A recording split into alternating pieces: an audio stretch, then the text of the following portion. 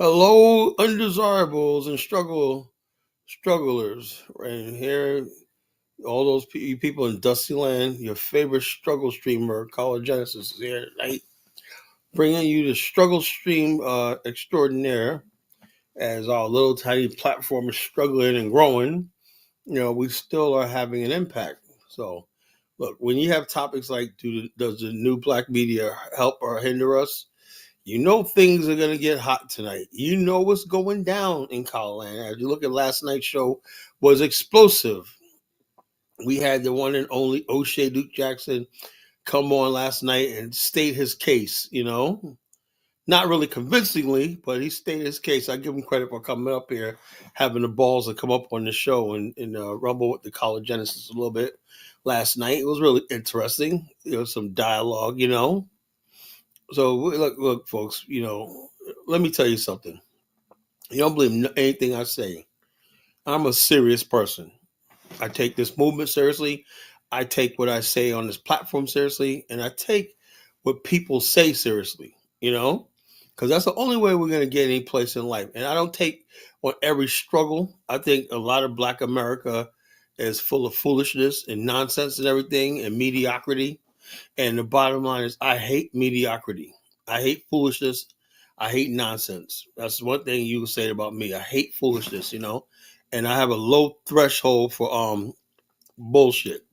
Hit that like button, folks. Share, subscribe, folks. Basically, tell a friend. It's going down in Colorland tonight, as we continue this series on which way forward, who's real, who's not. Can we judge people?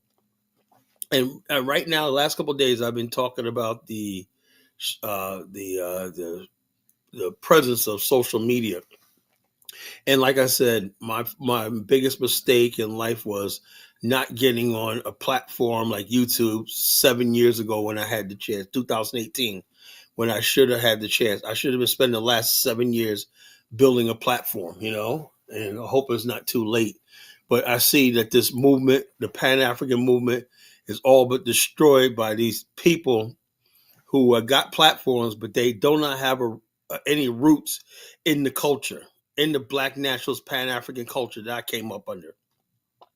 So you got people here that's coming right from the manosphere and suburbia, corporate America, and everything like that.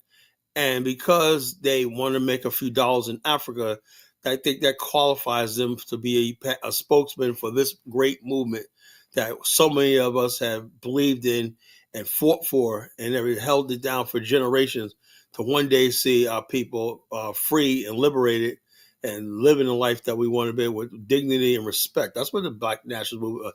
If we can't have dignity and respect, what's the purpose of that?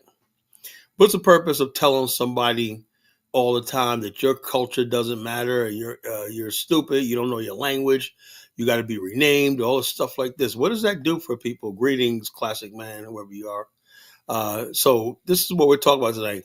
This is one platform that's really designed for the African American man. African American straight heterosexual men. This is a platform. I see you. I hear you. I see you out there working. I see you out there paying your bills, paying your child support. I see you out there doing the best you can and whatnot, but you're still being judged by a world. And what thing gets me is this. We know that the white world is always going to be against us. They're always going to slander us. They're always going to vilify us and everything. But one thing I am not going to tolerate is the same thing, this idea that we could destroy other Black people. Anybody that basically does that is a race traitor. I don't care who it is. And people always come around like they're trying to help and everything. And the vitriol I see out here in social media, where people like, look at this, Kiki Loves Nigeria, all the friggin' negativity and vitriol. This ain't friggin' who we are. We don't tear each other down. We don't do that. And the whole thing is, you people have put the white man out of business. What's the difference between being torn down by the white man, as you say, the white man's tearing us down? That's why we need our alternative media. But you got the alternative media doing the same thing. constantly belittling people, putting people down, tearing people apart, whatnot, ruining people's reputations. If we had the white media for that? Now the white media has moved on to other things and whatnot, and we got so-called black media, and fucking tearing our community down, belittling us, whatnot, making us look foolish and a bunch of nonsense. So what the hell do we need the white racist media anymore for? This is what we're talking about tonight. Does the new black media help or hinder us? Are they giving us information that we need? And I'm saying to myself, you know, yeah, it should have been a one-on-one conversation. And matter of fact, if somebody like that ever calls in again, it will be a one-on-one conversation. I'm dropping everybody down, so I can have my full attention instead of having somebody Elvis or Jonathan interjecting and pulling a bunch of nonsense and everything like that, because they want to suck up to O'Shea Duke Jackson and whatnot. And I'm telling you, the bottom line is this: I am the man. I'm not bragging on myself or nothing like that. But when you make enemies with College Genesis, you made a real enemy. I'm not playing games. If you post FBA stuff in here, you will be gone. The American flag, FBA, you're out of here, bro. You're in timeout. That's a warning. Don't come here with your stupid FBA freaking nonsense. This is a platform for Black Africans and African people we call ourselves African Americans because we identify that our ancestors were the original African story in America, 400 years. That's where we're from, and that's where our bloodline comes from. We may not be Africans as the people coming here now, but the bottom line is this: America has an African story, and we are that African story. We are the African testament to the world. So don't try to erase that with some foundational Black America. You're not going to do it on my platform, right? If you do it, you will be gone. Now you do whatever you want to do on your platform. On my platform, the FBA is a non-starter. FBA, Adolf, all that freaking foolishness, non-starter. That pretending shit is not a non-starter. We were already here as a non-starter. I will not see that in my chat room. That's a fair warning to anybody. And this platform, people that listen to my show are proud to be Black, The transatlantic slave trade is how my ancestors got here. That's how my ancestors got here. That's how all Black ancestors got here. You were not already here. You were not some hiding among the Native Americans, all that kind of foolishness. Alternative history is making people crazy and sick. And the so-called new Black media is behind all this foolishness because you got people call themselves, and like I said, I'm not going to be what they are, criticize people, but when I watch, even like people like the Advice Show or what's the Bill called the show now? The Pan-African channel, Diaspora channel, whatever the hell that is, Disaster channel, whatever the hell that is, right? And I'm saying, okay, I appreciate people trying to help, but look, I know real journalism from a bunch of women that Phil put on. They always put women on. Him, Boyce Watkins. They always put women on. You ever notice that? And these are single mothers, baby mamas that basically they probably making a few extra dollars posting content. That's not real fucking media, And the bottom line is, and the proof of which is when you talk about politics, the new Black media has been so damaging to Black America, that they legitimize a movement called reparations. Oh, Carl, you against look? I believe Black people owe reparations, but I think that we need to be promoting it as a real legitimate argument, or we should rally around to get and everything like that? No, because it's never going to stop. It's never going to happen. So the whole thing is we've given up on buy Black. We've given up on do for self. We've given up on all these things. We've given up on repatriation. We've given up on Pan-African business. All those things that were popular in Black America that we wanted the educated class and people and influence to lead us to, it's all but gone. But everybody taking the lazy way out. Oh, let's talk about reparations or whatnot, and just like being jerks and assholes. Black Lives Matter, Black Lives Matter, Black Lives Matter. Acting foolish and acting doing for clicks and likes and marching and protesting. Is that what our future is? just always being a malcontent and be dissatisfied and everything like that. Whatever happened, the fact that everything you do, let me tell you something, folks. Everything you do in life, right? And don't let anybody tell you different, should lead you to the promised land, should lead you to happiness. You should be able to see happiness over the horizon, right? Peace over the horizon. But when somebody is basically feeding you stuff to make you in an endless conundrum and quagmire of misery, and man, that's what the new black media is, the misery merchants. Somebody basically package misery to you and sell you misery 24 hours a day, 7 days a week. And then when you say, you know something, this is what we can do. Oh, you can't do that. You can't do that. You can't do that. They go and they basically, let me tell you something, folks. There's some of us who believe that happiness is repatriating to Africa, right? No matter what it is, going there, trying to buy land, whatever like that. That's what makes them happy. That's what they want to do, right? They're tired of fighting this endless struggle in America with the white man and everything like that. They just want peace. They want to be free, right? The new black media has all but vilified these people and attacking people. Look, let me tell you something. I know what it is, right? It ain't about people getting scammed and that. It's Kiki loves my.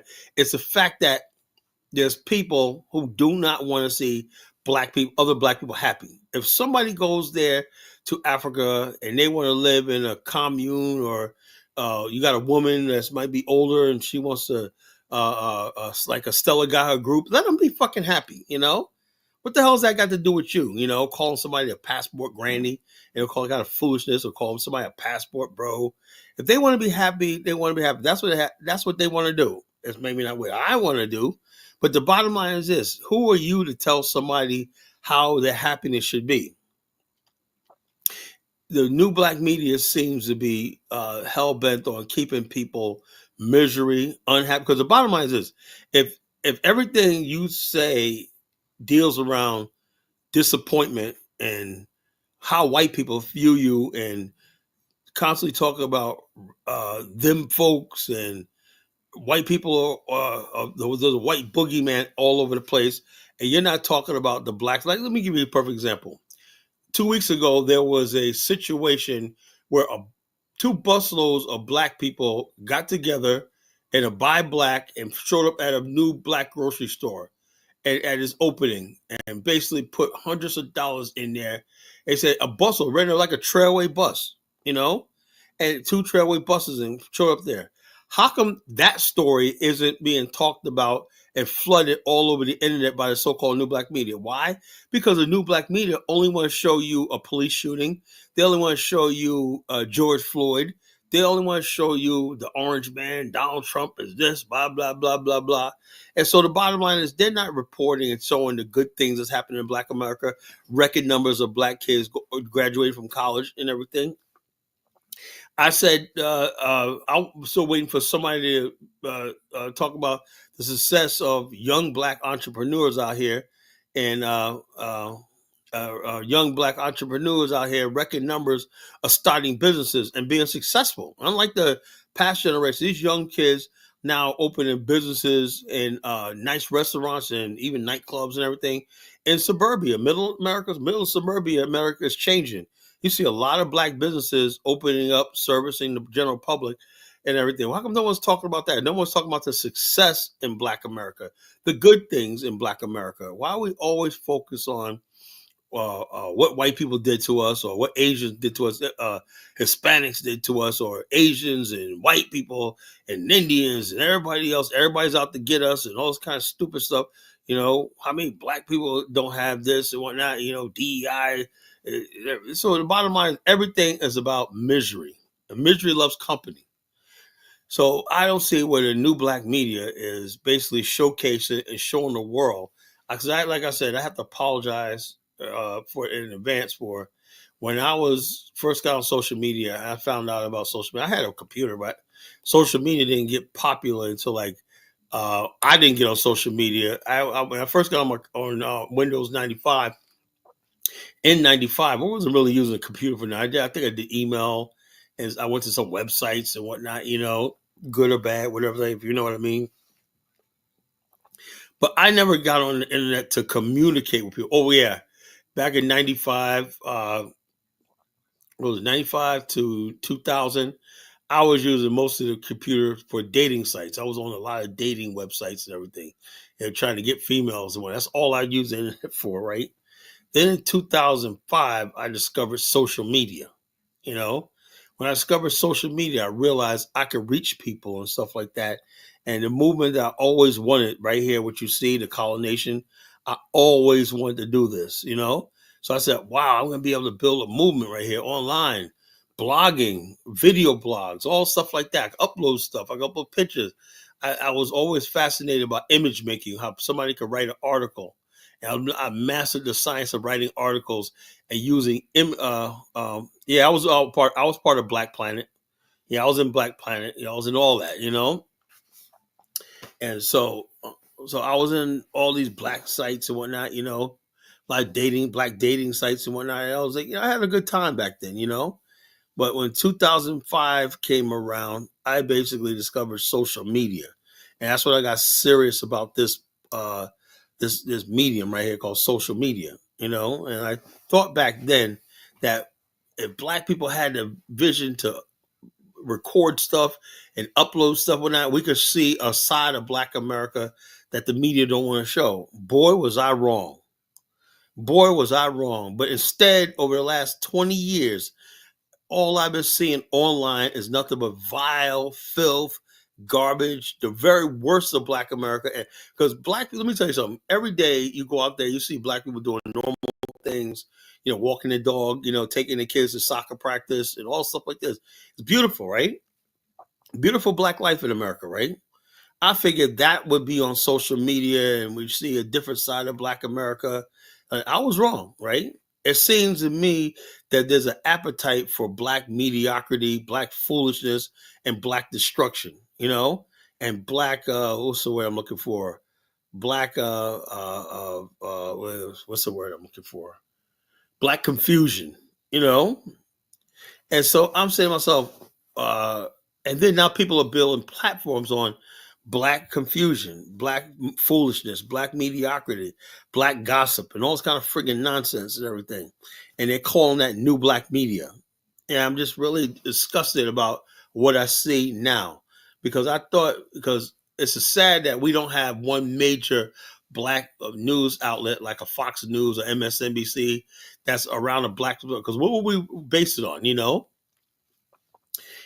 civil rights. We let the white people, the gays, and everybody else hijack the civil rights movement and stuff like that. So that doesn't exist. All the black political class is all about the mainstream white liberal agenda, which is DEI, open borders, all this stuff like this. Gender fluidity, or whatever the hell it is.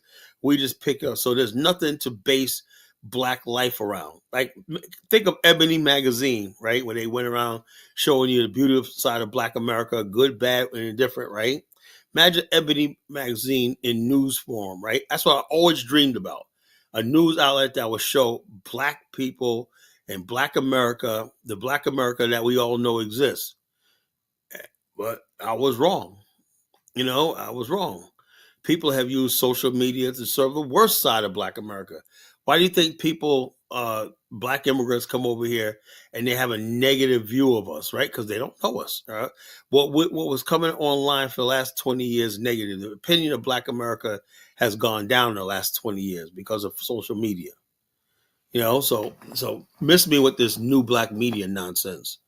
New black media always focus on black problems. They didn't ever basically talk about when they ever show up at a high school graduation, where any high school graduation, and you might see the class valedictorian, a young black boy or black girl, and everything like that. Oh, that doesn't exist. The mainstream media is not going to cover that, right? But when someone stabs somebody, or somebody shoots somebody, or pick images of all these girls getting pregnant in high school, that's going to make it. That's the media will gladly cover that stuff. Or some rapper getting killed, that's covered. But anything good and positive is basically never shown in the media. Now, we expect that from the white people's media. That's what they do. right? But why is it that the negativity is being and foolishness is being broadcast by so-called black people, and so-called new black media, new platform? Everything is just negative. Can we talk about that situation? No, nobody wants to talk about that.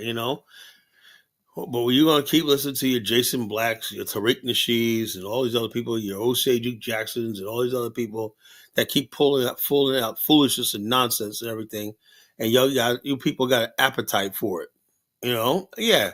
Some people, if we can't even have, where's the black version of Joe Rogan?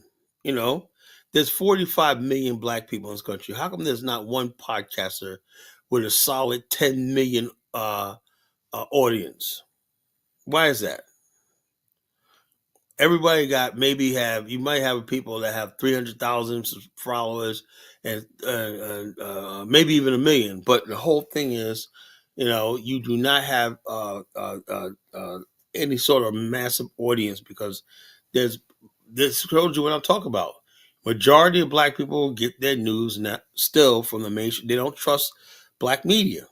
That's another thing. I think the so-called new black media overplayed their hand. They really did. They overplayed their hand, especially when the new black media came up with this stupid idea, following Tariq, talking about no reparations, no vote. It's the stupidest thing I've ever heard in my life. You think a political candidate is going to take risk political suicide by talking about they're going to bankrupt the country to give you a reparations check? But who's pushing reparations? Not the mainstream media, not anybody in responsible journalism. It's these people on the new so-called black media. They push foolishness because there's nobody really vetting them, and they can get away with it, because they know most black people who listen to social media are not the most educated black people. Matter of fact, they're pretty dumb. Now, unfortunately, a lot of black people who are middle class, got money and careers, do not pay attention to the so-called new black media. It's a joke. They're out there. They'll get their news from Fox News. They'll get them from MSNBC, CNN, the New York Times, the New York Post, whatever like that. Nobody's friggin'. Nobody takes. Let me tell you something, all you people. Nobody takes these people. So whether it's the friggin' the African Diaspora Show, whether it's Search for Uhuru, whether it's O'Shea Duke Jackson, whether it's Tariq Nasheed, all that stuff like this. They don't mean a damn thing to the average black person that got any common sense in America. People listen to that, but the bottom line is nobody takes these so-called black media. They're just nothing but an annoyance online. And unfortunately, we thought that we'd have an alternative media, right, to go to. Just like white people have things like Reddit. They have, what's the other one? Reddit, and what's the other one? Parler. They created media outlets. Now they got Twitter. They got all different things. They got Fox Nation. They got all these things that basically uphold their values and everything. And they got huge audiences in the millions. Where's the black equivalent of that? It does not exist. It shows you that people aren't outside. There was an African American news thing that lasted for like a total like 3 weeks a couple of years ago. Sad. They went in there.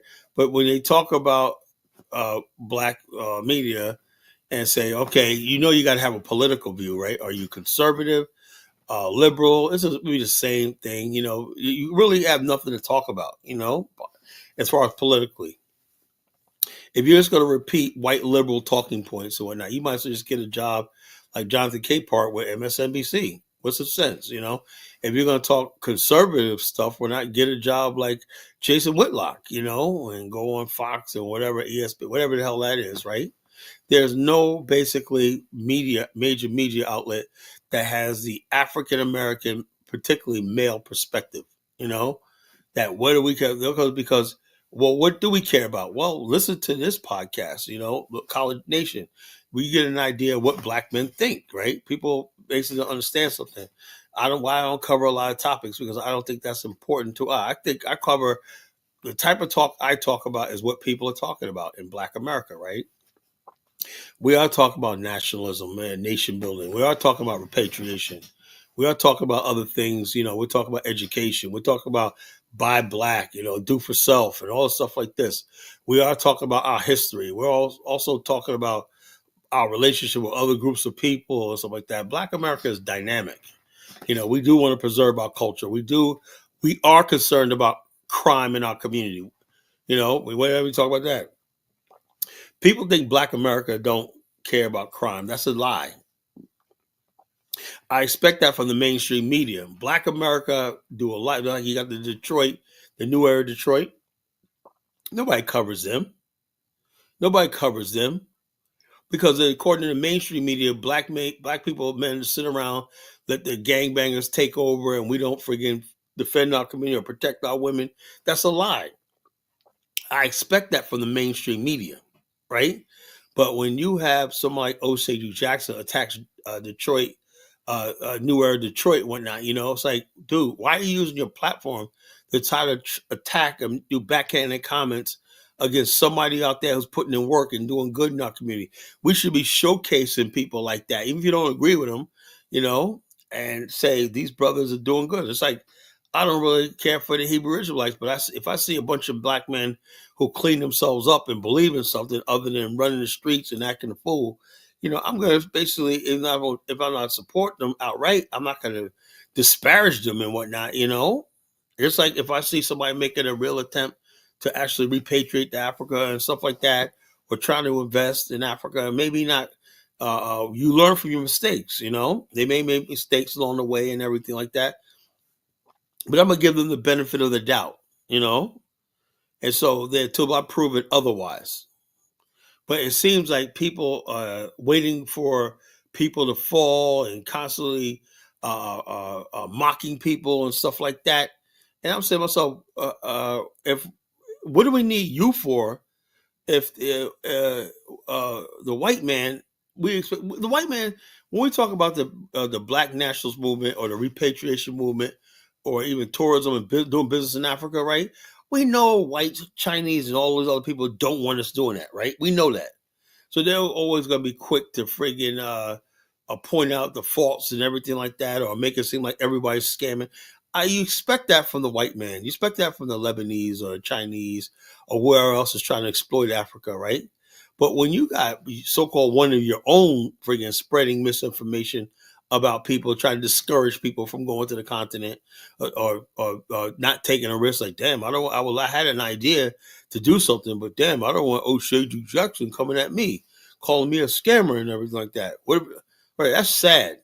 That's sad, Now, what we can do is make sure that when we build institutions in Africa, so therefore people could plug into institutions and networks to basically people get the help they need, and basically have feasibility studies and stuff like that. So what they want, so people don't make mistakes. That's something we can do, but instead of basically sitting back, talk about, oh, don't give money to anybody that's buying land. Now, how do you know? Maybe somebody got a legit land thing. That's why I said, when he said that, and I know Bomani Tyemba, right? His land thing is legitimate. People buy land from him all the time, and they're building houses on his land, and they know the rules of Ghana, and they know it's a lease, it's a 100-year leasehold, whatever like that. But people still, look, as long as I have access to this land, it's mine, whatever like that. That's fine. Maybe they don't care about actually owning the land like you do in America, because maybe they're not trying to build a second mortgage or get equity out of the house and everything. They just want a nice place in Africa to live. So that's what some people do. They just want a nice house to live, and they always dreamed about living in Africa and whatnot. And they don't want to be. They're sick and tired of the whole racial dynamic of America. And I know that feeling. When I'm in Liberia, I'll be honest with you, I feel free. I know I can't live there right now, because I got to work in America and stuff like that. I'm not there yet, But when you're in Africa, you feel free. So people are going to make mistakes. It shows you there's a burning desire for people to actually want to live on the continent. So why would we want to try to discourage these people and make it seem like everybody's in Africa scamming and all this kind of stuff like this? Because that's what's going on. Everybody now think everybody that's doing work in Africa is a scam artist, right? And the race traders and the white racists and whatnot, they love it. You're doing the work that they they only could dream about. You know, you got black people tearing other black people down because there are white people that don't want to see this. You know, I understand. I know that. You know, they don't want black people feeling like they got alternatives to America. You know, so therefore, that's what they're gonna do. I know them. But when you got people, one of your own so called, doing it, when they're trying to discourage black people from going to Africa, there's a problem. There's a problem. There's a real problem with that. I have a real problem with that. You know, under the guise of I'm trying to protect people. Yeah, come on. Before you start protecting people, you got to spend the next 7 years, like those last 7 years, O'Shea, showing me that you actually love black people. I never got that from you. You know, I never got the fact that I heard some of your rants and whatnot. Fuck you niggas, blah blah blah. You know, I don't care about you niggas, blah blah. You know, and we heard what you really feel when you go off on your little tirades and whatnot. But now you're a savior of black people now. Oh, come on, you know, and that's fine. You're gonna do all that when but when you mention me and you mention Bomani Tayemba, now we got business together. You know, so it is what it is. But yeah, but the new black media, does it help? And the bottom line, O'Shea's part of that new black media.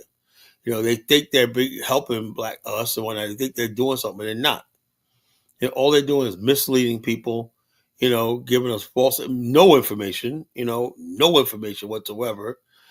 Do you learn anything when you listen to new black media? No.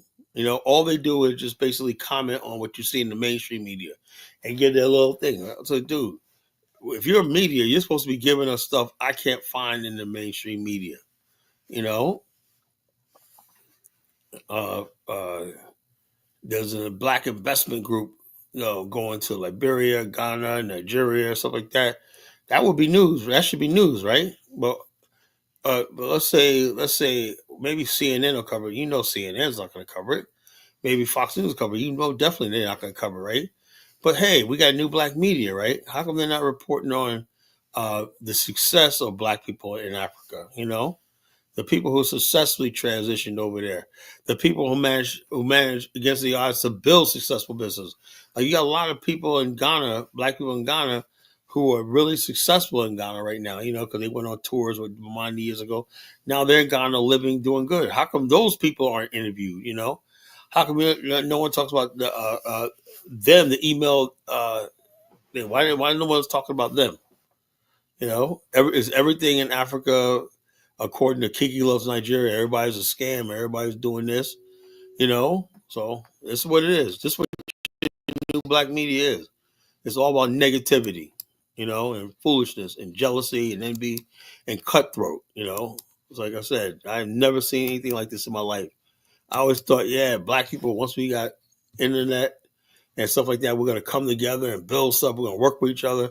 Boy, was I naive. You know, I had no idea this self hate, the really vicious self hate runs as deep in Black America. I had no idea until the last few years, right? I realized how deep this hatred for ourselves runs in Black America. You know, I had no idea until a few years ago. Well, there's a link in the chat room. You can call in if you want to. Does the new black media help or hinder us? What do we get out of new black media? Who is new black media? You know, something like that. Oh yeah, now the new black media's come around, man. You know, you know. It's a man because you don't read Principe. What are you talking about, man? I read a lot. I'm an author, Principe. I read a whole lot. So I don't know what Principe's talking about. You know, what's Principe talk about? But that's Princess P. You know, I don't really. No one ever knows what Princess P is talking about. You know, so it is what it is. But I hope Principe call in tonight and tell what's on his mind and whatnot. You know, in between his shift at Burger King, he can call in and tell us what's on his mind. You know, if he gets a break.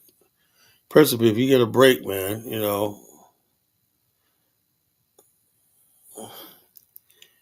I know hippies are not new, but what I'm saying, principally, you listen, right?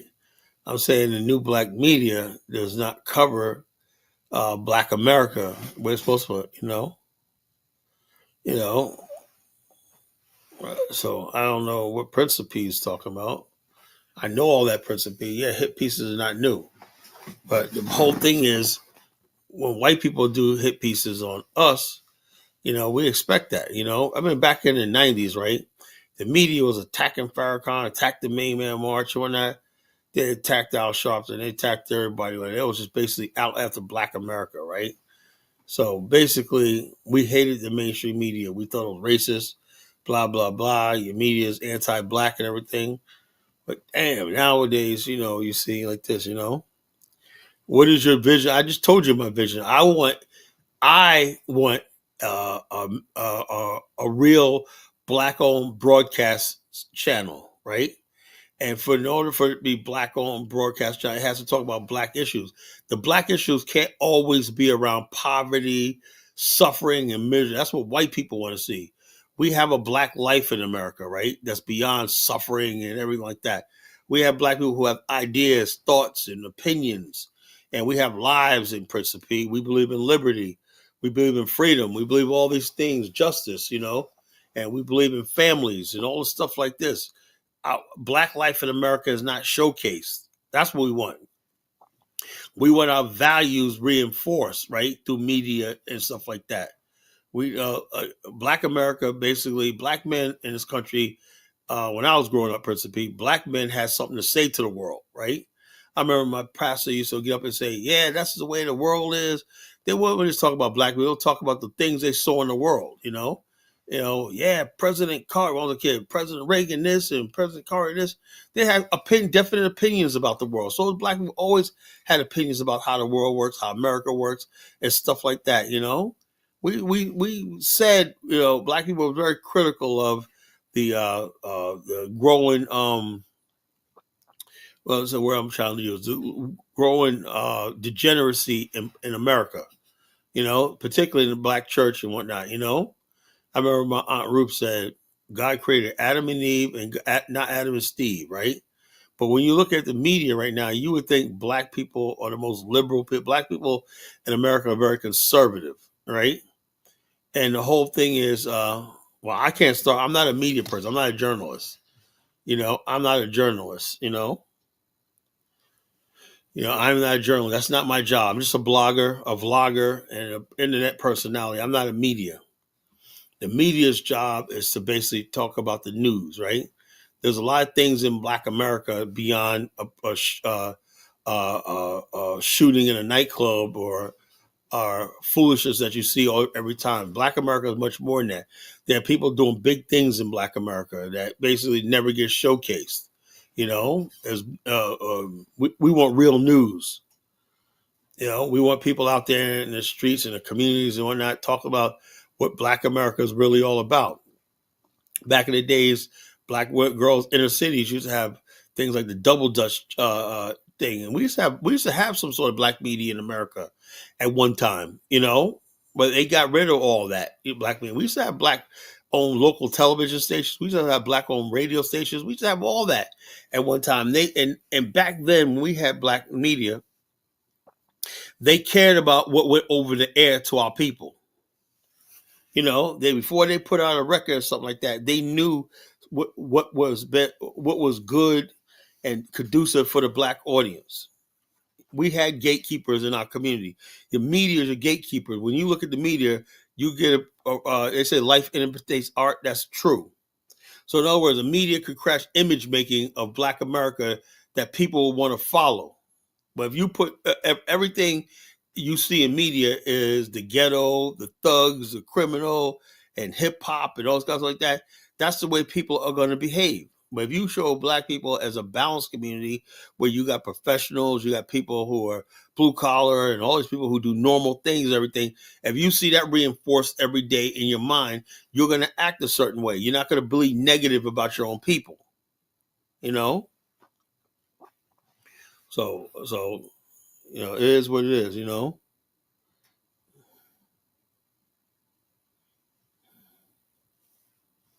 I never see that. I never seen a Fat Hour movement, Dark Migo. You got to call in and tell me about that. I have never seen it.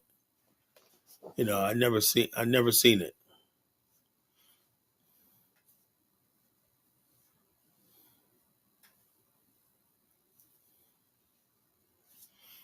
You gotta tell me what you're talking about, Dark Migo. Call in, Dark Migo. Tell me what you're thinking. Yeah, Bill Cosby was trying. He was trying. But look how Black America turned on Bill Cosby. Oh yeah, he was everywhere. Like I said, what do you need the white man for? Black America did everything we can. The new so-called new black media did everything they can to destroy Bill Cosby. Go ahead, Marcus. What's the new black media? I'm new to this. I don't know. What is that? Well, the people talk about new black media is the media you see like Tariq Nasheed, Jason Black, Oh, Phil Scott, and all these other people that you see online. them You niggas don't know, have any power. yeah, but they think they do. Okay, yeah, yeah, they don't have any power. I Yeah, don't. that's it. I told you, black people do not pay attention to these people. They're the only ones talking about this reparations thing, the so-called new black media. And the bottom line is, it's What never. it, Rachel, go they're ahead. gonna they're gonna keep talking about that because they want money. You know, America, white people respect power. You understand that? We got to take that. They're not gonna give you that Yeah, so reparations. They're gonna keep talking about that. Yeah, because that's all they got to talk about. yeah, The new black media could be talking about black-owned. Like I said, I would say like this: what if black people got a thing and said nationwide, we're going to make a commitment. Everybody's going to spend 10% of your money in business with black-owned business. We're going to 10% of your money goes to a black-owned bank. Why come new black media is yes. not gonna do stuff like that? That We could have a work. we have a bank in Texas in the third ward, like one of the only black banks, and it's you go to it like it's all tore down. It's it just it Yeah, has they don't promote it. All the famous people, new black me, wherever the hell they are, they don't really support the community like that. they bottom up. All they do is basically gossip and talk about foolishness. Whatever's in the mainstream media, they try to give a spin on it. Oh yeah, this police said this, or Donald Trump said this, Republicans this one. All they do is basically parroting white liberal leftist talking points, and they call that new black media. You know, Man, bring us back to the old one, I guess. You know, BT when they was black on. yeah. Well, BT was That always a joke, but the bottom line, before BT, we had a lot of black-owned radio stations, even local television stations. name one, like name one, like Okay, a and local television TV station. well, back in the days, we used to have local TV stations in New York, in the New York area, radio stations. We had a radio station called WBLS, called Black Liberation Station, right? WKTU. We used to have an AM radio station, that was real powerful. We had black owned newspapers, dailies like the Amsterdam News and stuff like that. We had a lot of things back in the day, but guess what? Clear Channel, iHeart, and all of them corporate bring their money and basically bought up all black media. We don't have no independent black media anymore. You What know, happened to the newspapers? They bought it up too. yeah. What you call newspapers? Okay, uh, white people stopped advertising. Newspapers only survived because of advertising. And then what happened was black people started consuming a lot of white-owned magazines and newspapers and everything. So it wasn't feasible for them. They realized they could reach black people outside of traditional. Before, at one time, if you wanted to sell to black people, you had to friggin' go to a black magazine. There was a movie called How to Sell to the Negro. You had to go into the black communities and advertise. Now, since more black people are watching and white people watching the same TV shows, listening to the same music and same gossip and celebrities and everything like that, they basically are reading the same magazines, whether it's Time magazine or whatever like that, or whatever the popular magazines are, or whatever like that. Before, black people, 90% of black people only listened to read black-owned media. Like back in the days, we had teens, we had Right On magazine, Word Up magazine. These were for black. That's what I grew up with when I was a kid. You know, and then you had the later they had the Vibe and the Source. Well, I thought that was really good because it wasn't really that good. Because then we had double in the late '90s. We had a magazine called Double XL. You know, that was really about street life and stuff like that. Black America. I thought that was right on. I know at Double XL. I But remember. Right On was like the '70s and '80s. That was like they would show rappers and R&B singers and stuff like that, and just articles on stuff that we as teenagers, liked. They would interview rappers, they would interview and stuff like that. So we did have those medias back in the days, but now those things don't exist because we've been convinced that having something that targets black people, not white people, is racist. We don't want white people doing that. So why do we got a Right On magazine or Black Beat, or Word Up magazine and whatnot, So everything now is the black and the white kids listen to the same music, wear the same clothes, everything like that. And Nothing because changed. Yeah, you saw the distinction like back in the day. I yeah, feel like I saw what I watched it in my lifetime. I watched how when I grew up, yeah, I yeah, grew up in with black media and black culture in my household, and black way of life. I was part of a black community, black nation. Now it's beautiful. the kids don't do it like that. They're Don't get me started on them. Yeah, I already know. I already know. yeah. So Don't. they don't know anything about being black anymore. Yeah, you Mhm. know what's crazy? I was talking to my old head today. He about to be 82, and he was giving me like a whole this history lesson. How what he went through in New Orleans, and you know I used to beat up the white people, and it's different shit. Like it was like a community. They said like what he said. Mr. Than said if you get in trouble, the neighbors can whoop your ass too, and tell your parents, and they gonna whoop your ass Yeah, too. it was like a more of a community back then. Hmm. More of a Yeah, community. Now, Principe says the new black media challenge of mainstream. Get the hell out! It's Principe on crack. he Haitian. He don't. A lot of these people just came after the 80s. Like after these people, they weren't here. The new black They media that ain't you come. see now is all they do is get online, talk about your not. They don't have any fact. Would you listen to that debate last night when O'Shea Jackson called in? Nah, I ain't said what happened. O'Shea of Kinganda called the show last night. We Uh had a oh. debate. You know, Yeah. he called in. And I said, basically, I'm just telling him that, look, you got a large platform. You got a responsibility. You can't just accuse somebody of scamming and stuff like that without proof. I'll basically Mm. tell him you can't do that. And He so, apologized. no, He he's did. attacked. He still says I got to prove, but mine's a scammer. The bottom, here's no evidence. And I said, what I said to him, I said, look, if you really believe Bamine, I said this to Bamine, I'll say this right now. I talked to Bamine today, right? Bamine's like this. If you have anybody thinks I'm scamming, they can always report me to the U.S. Embassy in Ghana. They can always do that. Bamine said, I dare anybody to report me to the embassy, but the embassy is gonna want proof. And people got Yeah. to come up and have sign an affidavit and stuff like that. Nobody want to do that. They just want to get online, talk a bunch of nonsense because they know the people like O'Shea will say it because it's destructive. Now white people, I expect white media to be like, oh, is this guy Bomani Tamba, blah blah blah. They're hostile towards us, right? But Yeah. why are we getting that from so-called black people? Mm. Yeah. I don't know what his anger is, but like he accused you for scamming. Are you a Bamani? I don't get it. Yeah. I So don't. I don't really understand it. Why he accused y'all for that? that basically word scamming is a serious charge. That's criminal. You know, Mm. and the bottom line is this: you're talking about somebody's reputation. He might see us as competition. I feel like. I think. That's exactly what it is. It's like, Yeah. oh, I got you got to tear. So he's using his platform to tear other people down. And so that's what the new black media is. Use your platform to And the bully other gossip. people. Yeah, and the gossip and Like foolishness or women. anything. Yeah. You They know, talking about. They talking about chasing women over there. Man, we trying to build some shit. They yeah, talking. They have a date now with the Ugandan. But yeah, no, we trying to build. We trying to take over that. But we trying. Nah. We need to build an enclave. Fuck all that.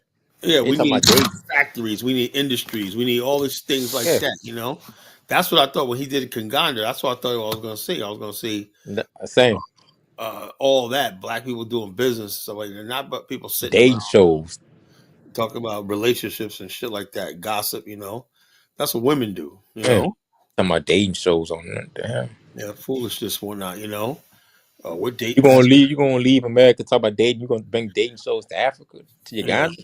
yeah, that's pretty Man, ridiculous. you just need after dating shows, get you some money, get some power. They gonna come get power. Yeah, Enclave, factories, palm oil farms, all that. Take there's over a some lot of shit. things you can get into, but the bottom we're not together. Because now it's like you have people got ideas, but no one's going to invest in them because thank you, bro Shay. He's going to basically everyone's going to think you're scamming no matter what. Now, without the facts, everybody now Yes. thinks everybody's a scammer. You know, it's like uh, Yes. everybody's a scammer. Everybody's a scammer except Tariq Nasheed. You know, Tariq Nasheed is on the point and whatnot. You know, that's And Tariq, let me talk about Tariq now. You talking about Black America, FBA. If you truly Black America, do your research on Liberia. well, yeah. Do a So movie on that. You did a movie on Haiti. yeah, How you do your movie on Liberia to promote to Black America? because the bottom line, they know Liberia was the answer to all the stuff they talk about. Liberia was the answer, you know, to the riddle. You know, if you want liberty, you want this. Well, how do we have liberty and whatnot? You got well, you need a place of your own to practice it. You know, Yeah, out from under white people. That was Liberia. You know, it was a place of refuge for black people. You know, that's what I'm saying. so the fact that they don't want to talk about that, you know, what can you do? But we got new black so-called media. What's the purpose of having new black media? And like I said, I'm the only one that actually told Liberia's story, you know, You online. did. You did. As I found out about it. Yeah, I so wouldn't even know. for years, I've been telling the story about Liberia and whatnot. I've tried to get other people to talk about this. Look, this is part of our history. One thing about when you have medium, you're supposed to be telling people stuff that they never hear. You know, Yeah. you never Not the know about. same shit. You know, Not the same shit. not to say that if I get up here and start talking about Obama and all this stuff like that, you're gonna be like, damn. If I wanted to talk about Obama, I could just turn on MSNBC, right? That's what I'm saying. So when you come turn on this platform, my show, I'm talking about stuff you're not going to see in the mainstream media. You know, That's what I'm I'm not going saying. to take mainstream media talking points and put my little spin on it and call that new black media. No, that ain't new black media. That's bringing white media, right, in blackface. That's what I'm saying. That's all that is. White media in blackface. That's what they're doing. You know, if everything is the problems in Black America, they never talk about the success in Black America. You know, what black people are doing stuff. And And and what to do to succeed. yeah. So bottom line, every black people in America, Black America is not all about problems. Yeah.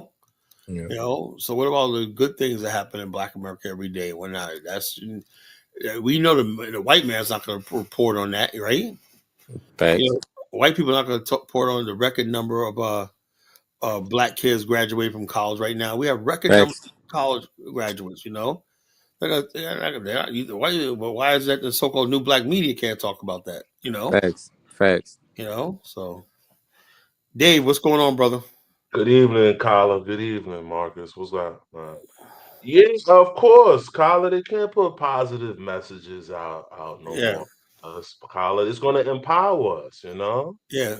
they So killed all of that in the '90s. The Cosby Show, Different World. You know, yeah, they like I said, killed no one all ever of those talks about the fact positive that shows, and they killed it. check this Kyla. out. No one ever talks to the fact that wait a minute here. Almost 90% of everything we used to have like you remember UPN Yeah, and stuff UPN like 9, that. We used to have UPN all these 9. these sitcoms and whatnot that show black life in America. Yeah, Comedy will show black life in America. Now everything's a reality show, all this foolishness and everything like that, and love and hip hop and all this kind of freaking stupid stuff and everything. And that's what it does. Come on, you Roland don't Martin. you don't see the Not small. roly poly. This guy said Roland Martin. Roland Martin's a freaking Prince problem. Prince the He P gets up there. crazy. Remember Roland Martin was like, if you don't get out there and vote, you're a punk. Like, he going to come across the cow and hit somebody, Yeah, Everyone yeah, He said your that? fat ass down, yeah. Like, Roland Martin's a you gonna hit hardcore somebody. Democrat. He's a I- I- hardcore Democrat. He's a Democrat, If you mean Rolly, get out there and vote for Democrats. Now the thing is, the people that said Roland, shut up, right? Instead of saying we want to talk about building our community, we want to talk about enterprise zones and whatnot. That's the thing. We want to talk about white people got to stop divesting in Black America, right?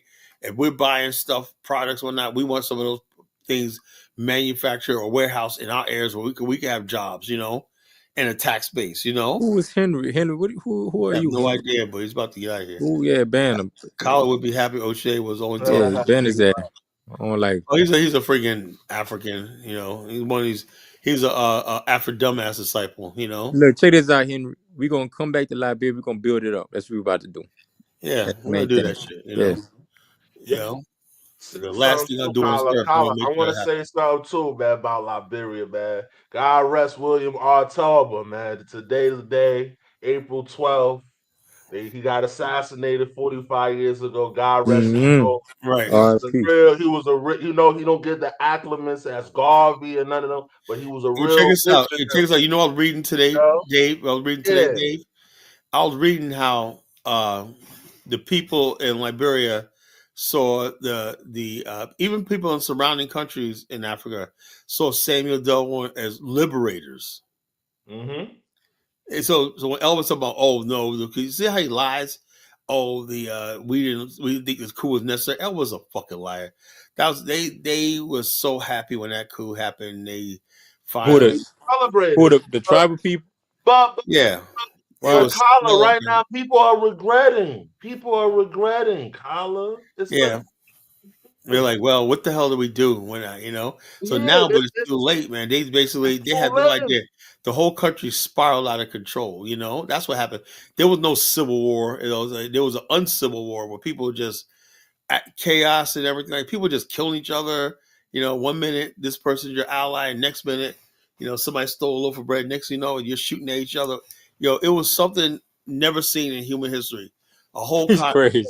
You It said was never no. seen. You got to. What do you No, think? but it, It was that bad. Yeah, no, bro, it was not bad, bro. People regretting right now. People, oh, why I do it?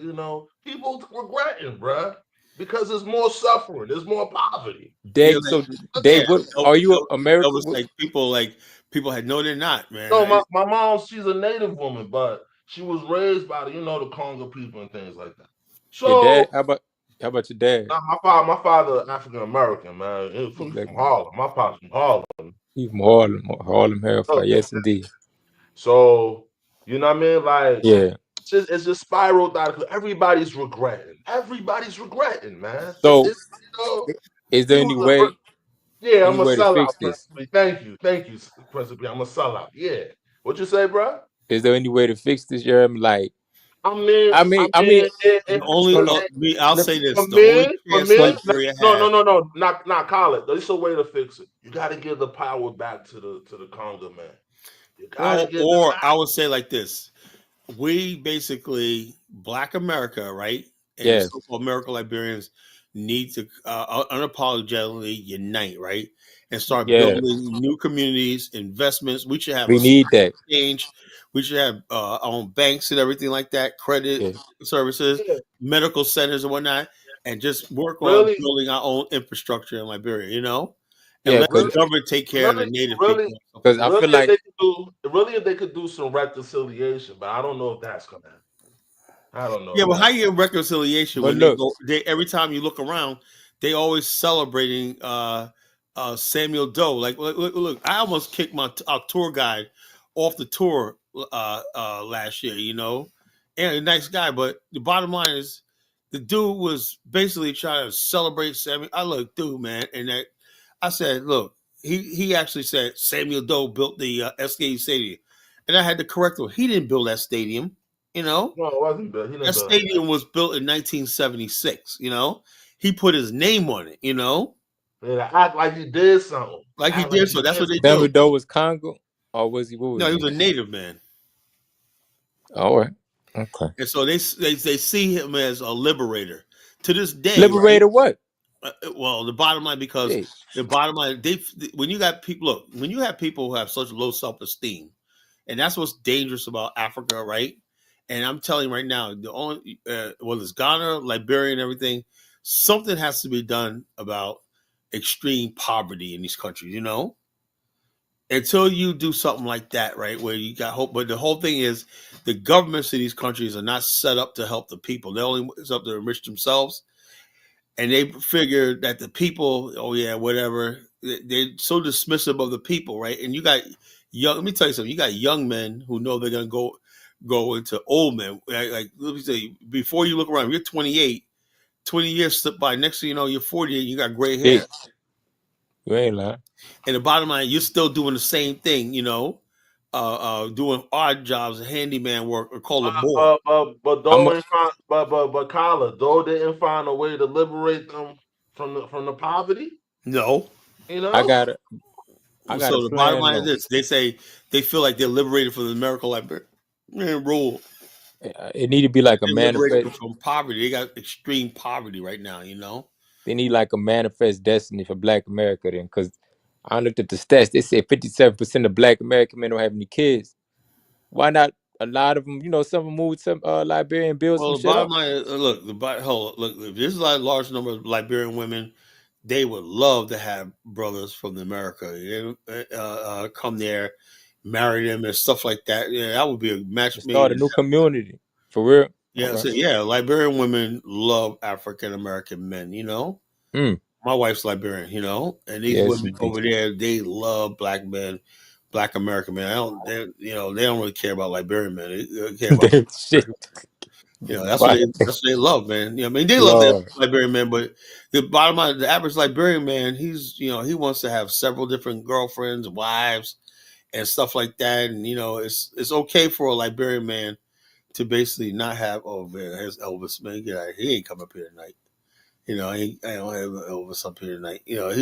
I'm looking at the show last night. He kept fucking like taking up for O'Shea. You heard him? Yeah. Yeah, Nah, nah. he You was kept taking trying up to for a take up shake? for O'Shea last night, man. You don't do that. Him and Jonathan, man. So I know who's a Jonathan fucking too? yeah. Well, Jonathan was just like, oh, but see, collar, blah blah blah. Look, man, if you are scared of Not O'Shea, Jonathan. say you're scared of O'Shea. O'Shea is nobody, you know. So bottom line is, I thank Dollar Bill. Like Hustle Smart told me, he said, man, Dollar Bill's was a really friend of you, collar. Dave too. He was on here last night, but Dollar Bill came up there and basically knocked it out the park. My thing with the whole situation is O'Shea ain't show no proof yet. He doesn't So have. we You don't don't think we he don't has have to? any, we don't have no proof. We can't just be giving allegations. You ain't got no proof. We ain't seen no video yet from you. Nobody showed them the And face and also, I said said to you're him the last night, victim. right? I pulled his Like, card, come on. and I talked to Bomani today, and Bomani said, "I'm game for if there's really serious charges against me, take it to the U.S. Embassy, right, and State Department, and they'll alert the Ghanaian authorities, and they'll investigate." I was hoping for Bomani to come up here last night. Well, Bomani's But I knew he was he's probably he's in Kenya sleeping, right now. Yeah, I know he He's was with his probably tour. sleeping or he was, Well, he I was was up, probably but he hoping said, but he got to get up in the morning. He can't be on. Bomani's the type man. He said, "Look, he basically was saying that, I got bigger things to do he goes, all his tours are booked up. I saw Jay Cameron on O'Shea show, right? And he said he did a Senegal tour. He said 7 people. Now, oh all man. the advertising this guy does and when Jay Cameron, he only took 7 people to Senegal. 7, you know?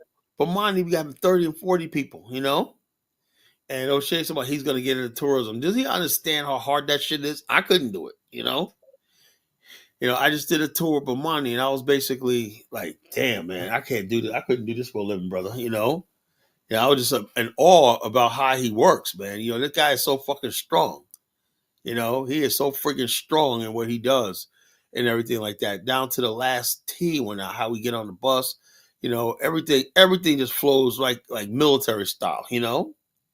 So I was like, man, in awe. So we're just putting the tour together now. We got people, that want to come and stuff like that, and hopefully we have a good big group this time too. So we're gonna basically do this tour again. And the Yeah, whole I gotta go. I definitely gotta go. you want to make this tour? Fucking right.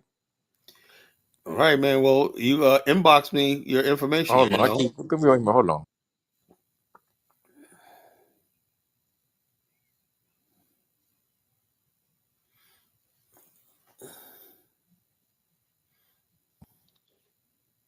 Hello? Yeah. Yeah, what's your put the email up in the It's right there. It's right there across the stream. Nation.collar5@gmail.com. You can't see it, man. It was freaking banner I small. could barely see it. Hold on. Nation. Nation I dot see. collar, the number I 5 see. Yeah, I'm tripping. My phone. I'm about to do it right now. .collar5@gmail.com. So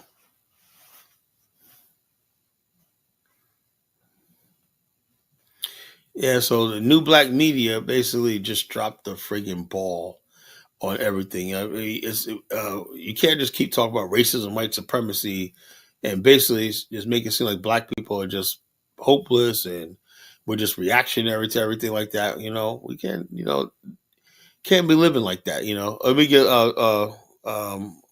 our brother. What's going on? He's going by Manosphere tonight. What's going on, brother? Hey, what's going on, bro? How you doing? Doing good. What's on your What's up? mind? Ain't not much, just listening in on the conversation. And What do you think about the new black media? Have you been served by new black media or not? no, I haven't. What do you think about it, man? Are you getting any information or? I mean, I like black media, period. Think it's a great thing. I mean, there's so many different people, personalities, Well, and are you thinking. getting the news? Like, do you get a perspective on what's? Do you feel like you know what's going on in Black America? Definitely. How do we say that, right? When almost everything in the new black media is always negative. Well, you asked me personally, do I feel like I thought it was a personal question to me But yeah, yeah, yeah. personally. Personally, do you feel like you basically understand everything that's going on, like good, bad, or indifferent? You know who David Stewart is? David Stewart, no, who's that? Okay, so what I'm talking about. Case in point. Do you know who Robert Smith is? I heard of Robert Smith. Okay. What do you think about Byron Allen trying to buy all the his media empire? What do you think about that? I think it's a good move. It's a business move What was the business? What is he doing? to buy. You saying that he's trying to buy Yeah, what is he trying to buy? the, the media? Explain it again. And what do you know about Byron Allen? What is he? Are you gonna Google it right now? No, What do I'm you not know? too good.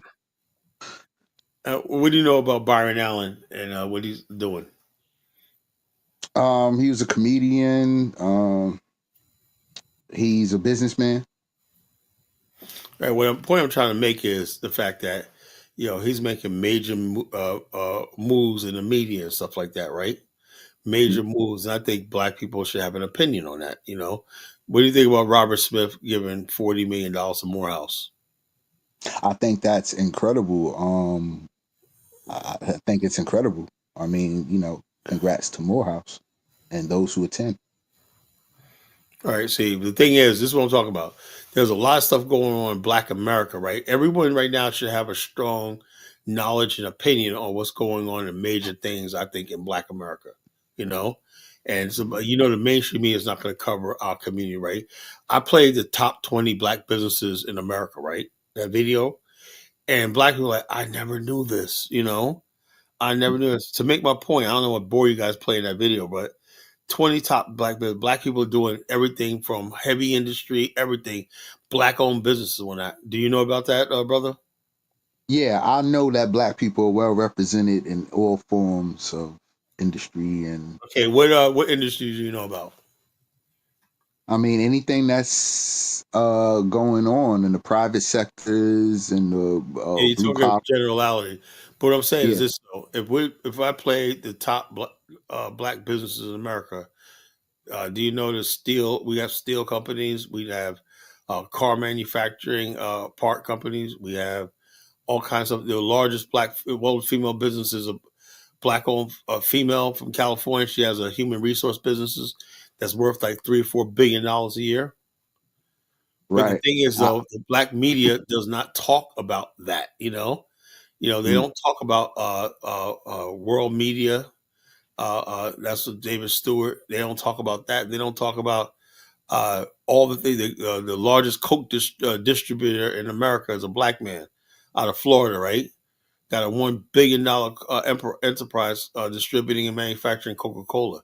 No one knows about that, right? Why? Because his face is not in our media every day, showcasing black excellence and black talent and everything like that. Why? Because the new black media does not want to talk about black excellence. All they want to talk about is black pathologies and black problems. You see what I'm talking about? right.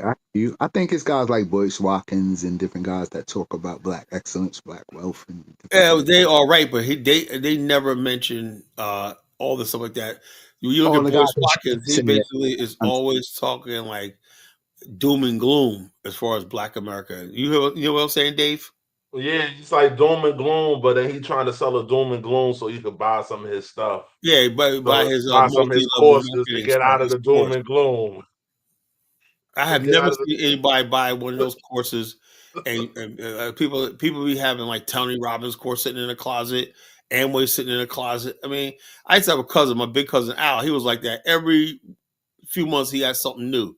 This is it, man. I'm gonna be a rich man. You know, he spent his whole life, everything. He had a good job and everything like that, but he always get into these schemes, these multi-level schemes. Some people are addicted to that. Yeah, I read this person's book and whatnot, and blah blah blah blah blah. And Boyce Watkins is another one. Basically that whole thing is he's trying to do is foolishness. Just as a Chinese guy that's ahead of up. He's basically a multi-level marketing. So he's just using his platform to get Black people into this thing. Like you want to find start some business, you know, find some business and whatnot that you're basically gonna get rich, or we need Black wealth and whatnot. So basically, me personally, if I have knowledge, right, I'm just gonna tell people. You don't have to freaking inbox me and tell me something. For what's worth, I basically will tell you, okay, this is what you need to do, blah blah blah blah blah. I have a website, you go like that. So I'm not gonna sit here and try to charge you $1,000 to tell you something that if you really want to know, you can just research yourself or take a course. right. I agree. Well, so that's what I said. We have people out here in the media, like I said, and I like I said, me personally, man, I'm just too smart for people to sit here and run the same freaking nonsense all the time. I want to hear about the things that get us to the next level in Black America, right? And I think the new Black media has failed us, right? Because there's a lot going on in Black America that people don't know about. I remember talking to what's his name, Professor Davis, right? I talked to him for a long time. One time, he said, "Kala, if you came up to D.C. area, I'll show you Black excellence at its finest, Prince George's County and stuff like that." He says, where we do things on a high level, Black people coming together, doing multi-million-dollar deals over lunch and stuff like that, and going out to retreats and everything. He said, African Americans doing stuff on a high level, international, everything like that. Like, he said, man, I said, man, but we don't know about this stuff. He said, yeah. He said, the media's not going to show you anything, cover this, what happens. We just had this thing, blah, blah, blah, blah, blah. I said, yeah, I didn't hear about it in the media. He said, you're not going to hear about it in the media. Then it dawned on me, right? We spoke about new Black media. How come they're not reporting on these things? All these things, when you start talking about success, and that goes to other people, Black people, you give people a sense of self-esteem. You raise people's self-esteem. But if you keep showing people us getting shot by the police, racism, or a Karen video, whatnot, like Phil Scott, he loves his Karen videos. It's like, damn, Phil, man, shit. But that's real stuff though. Cause look, I was debating with a South African chick, and they really think we living like messed up like them in America. Yeah, they Like will we think getting that, like, shot. dude, man, we're not, We we're just getting shot every day. Police just randomly yeah, walking down the street shooting Black people and whatnot. Like, yeah. goddamn, They that's what really they think think. that. They think we're just getting shot. Section Yeah, 8, they think we live in misinformation, Section man. 8. Misinformation. They think our Yeah. women all strippers. I said, what? Or gang when that the one I Yeah. remember this one chick was talking about this on TikTok. She said she met this guy from Mali, right? And I think she went there, right? And the Mali guy was like, "Yeah, our brothers and sisters, they need to come to Africa, then they wouldn't get into that gang life in America." And she told him, What? "No, that's not what going on in our community and everything like that." He really believed that Black America, everyone's a gangster, or blood, or crip, or That's what something. they think. Mm-hmm. Oh, I'm gonna do something. I'm gonna get Elvis on, see what the hell he has to say. But I think that's what they be showing them on TV. Yeah. So the bottom line, They what put gets them me out is on this: TV and all if we that. have so-called new Black media, why do they still think like that? Mm. You see my point of the show tonight. If we got new Black media, why do people think, even people from Africa, still think we're all gangbangers and stupid shit like that? Strippers, You know? crazy ass shit. Well, what Section 8, media does Africa watch that covers Black Africa get BBC most of said, their stuff from social BBC media, said, social They media. watch. Hold up. They basically, first of all, the mainstream media, right, is on the whole negative. BBC, CNN, it's always negative, right? And then when they basically go on social media and listen to podcasts and everything, complain about racism in America, they think that's all of Black America, right? Yeah. Because the podcasters only looking for clicks and views, you know. Principally, them people sell drugs over there. A lot of dope dealers are Muslim in Philly too. I'm looking at the comments. The algorithm too. That's another thing too. The Yeah, the algorithm. algorithm. So the bottom line, if you're talking negativity, that's what's gonna push your video up there. If you're talking positivity, the audience is not going to listen to that, but you have a responsibility to show a balance. Look, so people, it's like all of Black America is being erased, and everybody's sort of focused on Mhm. the problems in Black America, right? So that's what they think we are, just a Yeah. bunch of problems, And when it's common sense, so I tell you, how could 45 million people? They said, yeah, we got like when they say mass incarceration, that's been basically pushed by so-called new Black media. We got mass incarceration. Okay, there's 500,000 Black people locked up. There's 45 million of us. How the fuck is that mass incarceration? Well, we lock up more people. A lot of people commit crimes. And that's what's going to happen. People want to commit crimes or go that route. Man, it's happening. You know the game. If you can't what they say, you can't do the time, don't do the crime. It's simple as that. That's the rules. And so. But the bottom line, what about all the Black people who got businesses and everything like that, who got good jobs, who are raising families and everything like that? Why is that the problems in Black America are always front and center to the world? And I thought the new Black media was going to show a different side of Black America. Boy, was I wrong. They said, man, what do you need the mainstream media for when the so-called Black media is basically all they do is talk about the problems in our community, all they do Hmm. is talk about racism, and stuff like that. What about the fact that most of us go every day? You see a white neighbor. Sometimes you walk in the store, you hold a door for somebody, they hold a door for you. Normal interactions, kids playing on a softball team together and whatnot, playing normal things Facts. and Yeah. stuff like that. But the bottom line, when you look at the media, you would think We everyone live is in a hellhole. yeah, everyone's Antonio, what's it? What's his name? Carmelo Anthony and all. You know what I'm saying? Yeah, they think we live in a hellhole. They think we just live So all messed up. they'll show Don't Be a Menace. Yeah. They'll show, Boys in the Boys in the Hood. hood, Yeah, bad Yeah, in the that's that's what what they hood. they really showed think. us. They That's think, what they boys. showed us, bruh. I know They all That's about what they Black be America. showing I us, saw bro, the movie Boys in the Hood. on they BET over there. They got a they say BET network over there, like they BET the, Africa, showing them the Boys in the Hood. Don't Baby Boy. They be showing Yeah, them they like Baby all Boy the and they shit put like all that. the forward. hood movies out there, and they think that's what Black America is. And so we're This trying. Yeah. We They try talk to talk about Pan Africanism. What's what happened with me Oh, years yo, ago? Kala, you heard they was USA was paying like journalists to talk against Pan I Africanism? heard somebody said that. Yeah, Somebody, no, sure. Mufasa said that, right? I told Mufasa come up and show us. I want to see that, right? I hate when people talk in the See that chat shit. and they don't come up, man. I was like, dude, if you say something like that, come up here and explain. I want to know more about that because that sounds about right. Because that Larry Chimanda, whatever her name is, that stupid idiot Nigerian lady, and it's about we Nigerians, we don't see color and whatnot. Well, we do, we do. So in other words, basically, you got people in Africa who basically all but destroyed the Pan Dr. African movement. Rashad Richie. What is it? Besides Phil Scott, this guy is a clown. Besides, Who? he's on the Young Turks. This guy is a fucking clown. I Oh, All don't know the who that no. is. I don't know who that is. that light skinned guy. He's like, he got glasses. And he basically always every time there's a racial incident, man, I was like, dude, man, that's not all. That's what they got him up there for, the Young Turks always want to make it seem like Black people are living in a constant state of hell or not, Yeah, we know shit happens, man, but I'm not worried about no fucking cop, when I walk out my door. Yeah, I'm not worried about fucking white people, whatever, like that. They I think think a lot of times Black people put themselves in this situation, right? I know even my neighborhood is predominantly white, right? I know I'm not gonna just take it upon myself just to even walk around my block, right? Unless I'm look like I'm jogging, people say, "Oh, he must live here," right? But if I just walk aimlessly around my block, right? I'm and just walk around. And I think Black people draw attention. So you walk around, just look around. like you don't belong there, whatever like that. Somebody's gonna call the cops. I know that. I know that can happen even to me. It's not right, but that could happen. But I see too many black people, and they just happen to have their camera out. You ever notice that? They just happen to have their camera out. Oh, sir, can I speak to you? Whatever like that. Can I see some ID? Well, what are you stopping for? Stop me for? Man, I got better things to do than walk around a fucking bunch of neighborhood, a bunch of white people, right? With my camera out just to prove a point that there's racism here. I know there's fucking racism in my neighborhood.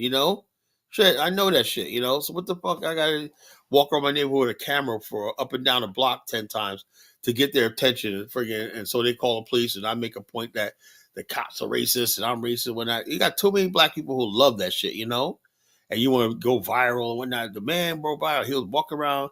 They would say walking while black now. It's like, no, walking in a fucking neighborhood, right? It's predominantly white. Basically they looking at you suspiciously and everything like that. So the bottom line, even if I do walk around there, I'll make sure I have my ID on me. I know that's how they are. I know what country I live in. I'm gonna have my ID. I mean, hey officer, this that thing. Okay, I'm live right here, blah, blah, blah. Like now get the fuck out of my face. Can I go? Yeah, okay, that's it. I'm not gonna record it.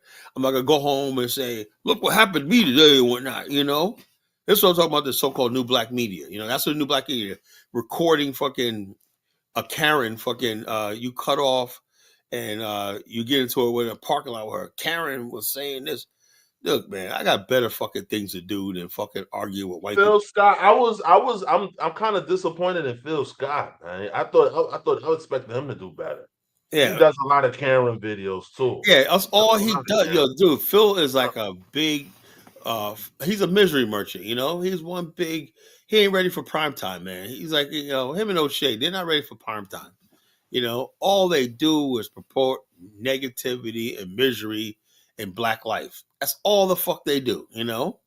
And so I'm like want to be like, okay, yeah, we got these problems in Black America. Yeah, we got to deal with racism, right? But there's a lot of stuff that goes on in Black America that we could be proud of and build around. We could build around Black people working together to build businesses.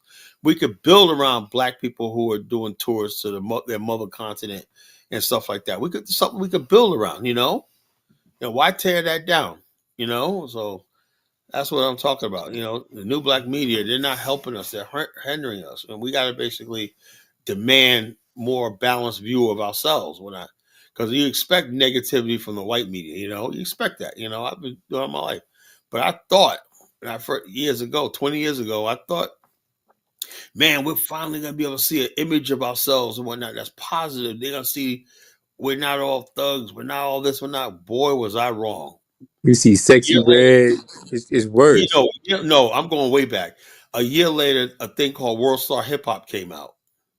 Uh, Ooh, I yeah, remember World yeah, Star. yep, yep. Remember that? I Oh, remember World World Star. Star. We're not, niggas doing dumb shit, recording it.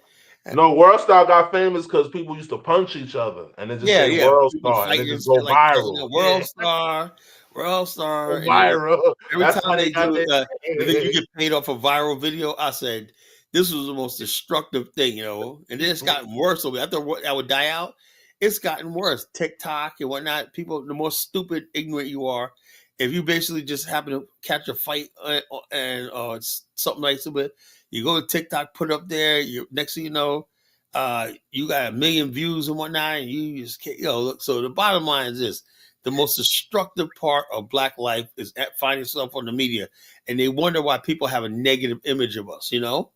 I try to tell Africans and whatnot, and in the midst of this, you have people like Afro Dumbass, right? They're not gonna listen. They don't listen though. I feel He like basically, Afro Dumbass, basically, he's going his vitriol of Black people is based on what is seen in the alternative media and the mainstream media, right? And so therefore he's the blacks and whatnot. yeah, that's what he said. He said I had an argument with dude 2 weeks ago. He talking about we gonna kill him if we had to probably kill all the Africans in America. I said, what the hell you talking about, bro? He said we'd be just like the South Africans. I said, what the hell you talking about? He think we'll kill them all.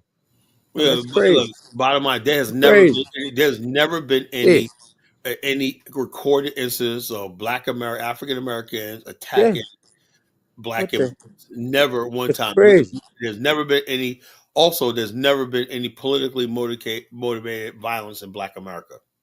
Yeah. There's never been any politically motivated. I think there's never been any xenophobic violence. There's stuff like you see online. My fear is like people keep stopping this and like, and then so Shay last night talked about he tried to throw Bomani under the bus with this ADOS FBA shit. But Bomani's FBA is Jamaican. When he's going to he's trying to do this thing, harping on Bomani's Jamaican background. Bomani's like, dude, I go way back. Bomani is Black to the 20th power. He goes back to Amos Wilson. He goes back to the UNIA. I mean, he goes back. He's the bottom line. He's like Garvey. He came to America and he sees Black people in America as his people. There's no Jamaican, all that stuff. The white people are like, you're a Jamaican, you're Black American, you're Haitian, all that stuff. That stupid stuff or not. But Monty's not like that. He knows, and good or bad, he knows. He really feels that Black people is people and the white man's a devil. That's what Monty believes, And so therefore, when you start talking about different types of Black people, he said, man, it's the stupidest freaking thing. And I agree with him, right? So Shay's like, oh, you're Jamaican. First of all, the woman he was arguing with, right, was a Jamaican lady, And O'Shea tried to be like, oh, he basically talks about women and whatnot. And I'm saying to myself, oh, I remember how O'Shea talked about the East Southern migrant women. Remember that? He did that whole thing. He accused them of going up there, getting their booty clapped or whatever, cheeks clapped and all kinds of stupid shit. Uh-huh. Yeah, talk about Bomani, talk about women, and you look at the shit he says, It's like do as I say, not as I do. Not as I do. So, but yeah, but Bomani's not gonna. He's not gonna come on here and fucking talk about O'Shea. He's got too big a thing. I told him I'll handle it. I And know so, that right. yeah, we say anybody that got anything proof about me, him, what you can always go to the embassy in Liberia and report me. You can go to the State Department. I welcome it. I welcome anybody. We're This, pulling people's cards. We welcome anybody this, that think they got evidence against us, me, Bomani, that scamming, whatever like that. Bring it. Put up or shut up. If you think you got evidence on us that we're doing bad things or being malicious to people or taking people's money, bring it. If you can't be it, then shut the hell up. But these people won't do that. No, I don't got no evidence, but then shut up then. Nah, but y'all just scamming. Y'all. So what this does is, like I said, and I thought the new Black media would be a force for the Black nationalist movement. Ross Moisture, oh, Lord have mercy. Why me, Lord? You know. I mean, it's sad that y'all couldn't come together and build some shit, but that could have been. Well, the bottom line is when he had the Kingana channel, I really because he gave me an interview when I was in Liberia. When I first went to Liberia, I told him I appreciate that. He gave me a interview and stuff like that. But over the years, I guess he was feeling himself. He just changed. The Kingana started off good. When he only had a few hundred people, he started off good. But now it's like, he's using the Kingana. And I tell anybody, right? Living in Africa do not make you a Pan-Africanist. Dave, you said video with the Chinese guy who got a bunch of they're all over So Africa. disappointed. They're all over Africa. Oh my African goodness, children. man. It's sad. They're all Oh over my, Africa exploiting now so, Liberia. Tyler, I asked myself, where are the adults? Where are the Liberian men? Oh, wait a minute. I got it. They're right here in America, in Minnesota. That's So where what happened again? Where the adults? No, yeah, it was a he Chinese showed a guy video is of basically talking about the really, really being creepy with Liberian children. yeah. Who? And they go The to Chinese? Africa, Chinese all over guy. Yeah, Africa, touching he had on like six, girls. 7 little girls just singing over him, and he's sitting there. So they go They all ain't kill over him? Africa, touching on underage girls and stuff like that, and they do it with impunity. Africa is the last place where you can exploit their children, That shit's sick. So Hell So no. where the I asked myself, Colin, where the adults? all I Where know is where check the this kids? out. Where the fathers? You remember Tiffany Banner? Tiffany Banner. Okay, she was that chick she was 19 years old. She went to Tanzania. Okay, she was She was a 19. radical chick, right? She went to Tanzania, and she was on the beach. She saw these African children sitting on the lap of Europeans. She goes, "Who are these kids?" You know, Yeah. and she was real radical. I mean, she I was. remember she from Atlanta. Well, Yeah. she I know where she was from, but Yeah, she was real radical. loud. Beautiful sister too, man. She was real loud. She was like, "What the hell are you doing, all these white people or whatever like that? You know, talking to these children. Why are they sitting on your lap, whatever like that?" See, they don't see. They know when Black African Americans get to Africa, that's exactly what's going to happen. We're not going to allow that shit. You know, We're not gonna allow that shit. that's We're just why a gonna lot go of to people Islam. don't want us in Africa. They don't want us there at all, and whatnot. And I'm saying to myself, O'Shea, it seems like you don't want. There's some reason you don't want us in Africa, bro. You know why No, is he that? does. No, he doesn't. He said that multiple times. He said, "I don't want y'all niggas in Africa. We So, won't so be the in other only." words, So so basically, so hold on. He want Africa to himself? Yeah, because he could no, take off and he's get there women, to make That's sure that get we don't women, get there, whatever like that, whatever his take fucking his business. women. You know, it's not about promoting black nationalism, It's not that. I don't know what the hell is he there It's for. about women. It's Yeah, about whatever he the said, hell. "I don't want y'all to take my women" or some shit like that. He don't want the competition. It's all about women for him. Yeah, That's what it's that a is. sad situation, man. Sad. That's what I said, man. And even just because somebody calls themselves a Pan African, until let's me and Bomani gives you out your stripes, you ain't a Pan Africanist, you know. Well, man, you're just somebody with a fucking YouTube channel, you know. We'll decide. We decide who's a fucking Pan Africanist or not, you know. You have to come up there when you go Pan Africanist. You have to have say who you fucking have. Jonathan, man, he fucking threw me under the bus last night, you know. He from Cali, huh? Yeah. Oakland. Hey, I'm gonna let him up. He threw me under the bus last night, I man. want to Thanks hear a lot, this. Jonathan. I Starting to want to see hear who this. I'm starting to see who's on my side and who's not. You know. I want to hear this. Yeah. You from the Bay? You Did from you say I Oakland? threw you under the bus last Yeah. night, Carla? All you guys are. You're a traitor, Elvis. I know you were a traitor. No, no, no, I no. expect that. I I expect that only from you. I only I pushed expect that back from you. on you when you kept No, putting no. Dynas into the I expect that from conversation. you. I expect that from you. You know, O'Shea's fucking full of shit. Fucking trying to slander fucking me and slander fucking thing. And I'm nice enough to let you people on my platform every friggin' night, and you guys act like you're agreeing with them. You know. No, I never agree with him. I question him. I said that people Wait, going to no, court you is like not a agreeing with conviction. No, I never bottom agree. line, I only push okay, back on look, you on and he was Dynas. stumbling. Yo, look, the bottom line is this. I told him, I said, look, when I said this was to drop the mic, if you got evidence against us, how come you haven't contact? Well, I know I could do that. You're supposed to be educated. You don't know that you could, if a U.S. citizen is committing a crime overseas, you can report them to the embassy, and the embassy will get in contact with the local authorities and tell them to prosecute.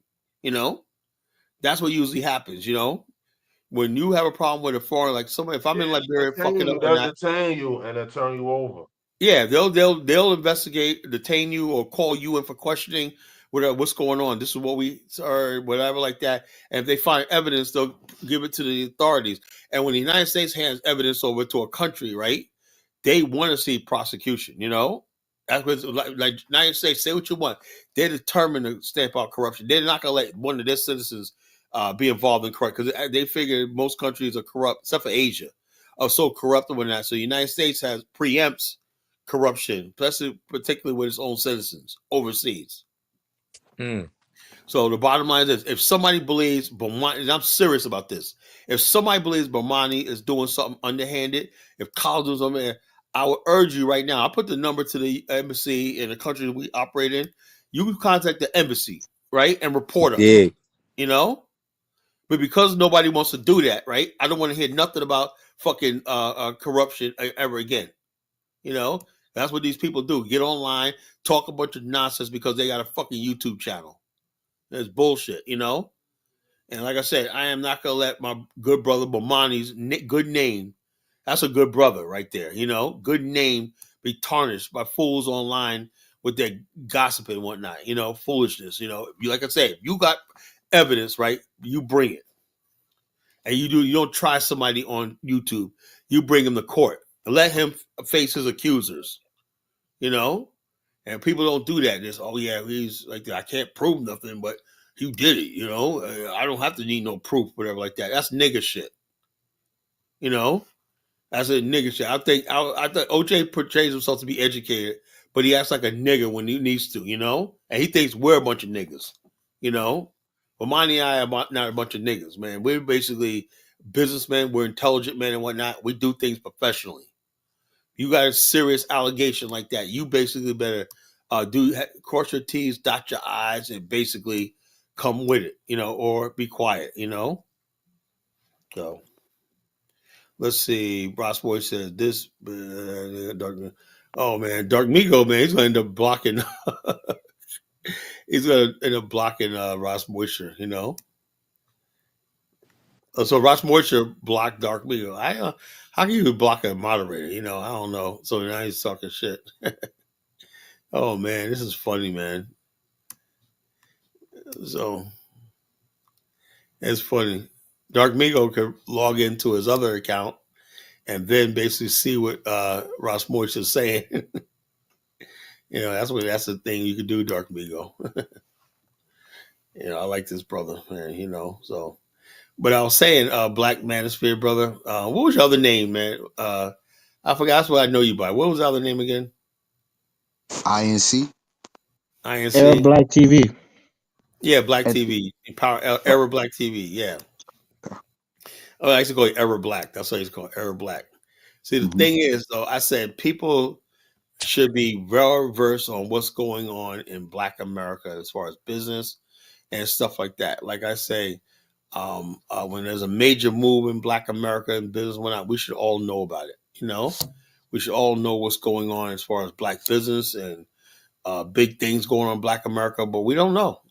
I figured, with New Black Media, man, we're gonna have major coverage and stuff like that. But all thing they want to cover is the latest, Gossip. the latest police shooting or gossip, Nigga shit.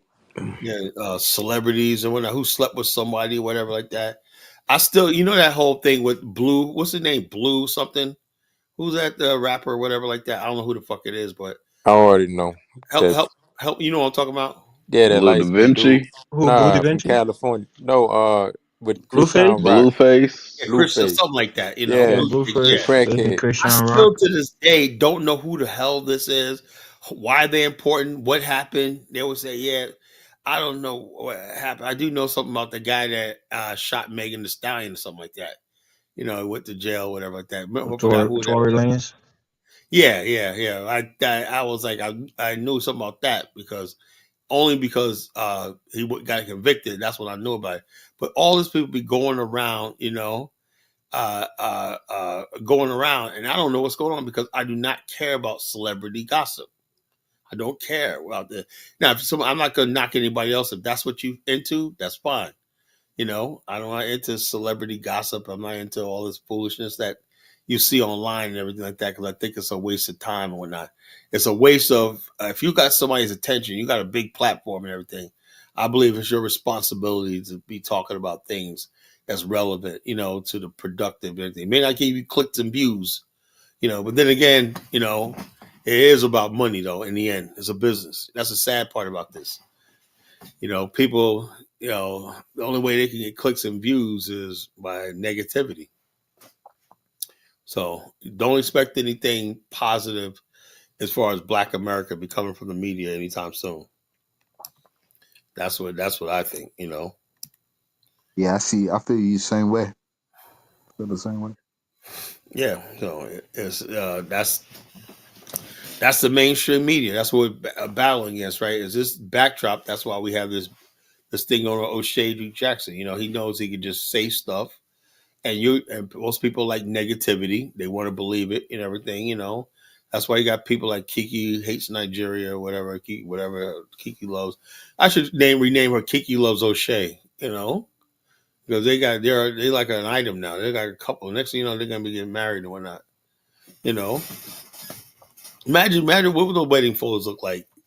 Kiki and Nigeria, Kiki and O'Shea walking down the aisle together. Oh man, it's like they're like a match made in heaven, man. They going hard after the fucking repack community. God damn, look, if you're gonna move to Africa, man, that's probably the hardest thing in the world you could do. There's no money there. There's no nothing. There's barely any infrastructure and everything like that. So the bottom line is this: you're gonna make mistakes, you're gonna stumble. The infrastructure out there, you got uncooperative government and everything like that. Nothing works and everything like that. So you got to put that in proper context. You know, yeah, of course, if you got a 22-year-old kid like Mark meets Africa, what the fuck? Who in his right mind would trust their savings to a 22-year-old? You know, that's what I'm trying to say. Well, Well, That's, Kyle, I got a question. yeah, Would good. you buy land from somebody from YouTube No, in another continent? I wouldn't buy. Look, if you're on YouTube, right, for the most part, I ain't buying shit from you. I don't trust YouTube and everything like that because the bottom line is most people in YouTube basically are sensationalists and stuff like that. They exaggerate things and whatnot. No, I wouldn't buy no land from somebody on YouTube, and that's why I said you got weak people out there that basically do this stuff. And and I try to tell them right for years. I try to tell them, like I said, I told some of my members like what Dr. Arikhan, I said that's another one of these fraud. There are people out there they want to listen to me. They're going out there giving this lady all her money, your money and whatnot, that with an AV, with an I, whatever thing is, and they're basically giving this lady her money, don't care and everything, and that's what it is. I would not give nobody no money that's seen on YouTube, whatever like that, and also I'm like this. I would not buy land in some place that's not basically and I had an idea. If you're gonna buy land, what you gotta have is buy land in a potential planned community that basically says we have developers and all stuff like that, financiers. We have plans to build an industrial zone, a commercial zone, everything like that. So if you buy your property at this price right here, in 5 years it's gonna be worth this right here when we put the infrastructure down. That's how real estate works. Once you build like infrastructure, the land value goes up. You know, so a lot of times when people selling land, they have no means of building infrastructure. So therefore, and all of that, then they don't actually own the land. It's a lease. I would not lease no land for nobody, but if people want to do that, hey, go right ahead. And for God's sake, don't buy land from somebody you heard on fucking online because it's a lot of bullshit. That's my opinion. You know. He said, early source said we can censor a legislation that would allow Africans to come here. Why would we want that? Because somebody else take a crack at that. Well, who would want that? Why do we need that? Africans to come here, sponsor. Why? What do we, early story? You must be an African immigrant. What do we exactly? We need that. We need Africans to go to the continent and build. We don't need Africans here. What are they coming here for? So they need to go to Africa and build that continent up, man. That's what's really needed. So all the sponsors bring Africans here. I think Africans should build Africa. That's what that's my humble opinion. So I don't know. Where does the panel think? I don't know. man, Hell no. Colin, they don't got no interest in building Africa, man. They can build Africa. That's the problem. It's okay. I We believe they just have. could if they were if you They know what can't Africa call her needs. You know what Africa really needs. It what they need. needs something like the Chinese Communist Party. And basically one political party that has an iron hand to make all the decisions throughout the continent. Then Africa would go someplace. But you Well, got all these Kyla, governments and people, and they'll never get anything done. that'll never work until all of these countries in Africa become one government. And if Yeah, you're talking about just that's the only one thing. rule, a person in power for a long time, That's the only thing that that would that dumb basically. fucking Cameroon has been in power for. He should be dead by now. But that dumb fucking Cameroon, he's been in power forever. Bia. Love Robert Mugabe to death, but ZANU PF has been in power forever. And all the other countries that are similar to it, they ain't Yeah, getting shit done either. It yeah, just don't work in Africa, unfortunately. yeah. So We have to deal with reality. Reality is that Africans can't get ahead on their own volition. So the best bet is just for someone else to go in and take over the continent. So at this point, I no longer. I'm not mad about it anymore. It is what it is. That's how I am. I'm like, I go there and I enjoy the place and everything. But people say, "What's the big plan?" Maybe one day we might get lucky to build something. If the stars line up and whatnot, and we could build something in there. But I will not make a move because until I know all the plans that I have for an Africa could be implemented. If not, if one thing can't be implemented, I would not do it. I would have to have everything that I want. Everything. And then if we have that and everything, and they say, okay, that's a go, we do a feasibility study. Why not? I say, yeah, that's good. We can do it. Then I'll move forward. Then I put my name on it and say, yeah, this could work, whatever like that. But other than that, man, I'm not getting involved in nothing in Africa, with the current government and government structures you have right now. I'm not getting involved in none of that shit. You Do y'all know, realize that Africa is the only continent that overwhelmingly reject the diaspora? yeah, I know. Yeah, it is. It is sad. It's crazy. They even reject their own diaspora that recently left. Yeah, that's what I'm saying. Like they own people. They reject their own. It's like, damn, So man. you don't want the black Americans to go there. You don't want your diasporans to go there. You don't They want don't even want people their from the own people Caribbean back. to go Like, there. damn, man. It's like And then shit. you don't want anyone in the country to get above anyone else within the country. So the only thing is left for Chinese, white people, or somebody else to go inside and do it. At this point, go ahead, shit. Like almost everything in Africa, every modern thing you see in Africa is done by foreigners. Everything Yeah, I hate to say it, Carla. I go and get a slushy from a place called Rain Restaurant. Shout out to the Lebanese person that brought slushies to the continent. yeah, like I said, to be honest with you, right? I would be mad in That's Lebanese, but I'm sad, sorry. Joe. That's sad, Joe. Yeah, That's please, See, goddamn. sad. I wouldn't go that far, but I do. Ah, I'll be honest with man, you, man. bro. The Stop and Shops, Dave, right? I be Yeah. loving them shits, man. Cause you walk inside, it's like, oh, it's freezing Yeah, cold. the It's AC AC. on, it's cooling, cold Man. drinks. I'm sorry, Oh man. man. I was gonna be like when I first got to Liberia, I ain't buying nothing for no damn Lebanese. Blah blah No, blah. but you There forced you to. You are. Yeah, forced to. man. Yo, Kyla, I You got don't have a Lebanese choice. friends, Indian friends, full life friends. You gotta have foreign friends to get things done over there. Oh yeah, okay. Lil Boy said we will not have a Liberia Pan African state 2.0. Yeah, that's what I said. But like I said, this like I Yeah, we said, know you're not gonna have it. We just not gonna have it. You're not even gonna have a Liberia. You're just gonna have that dirty, dusty shit you got now, and that's all it's gonna be. And it sucks to accept that as reality. Africa's fucked. There's no hope for it. So fuck it. yeah, yeah. So, but at some point in time in our history, right? Like I said, even though we're Pan Africans, we believe in stuff. At some point, if things don't turn around, man, there's going to be a break between Black America and Africa. It's going to be severed forever. That's what's coming down the pike. If something does not, It needs to be severed in a way in which we like, oh, we want peaceful unification. No, at this point, the Black Americans and the Caribbean should just unite together and just say, fuck the continent. We'll come in and take it. yeah, That's essentially what happened in Liberia anyway. yeah. I'm like, hey, look, if and all that's up to the Africans. I don't know, but the thing is, Africa will do better if they get rid of that. Somehow find a way how to get rid of extreme poverty. You're gonna always have poverty, but extreme poverty. If you get rid of that extreme poverty, Africa might have a chance. Do you know what country in Africa has gotten rid of it? Oh, None of them. So, well, Carla, you actually, asking for Jesus to come back.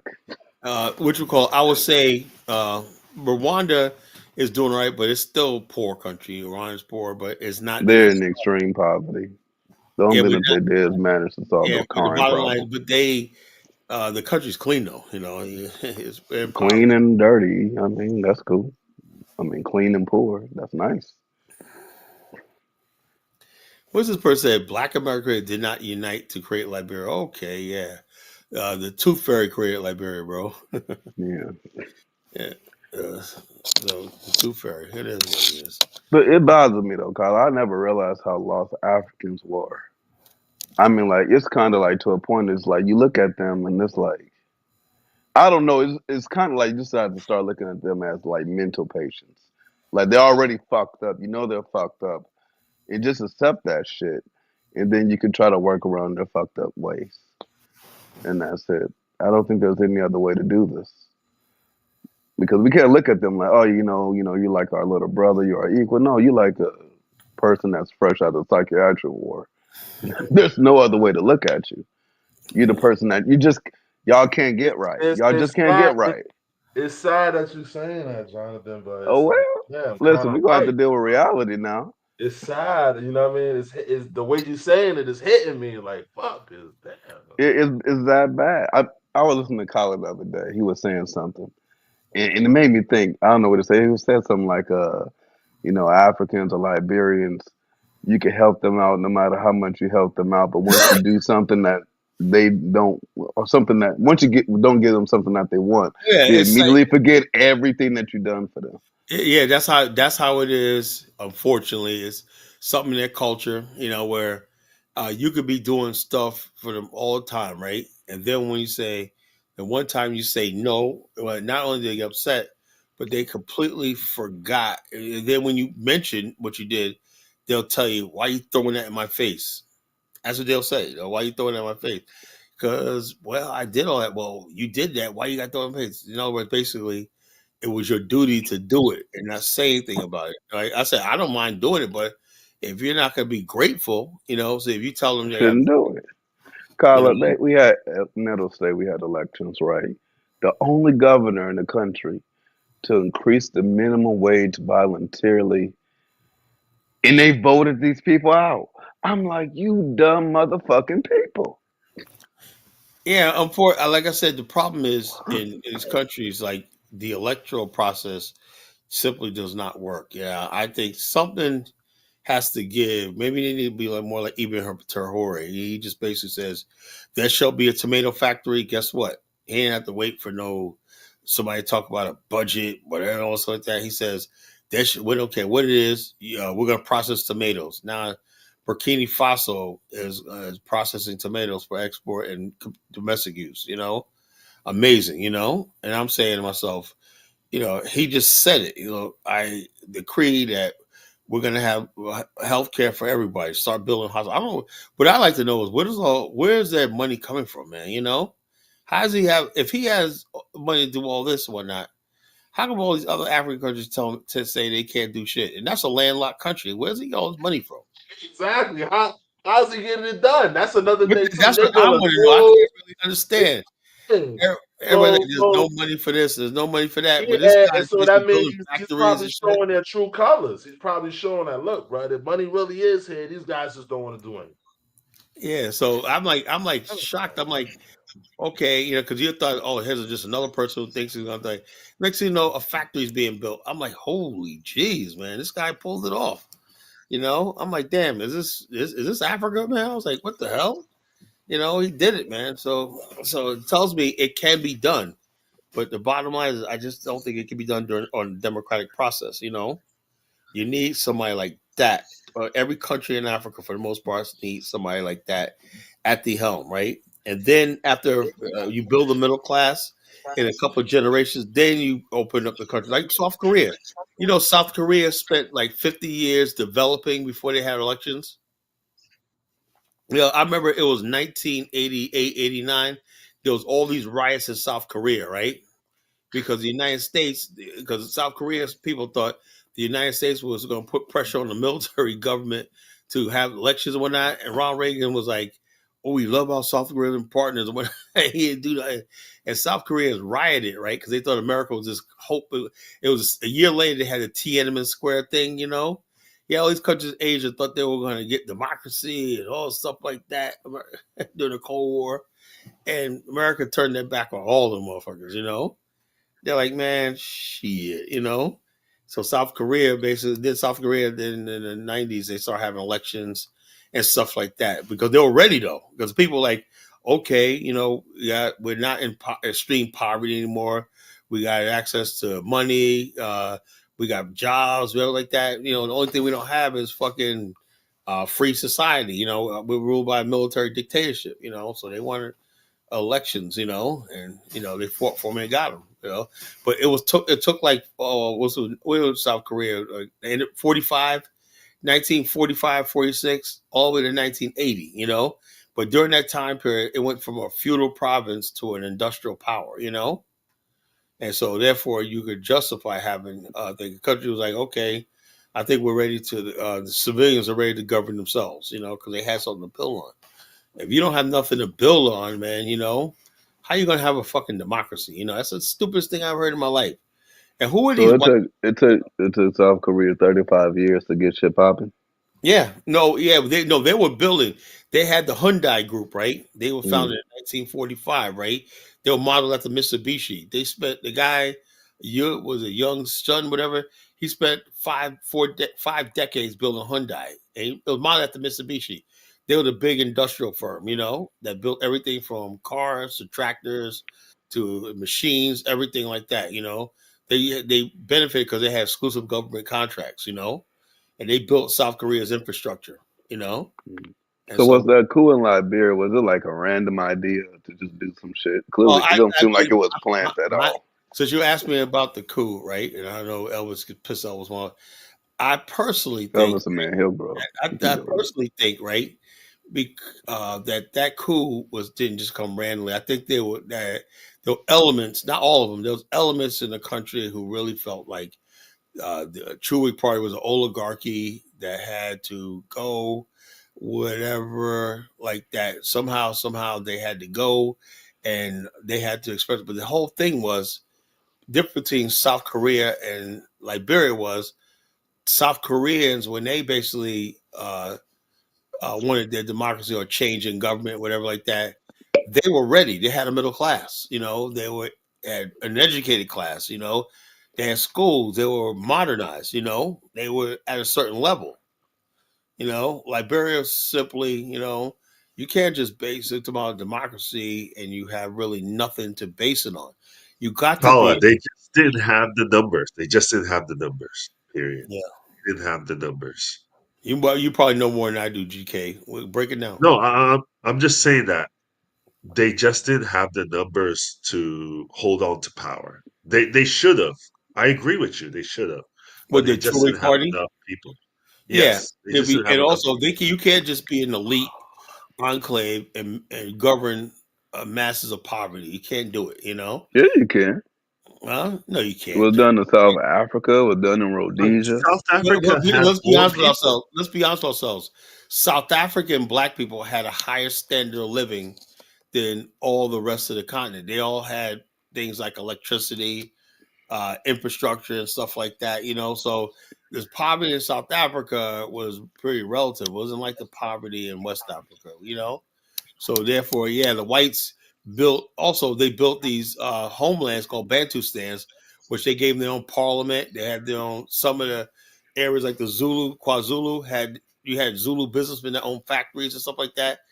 That wasn't like that in West Africa, So you did have a middle class, somewhat African style middle class in Southern Africa, there was at a certain level. Even Zimbabwe under when it was Rhodesia, basically had. And I'll play a video, show you.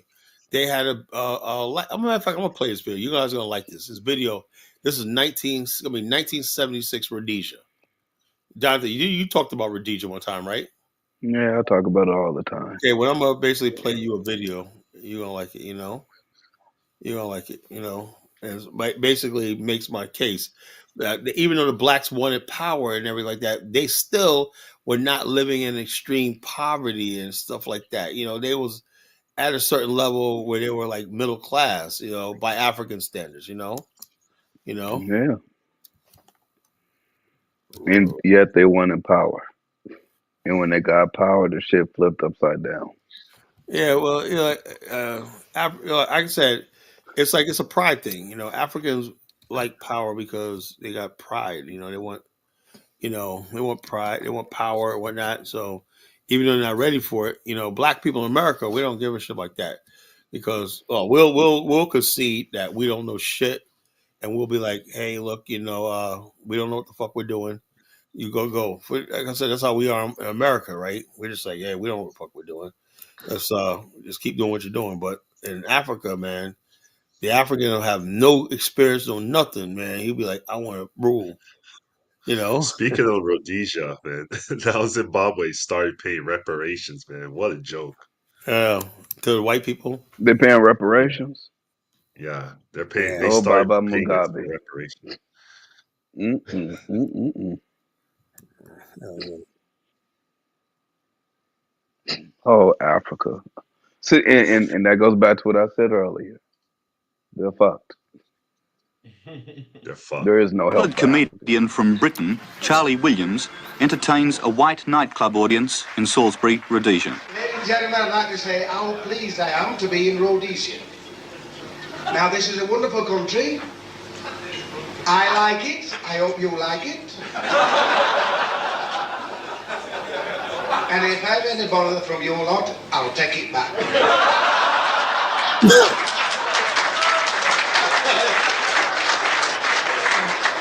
No, I'm only kidding. I'm only kidding. No, you can have it. I mean, I've got to come over here just to get a tan on. A black Briton trading racial jokes with white Rhodesians. For people who mightn't want a black at their table, it's a nice irony. This, as the manager will tell you, is a multiracial club, except for Africans. Oh, you were born here. Oh, I'm sorry.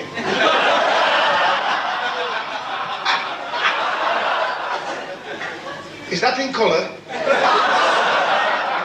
I hope it is. If it's in black and white, you've got a negative.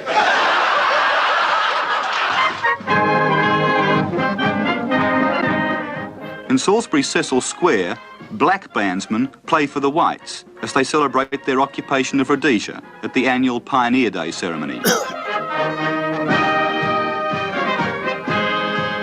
It's 85 years since Europeans colonised this black African territory they called Rhodesia, after their imperialist patron, Cecil Rhodes. Today, a tiny white population, about the size of Newcastle, governs 6 million Africans. They no more share power now than they did at the turn of the century. Most whites came to Rhodesia only recently, but they hastened to adopt the simple colonialist values of the pioneer men of the land, who still dominate Rhodesian politics. Heavenly Father, Almighty God, we are gathered here before you today to commemorate with thanksgiving the pioneers of our country. These are the men and the women who've lived the entire course of Rhodesia's short history, the last survivors of the original pioneers. The task you set before us is no less a high adventure than was theirs, calling for nothing less than our total commitment. At the side of his Prime Minister stands Trooper Barry Borden. For him, this is a proud moment. The grandson of a pioneer, he's been chosen to perform the main ceremony of the day, to raise the flag. 85 years ago. White Rhodesians have never been prepared to take orders from their kith and kin in Britain. In rebel Rhodesia today, the Union Jack flies only to honour the pioneers.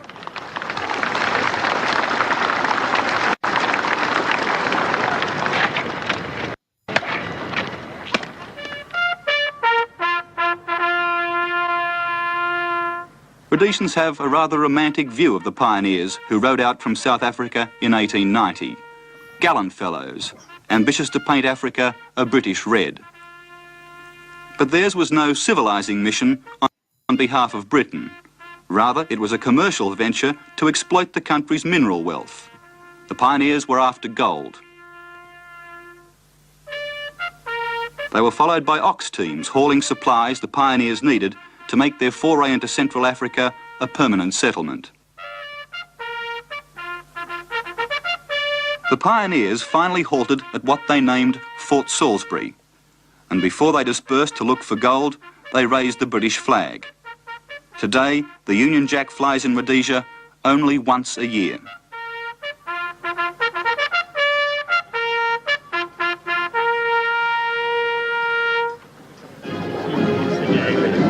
I used to have a youngster in the RLI pulling up the flag today. This is very appropriate to have one of our youngsters had to come back from the valley to do it. The ceremonial uniform put aside, Trooper Barry Borden is back on patrol along Rhodesia's troubled border with Mozambique. White Rhodesia got away with UDI because it had its own army, and now it confronts not Britain, but black nationalism. For over 4 years now, Rhodesians have been fighting guerrillas who come across from Zambia or Mozambique.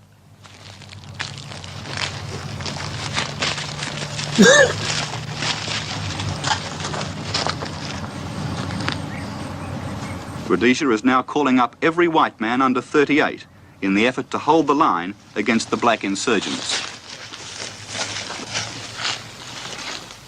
Barry Borden was a volunteer at 16, on active service while still officially underage. Why is he fighting this war? Well, I feel as it's to do something for my country and keep it white, you know, fight the terrorism so we can have a decent country. I've lived here all my life. Well, this is what I'm fighting for. I'm not going to let somebody take it away from me. My folks, you know, came when this country was first thought of. Now I intend carrying it on, make sure they stay at home.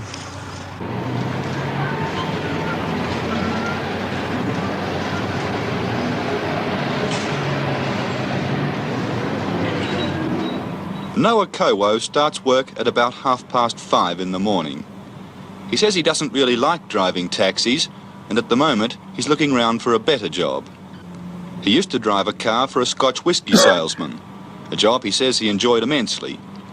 But he still reckons he's lucky when he compares himself with a lot of blacks in Salisbury. Some of them have no job at all. Noah doesn't own the taxi he drives. He gets paid a commission by the company, which amounts to a wage of about $35 a week. That's in a good week.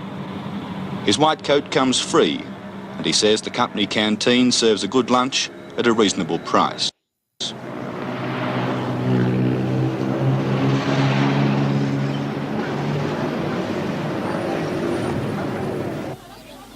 This is Noah's home in one of Salisbury's black suburbs.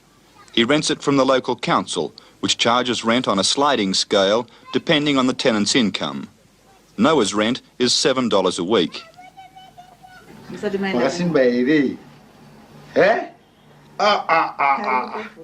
Noah's living room measures approximately 20 feet by 9, and if the front door is kept permanently closed, there's room for a sofa, 2 chairs, a sideboard, and a radio. Noah has 4 children, whose ages range from 1 to 6. There's one bedroom for them, and another bedroom for Noah and his wife. There's also a kitchen of unbelievably cramped proportions. This is the lifestyle of the average working-class black family in Salisbury, and Noah is better off than most. His next-door neighbour earns $12 a week working in a clothing factory. In this part of Salisbury, living conditions are somewhat more luxurious. Here, the living rooms are built on a grander scale, and there's a bedroom each for the children. These are the homes of the white families in Salisbury, and it's not hard to find areas where the houses are even grander and the gardens even bigger. On average, the head of the household here would earn over $200 a week. This isn't a white ghetto. There are plenty of blacks who live here too, but they don't own the houses. They do the gardening and the household chores, and on average, they earn about $30 a month, plus free board and lodging. These are the simple economic facts of life in Rhodesia. Carla, can you imagine that's more than they make now? Yeah, probably. More than what they make in Nigeria. Noah Kowo is aware of the big difference in living standards between whites and blacks in Rhodesia. He cares about politics and has a cousin who lives in exile in Zambia working for one of the black nationalist movements. They say black national. They feared black nationalism. Not Pan-Africanism, black nationalism. Noah says the time has come for black majority rule in his country, and that the Rhodesian government is heading for trouble if it refuses to make concessions. But at the same time, he readily admits that if the white men pulled out of Rhodesia tomorrow, the black men would be economically the worse for their departure.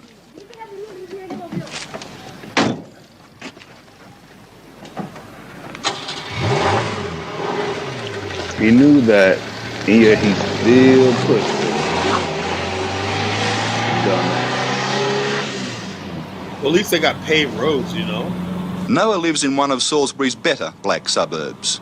All the houses in this area have electricity and running water, but there are some black suburbs in Salisbury where the electricity is supplied only to illuminate street lights. Despite what appears to be a Spartan existence, the blacks in Rhodesia enjoy a better standard of living than in most other countries in Africa. All the children here attend modern local schools, and there's an efficient and cheap system of medical care, which means that no black need ever go without proper medical attention. Although they don't live here, there are black millionaires in Salisbury, African businessmen who've made their fortunes without hindrance from the Rhodesian government. But the fact remains that there's a massive difference in living standards between blacks and whites, and at the moment there are no plans for that gap to be bridged. In a country of 6 million blacks, only 9,000 are on the electoral rolls. Rhodesia's blacks elect 16 members of parliament. The whites elect 50. This country has been ruled by a minority white community for 85 years. Now, 85 years is a very long time, and when we say majority rule now, we mean that the majority of the people as a whole, not excluding white people, all the people together, must have a constitution that gives them the right to choose the government they want, together, as a people, not just as black people. Joshua Nkomo is now negotiating with Prime Minister Ian Smith as the unofficial leader of Rhodesia's black nationalists. Nkomo spent 11 years in prison for his political activities, and it's a significant sign of change in Rhodesia that he's now a free man and fighting harder than ever for black majority rule. If you don't get what you want, if you don't get black majority rule as soon as possible, would you yourself consider taking up arms, leading an armed struggle against the white government here? What I've said is that the armed struggle is on now. It has been on for the last 10 years, and we have been involved in one way or another, so the position will not change. With respect, sir, my question was to you. Would you consider leading an armed struggle or taking up arms? The position is this, that I'm a leader of an organization, and that organization has been taking part in the armed struggle, so that you understand, don't you? Do you have sympathy with them at all? Do you think armed struggle is the only... Sympathy with who? I mean, they are my men. How can I have no sympathy with the people who are members of my organization? While Joshua Nkomo speaks freely of his support for armed struggle to win black majority rule, the Rhodesian government is stretched to the limit to prevent it. 90 minutes drive north of Salisbury, this village is surrounded by a barbed wire fence, and every person coming in or going out must produce an identity card and be searched before they're allowed through the gate.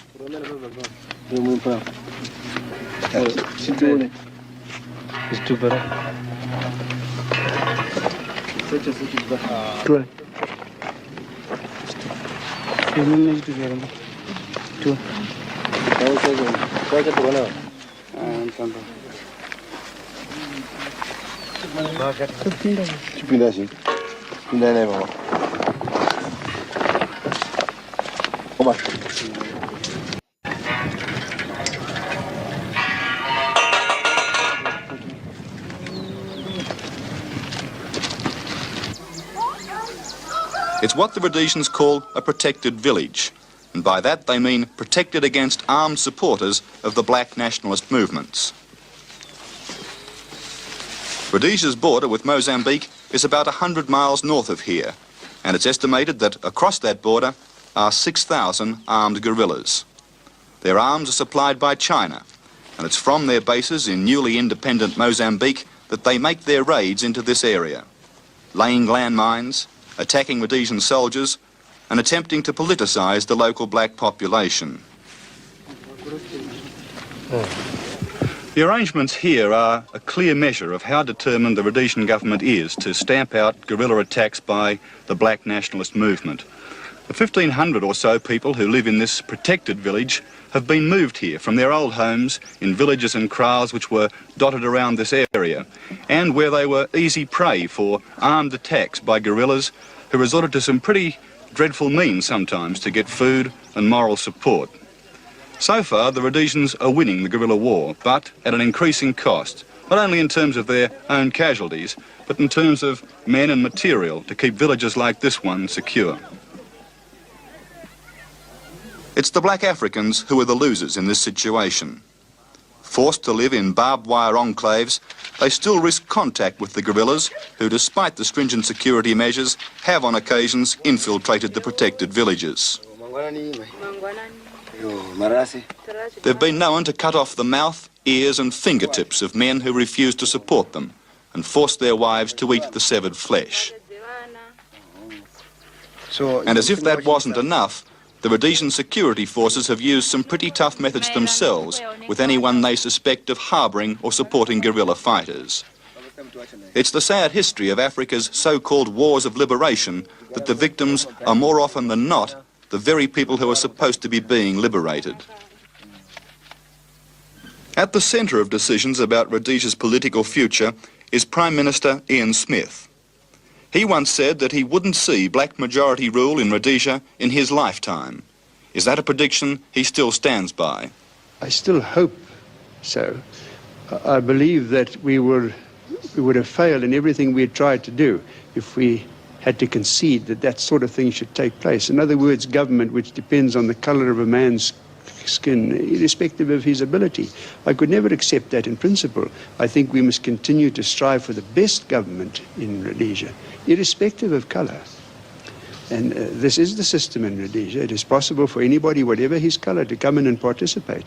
We want the best government, not necessarily a black government, not necessarily a white government.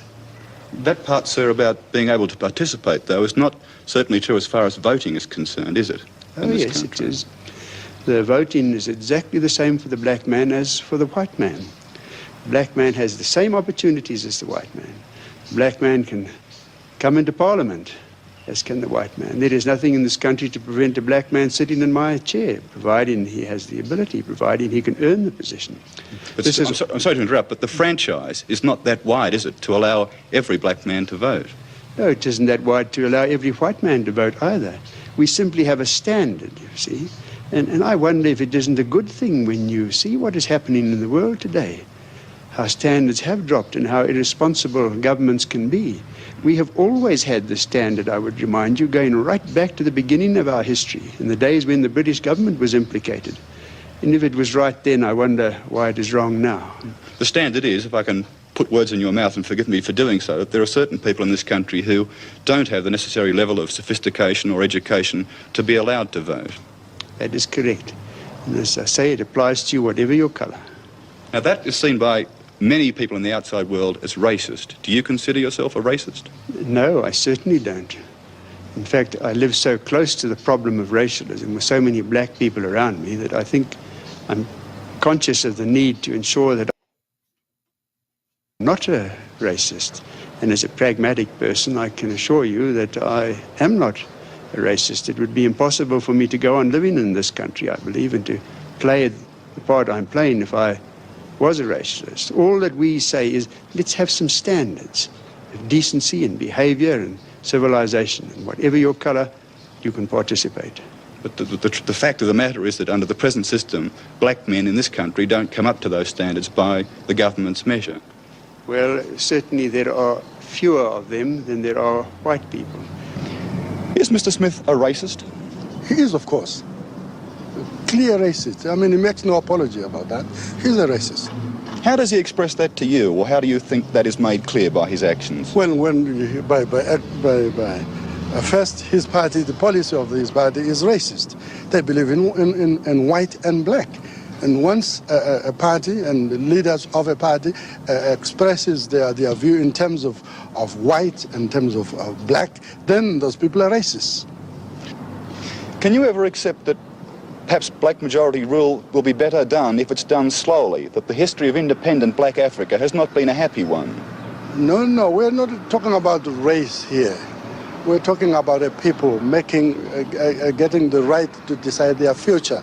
And to say that it should come slowly, one it would mean that people believe that the Africans in this country are not as human or equal human beings as the white people. So why does it come slowly? We are saying the population of this country, not just the blacks, the population of this country together must make decisions. And that's what we are saying. As for the history of Africa, well, let us look back to the history of Europe. Is it as glamorous as that? It is not. The point I was trying to make, sir, though, was that would not the Africans develop better economically if the white man continues to stay here and hold economic power? Who says the white man must go? We are saying, we're not looking at people as white. Your color to me makes no difference. You're just a human being. What we are saying is that the people of this country together must make decisions. Why should the white people leave? If they leave, it will be on their own decision, not because the Africans want them to go. But the sad history is that they will leave, won't they? Oh, if they leave, we say goodbye. We'll be sorry to lose them, but we will do our job here. And will your people be better for that? Our people, like any other people, have got to carry themselves up with their shoestrings, and that's all there is to it. I hope I'm not appearing boastful when I say to you, we've created a high standard of civilization here. We have actually given our black people more than, for example, the British gave any black people in countries to the north of us that they colonized. Our black people have a higher standard of living, they have better education facilities, they have better health facilities than any of the countries to the north of us. This is the difference, and it's a very big difference. I'm sure, sir, there are many people who realise that, having visited this country, but who still say it doesn't really matter much these days. Black men must run black men's countries, even if they make a mess of it. Well, I again say, I've heard that said before. I disagree with it, though. I don't think people should run countries for the worse and make a mess of it. And the second point I make to you is, if it was only a black man's country, perhaps that would be an argument. But you see, it isn't. This is a country for both black men and white men. And that is the difference as far as Rhodesia is concerned. This is a unique case in the whole of Africa. And I think we must judge it accordingly. We have held our own against terrorist incursions for quite a few years. I think we have proved our ability to contain terrorism. And I think I'm using a mild word. We've got on top of terrorism. We have inflicted severe penalties on the terrorists who've come into our country, and I'm satisfied that we can continue to do that. In fact, I believe our ability to deal with terrorists is improving the whole time. If, though, the terrorist activity becomes more than simply border incursions and heavy armour starts to be used, as it was in Angola, would you then have to review the situation? This would create a new problem. It would be silly of us to deny this. If we got mixed up with people who were using sophisticated weapons, and they had the people behind the weapons with the know-how to employ those weapons, then I think in all honesty we must concede that the picture would change. But I do say to you that we have got fairly sophisticated weapons ourselves here, and we can go quite a long way further than we have had to go so far. Could you hope for help from South Africa in the event of a great increase in terrorist activity? Well, this is something which is constantly under review and consideration, and I believe it is something that we will have to assess and judge when the time comes. I believe the South African government would wish to consider it on the evidence at that time. That's not as confident an answer, sir, with respect to some of the answers you've just given me. Well, I'm a pragmatic sort of person, and I don't like getting my head up into the clouds, and I think this is a down-to-earth answer. Prime Minister, since we last talked to you, we've had a change of government in Australia, and I'm wondering what your reaction and the reaction of your government was to that. Well, I don't like interfering in other people's affairs. You know, I've got enough to do trying to solve my own problems. However, I can say this to you. It would be hypocritical of me to say anything else, that we were very pleased with this change, because the previous Prime Minister went out of his way to be obnoxious to Rhodesia, to try to interfere in our affairs, and it was uncalled for. He hurled insults at me and my government. I never even bothered to reply to him. I think it's an unfortunate situation where you get the leaders of government hurling verbal insults at one another. I would say to you that the last Labour Party government brought Australia's fair name into a certain amount of disrepute. And for that reason, I believe you are well rid of them. But in addition, I would say that we are basically conservatives, and you have moved more to the conservative side. So, again, for that reason, we think it was a good move. Prime Minister, thank you very much for talking to Four Corners. Thank you. At the Salisbury Sports Club, a friendly cricket match is part of Rhodesia's shared inheritance with those countries who were once part of an empire on which the sun never set. For some Rhodesians, there's almost a dreamlike quality to life, which obscures the fact that this is a country at the centre of the world's most significant political developments.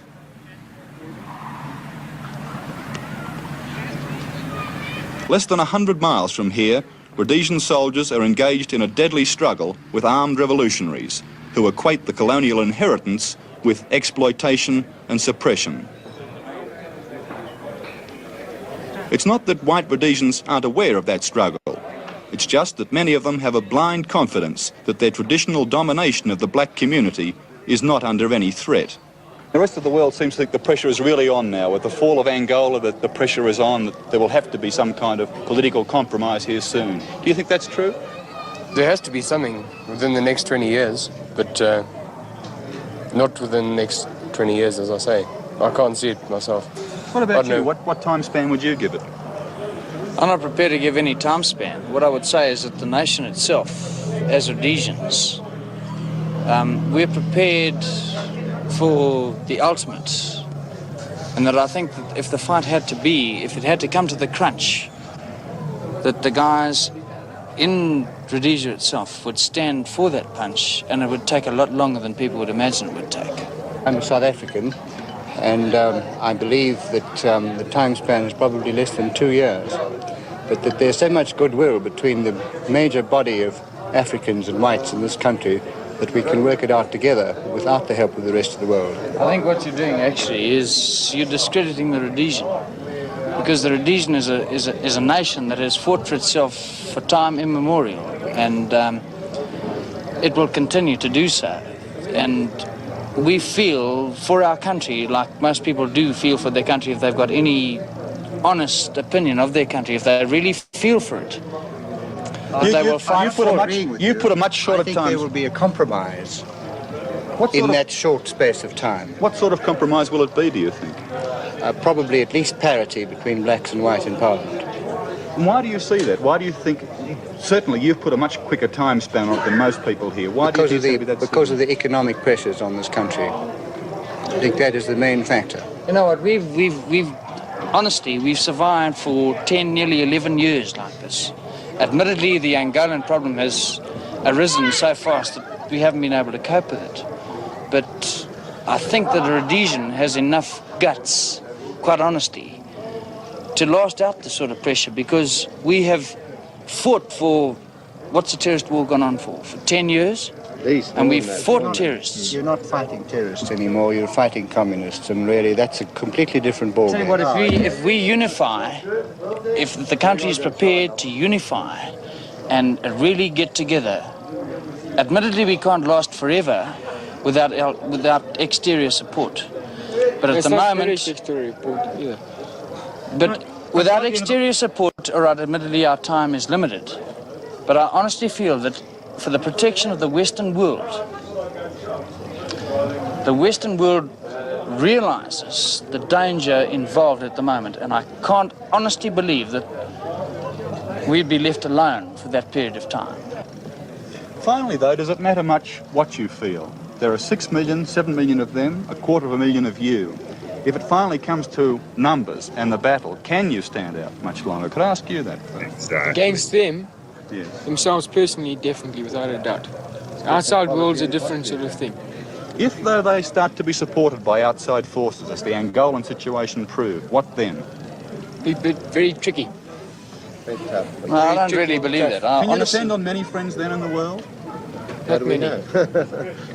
But until the time comes, no one knows. Wait. To see the Rhodesian problem in terms of black and white majority versus minority, good versus evil, is the easiest way to judge the moral issues. But the problem is more complicated than that. In this cricket team, there's at least one doctor who prefers to work in a black hospital in Salisbury for about a quarter of the income he'd make if he went into private practice dealing exclusively with white patients. Call it paternalism, describe it as the salving of a guilty conscience. The fact is that many white Rhodesians want only to live in peace with their black neighbours and to see them advance economically and politically as fast as possible. The tragedy is that in Rhodesia today, there's no longer any place for the voices of moderation.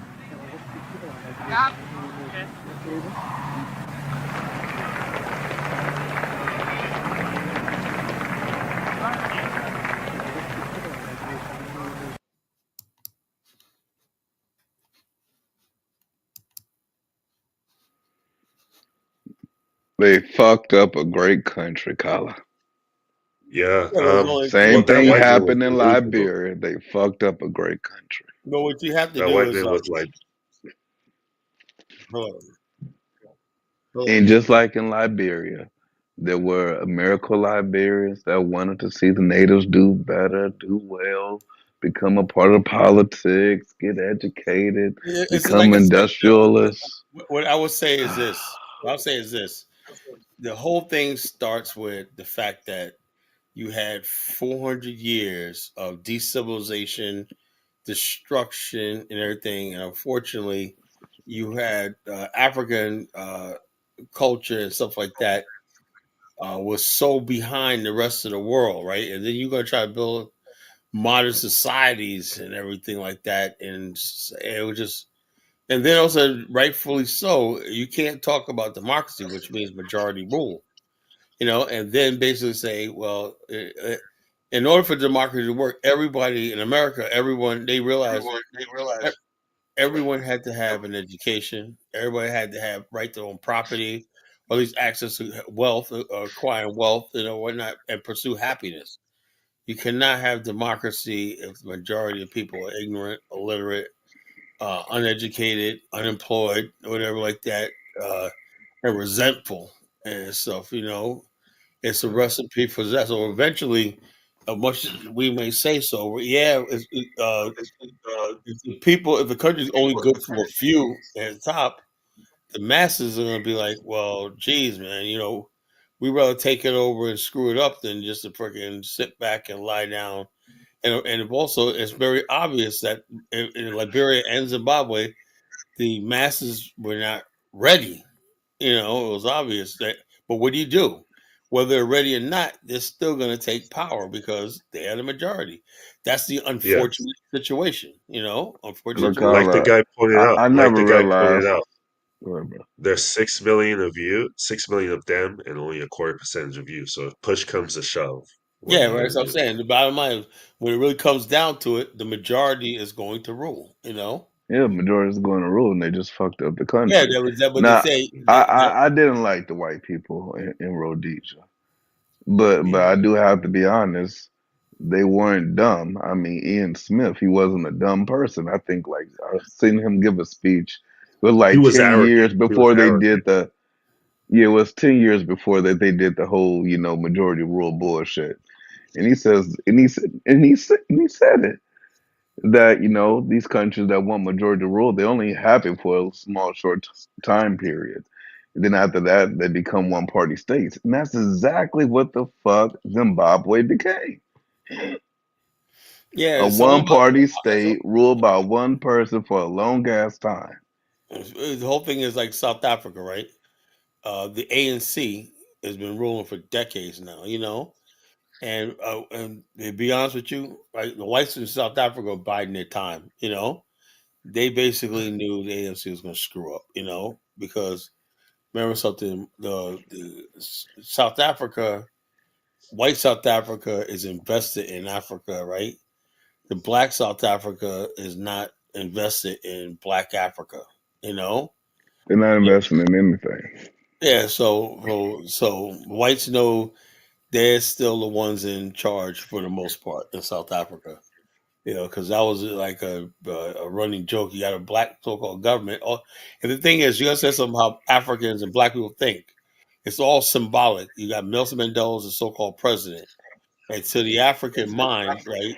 If somebody's like you and they're in power, that's good enough. I don't think they're looking at, well, geez, man, the roads, infrastructure, everything, the banks, everything, stock exchange, and everything that's good in South Africa run by the whites.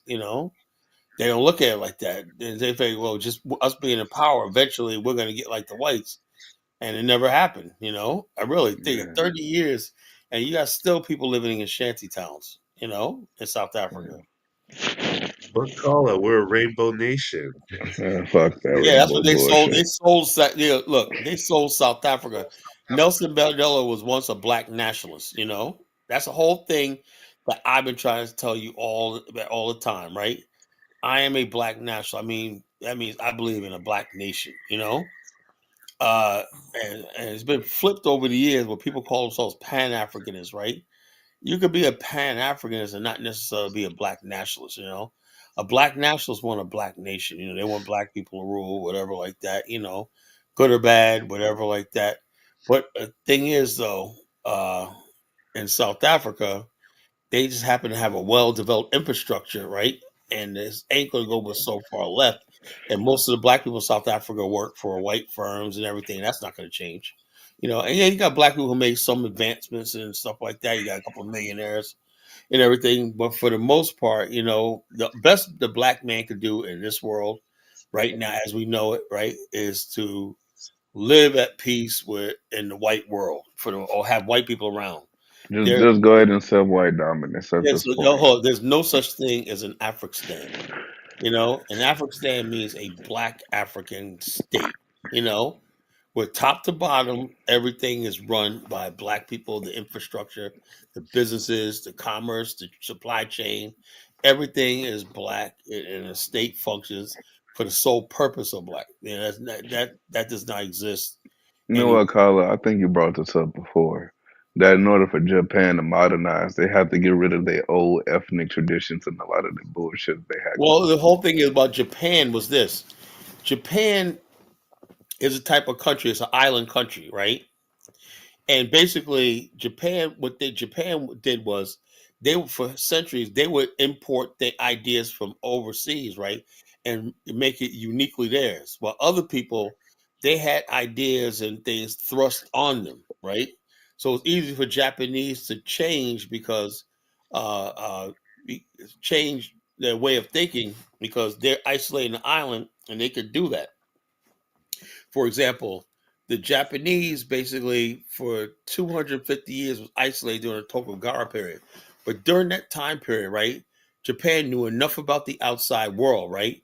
They knew in the West they were making advances in sciences and stuff like that and different types of thinking and everything. And during that time period, people started questioning the shogun and the dynamo system and everything like that, and the feudal system and thing. There were people already prepared to say, "Look, one day these people have to go.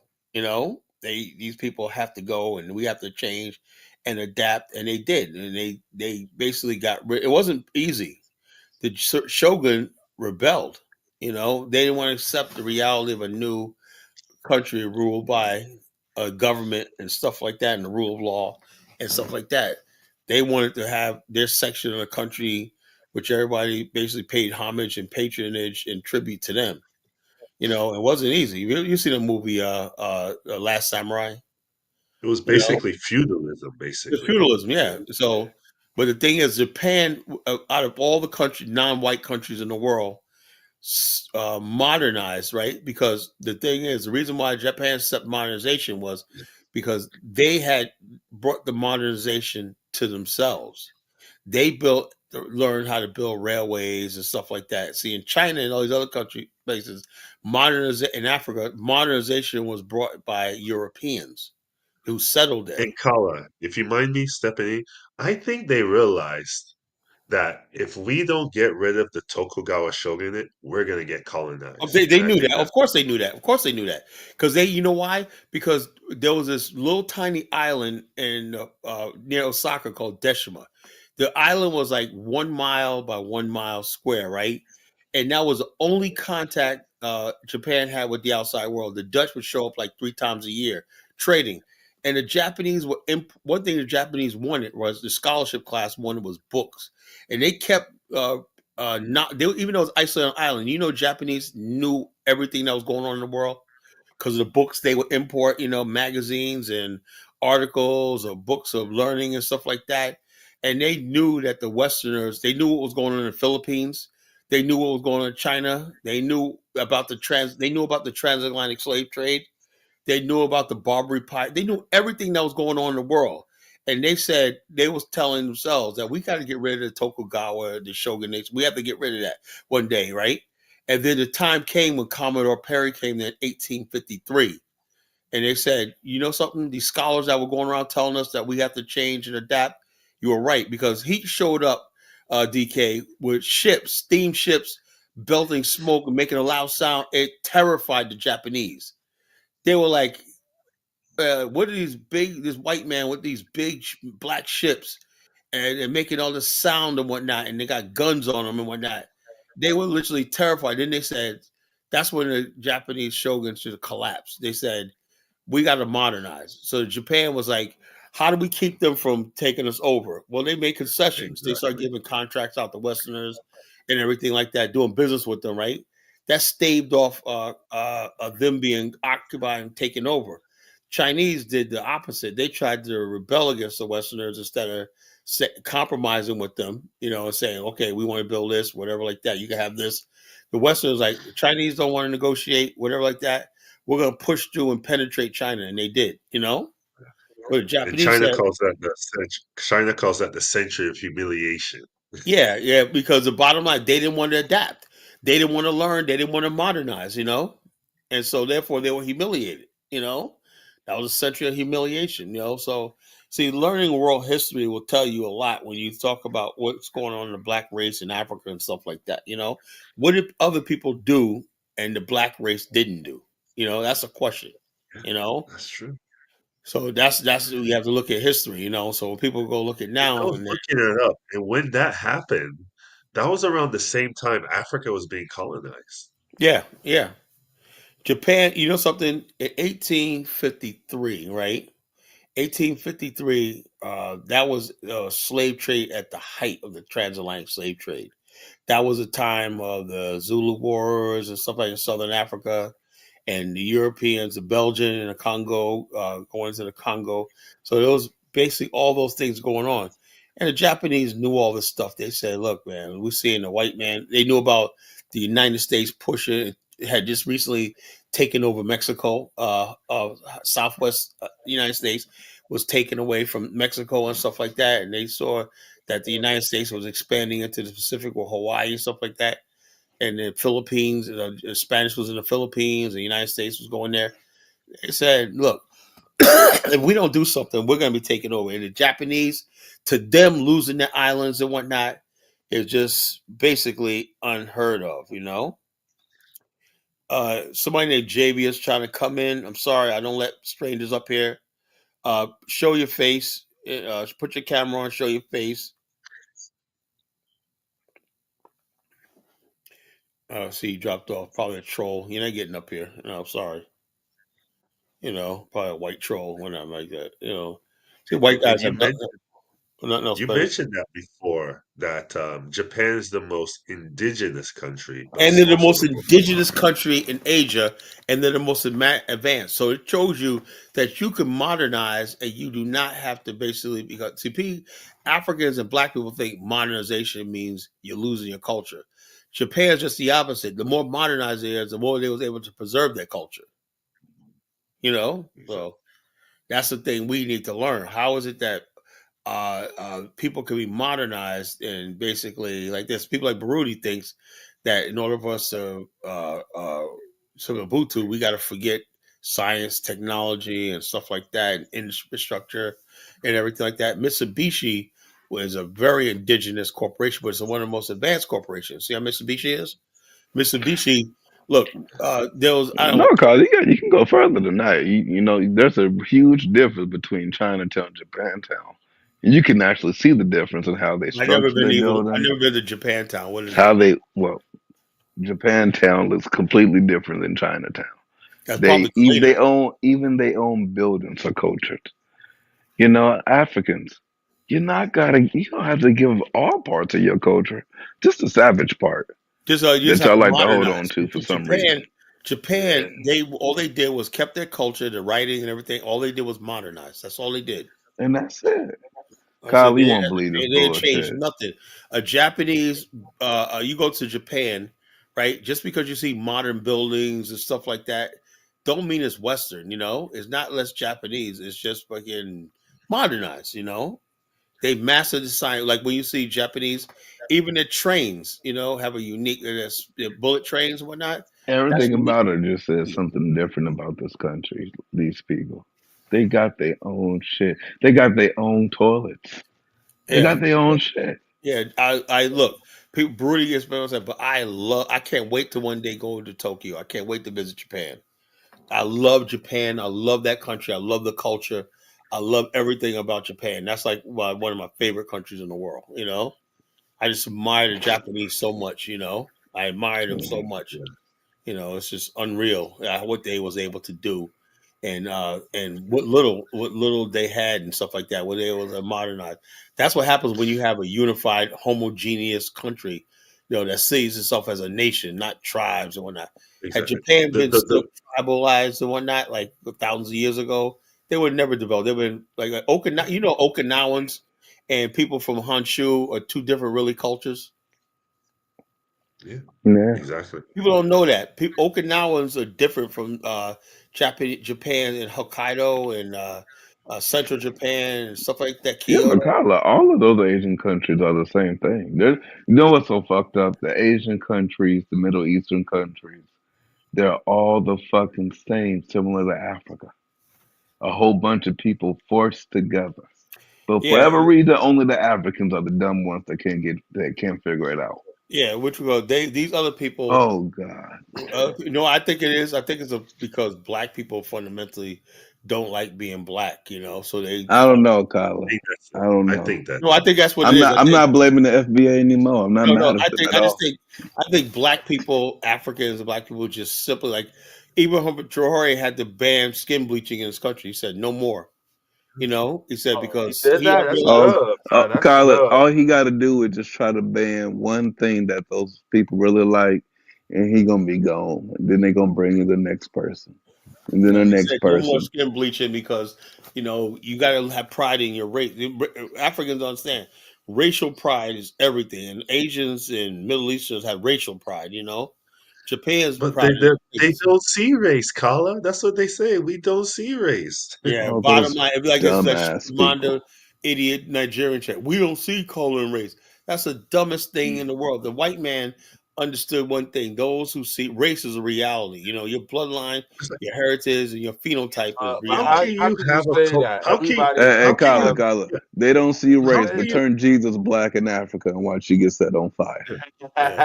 it's like how can you really have a culture if you don't have an I idea of see who they you ran that dude out of Kenya. Those Hebrew Israelites. Yeah, that's the dumbest thing in the world. Kyla, People, I got an idea that we paint the Oba Benin white. Everyone really gonna go back to their traditional ways.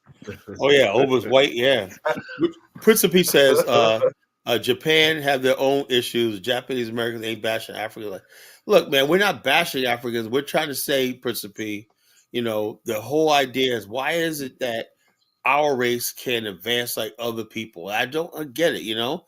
And other people are making advancements and stuff like that. They're like China. You know how many Chinese Americans now live in Beijing, China, and they can go to China, not friggin' with like buy land and do some stupid stuff like we do when we go to Africa, right? And fuck up.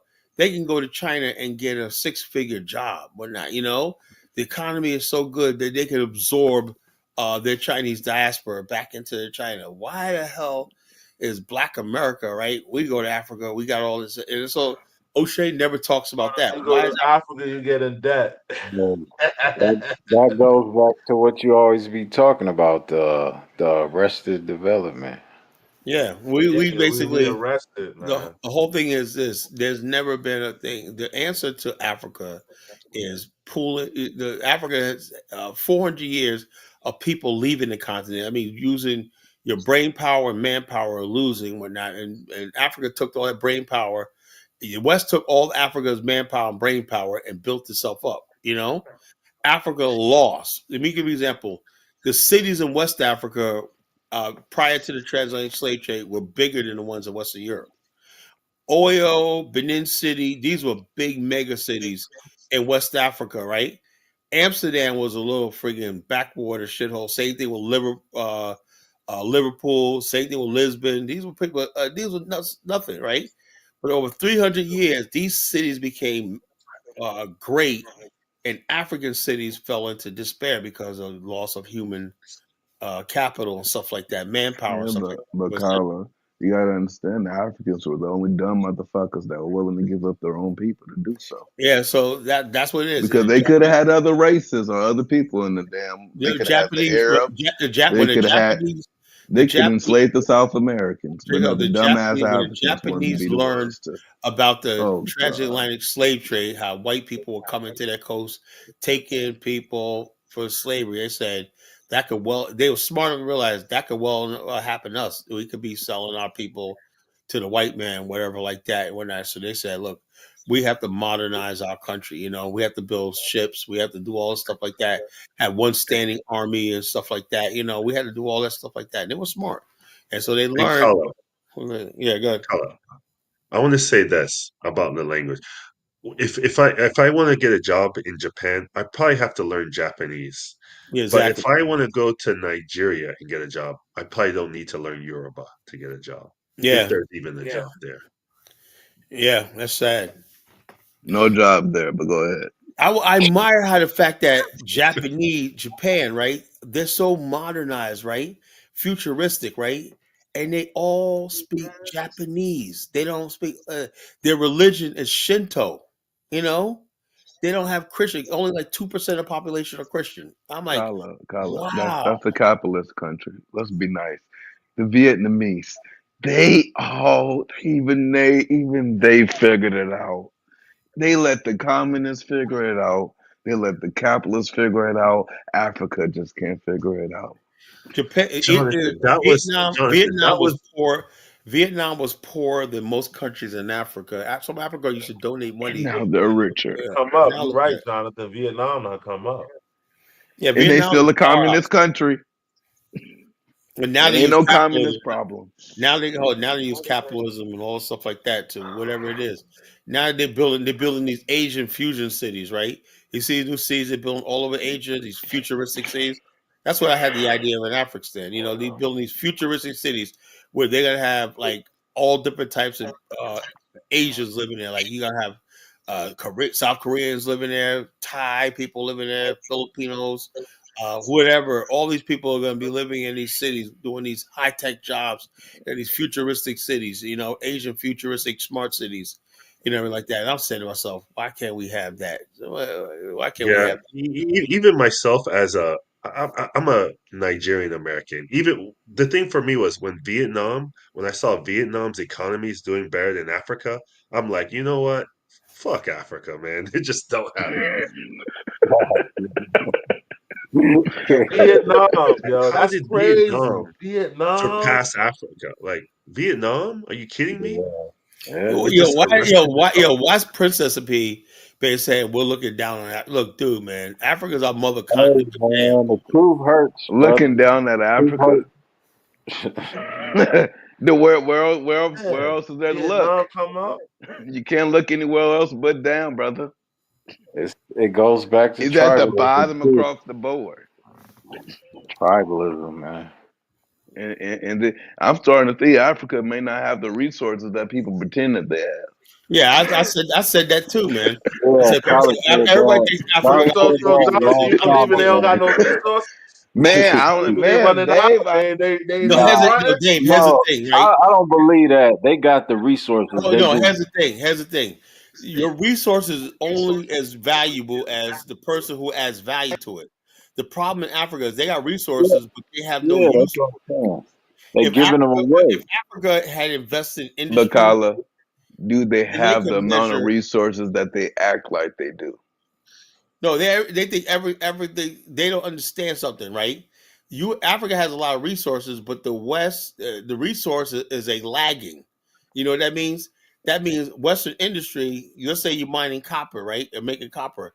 That copper may not be used for like 15 years. You know, they got to keep the price up. You know, and fluctuating back and forth. That's why how they make the money. They buy options and whatnot, and so they tell Zambia, okay, don't produce so much copper this year. Hold it back, right? Zambia don't push copper, right? Else they're like, we'll pay you this not to produce copper. Also, what? Why? Because they're trying speculating. They're trying to drive the price of copper up. You know, that's what they do. So Zambia, instead of Zambia being in the market where they're selling the options, it's but the thing is, will Western companies sell their buy the copper from a Zambian firm or something? They won't. They have Africa to the point where Africa can only basically extract stuff, and that's it. They don't. You got to have Africa has to have one country. Now, Africa does have South Africa. That's an industrialized country, right? Now, if the ANC was smart over these years, right, it would have tried to expand its industrial base to integrate all these African countries' mineral resources to be manufactured in South Africa and eventually back in their own home countries. But they spent 30 years not doing that, you know? So They were Africa too has busy no place hugging to and sell its kissing white goods people. until China and the West, you know? South Africa could have been alternative to the West and not China, you know, but they didn't. No one did that, you know. I mean, like a lack of Pan Africanism, lack of Black nationalism, and stuff like that. Kala, what is Africa's leader? Give me the There's, country that leads Africa. well, there's a lot of people step up and claim their leaders, but you know, No, I mean like say for example, there's two African countries having a dispute. What African country says, "Hey, no, we can't have that well, problem." What African country is that? countries never really have disputes. Most conflicts in Africa are internal. That's the thing about Africa and other countries. Even then, what country in I would Africa look, check this says, out. I would love to see an African country even go to war with each other. I'll show you that countries actually all the country conflict in Africa are internal. A country just breaks down, a coup, whatever like that. There's never one thing where one country invades another country or whatever country because the countries really don't exist. The only thing is Africa is one area might want to succeed, whatever like that, and break away or something like that. But you never see a conflict between two African countries because there's really no real diplomatic nuance between African countries that will warrant that. You know, why would South Africa go to war with Mozambique? They had nothing. You know, I Botswana. don't know, but Kala, I think, I hope one day that Nigeria decides to go to war with all the smaller countries and take them over. Well, Bro, yeah, that could be a all roads possibility. is Take leading over Hold on, to hold on. Cameroon, knock off Togo, I knock really off bro. think, Benin. I really Even think for a reason. Nigeria, if that had they've got the war with Niger, I think Niger would have freaking cleaned I that think slops, so man. Well, too. They let's would have find done out. it. You know, I think Niger. You see them dudes, man. Them dudes are like beasts, God man. forbid, Man, them those dudes will guys do would nothing take but fuck cows all day. Let's No, find man. out. Niger, those dudes up there. I saw the army training. Them dudes look like fucking monsters, man. And Jonathan, they Look, would have been look facing like not one monsters and crying country. like babies. Yeah, right. Come They on, John. wouldn't. They wouldn't have been facing just Niger. They would have been facing also Burkina Faso and Mali. So they would Ooh, have been facing Burkina both those countries. Faso. Yeah, they got And to. Nigeria Jonathan, doesn't really Ooh. that have right a there, strong hold up. That right army. there. If you look at the French, what they did in that region right there, Guinea and that, those were some of the toughest wars in Africa. People know about the Zulu War and the Maasai War, but that right there, that region right there, the Sahel, that was a very bloody war between. Yeah, and they lost. Yeah, they lost, but the whole thing is, it was really bloody and really like there was not like, there was nothing that good that came out of that. The bitterness is still there. You know what, Carla? For the first time ever in my life, I agree with Donald Trump. We got to stop celebrating little losses. They fought hard. They lost. Damn it. Well, he did fight hard, but I'm saying is the point I'm trying to They make is lost. that was a tough area. Big ass loss. They It speak wasn't easy French for the now. French. I'll tell you that. It wasn't easy for the French. Carl says, say It Africa wasn't eventually easy, but they speak French took now. 100 years to get themselves together. You know, I just colonial rule. I think it should be. I think the black people from the West should be in a political power in Africa somehow, some way. I said in Africa. Yeah, yeah. I think Black Americans and the Caribbean should just unite. You know, fuck the Pan African shit. We'll have Oh, our I own look when I say thing, Pan Africanism, when I'm talking about and Pan, I'm really talking about African Americans and those who rock with us. That's what I mean by Pan African. All this goofy shit about all black people coming together. I never believe that shit. I believe You know Black what? Pan African base is Black America and anybody else who marry into us or hang with us and whatnot. That's what I believe. yeah. I'm Anybody just else? like I mean, I if look at it if like the white I think the people Nigerian and diaspora should go back to Nigeria, overthrow the government, and then run it, and then run it. I'm As done with long as that. they're gonna leave the I'm done with that. tribalism shit in the trash can, and then root out all the emirs and the kings and the obas and all of that dumb shit. Yeah, I know. I mean, Hey, at this All point, that I feel shit, like the all that tribalism, shit, diaspora like needs all to that take shit over needs to Africa go. before it gets You're taken over paramount. by somebody else. Don't say that. Lewis is gonna call up in a minute. Talking Call about up, Lewis. my chief, Lewis, my chief. call up. Hey, Lewis tried to throw a fastball last night.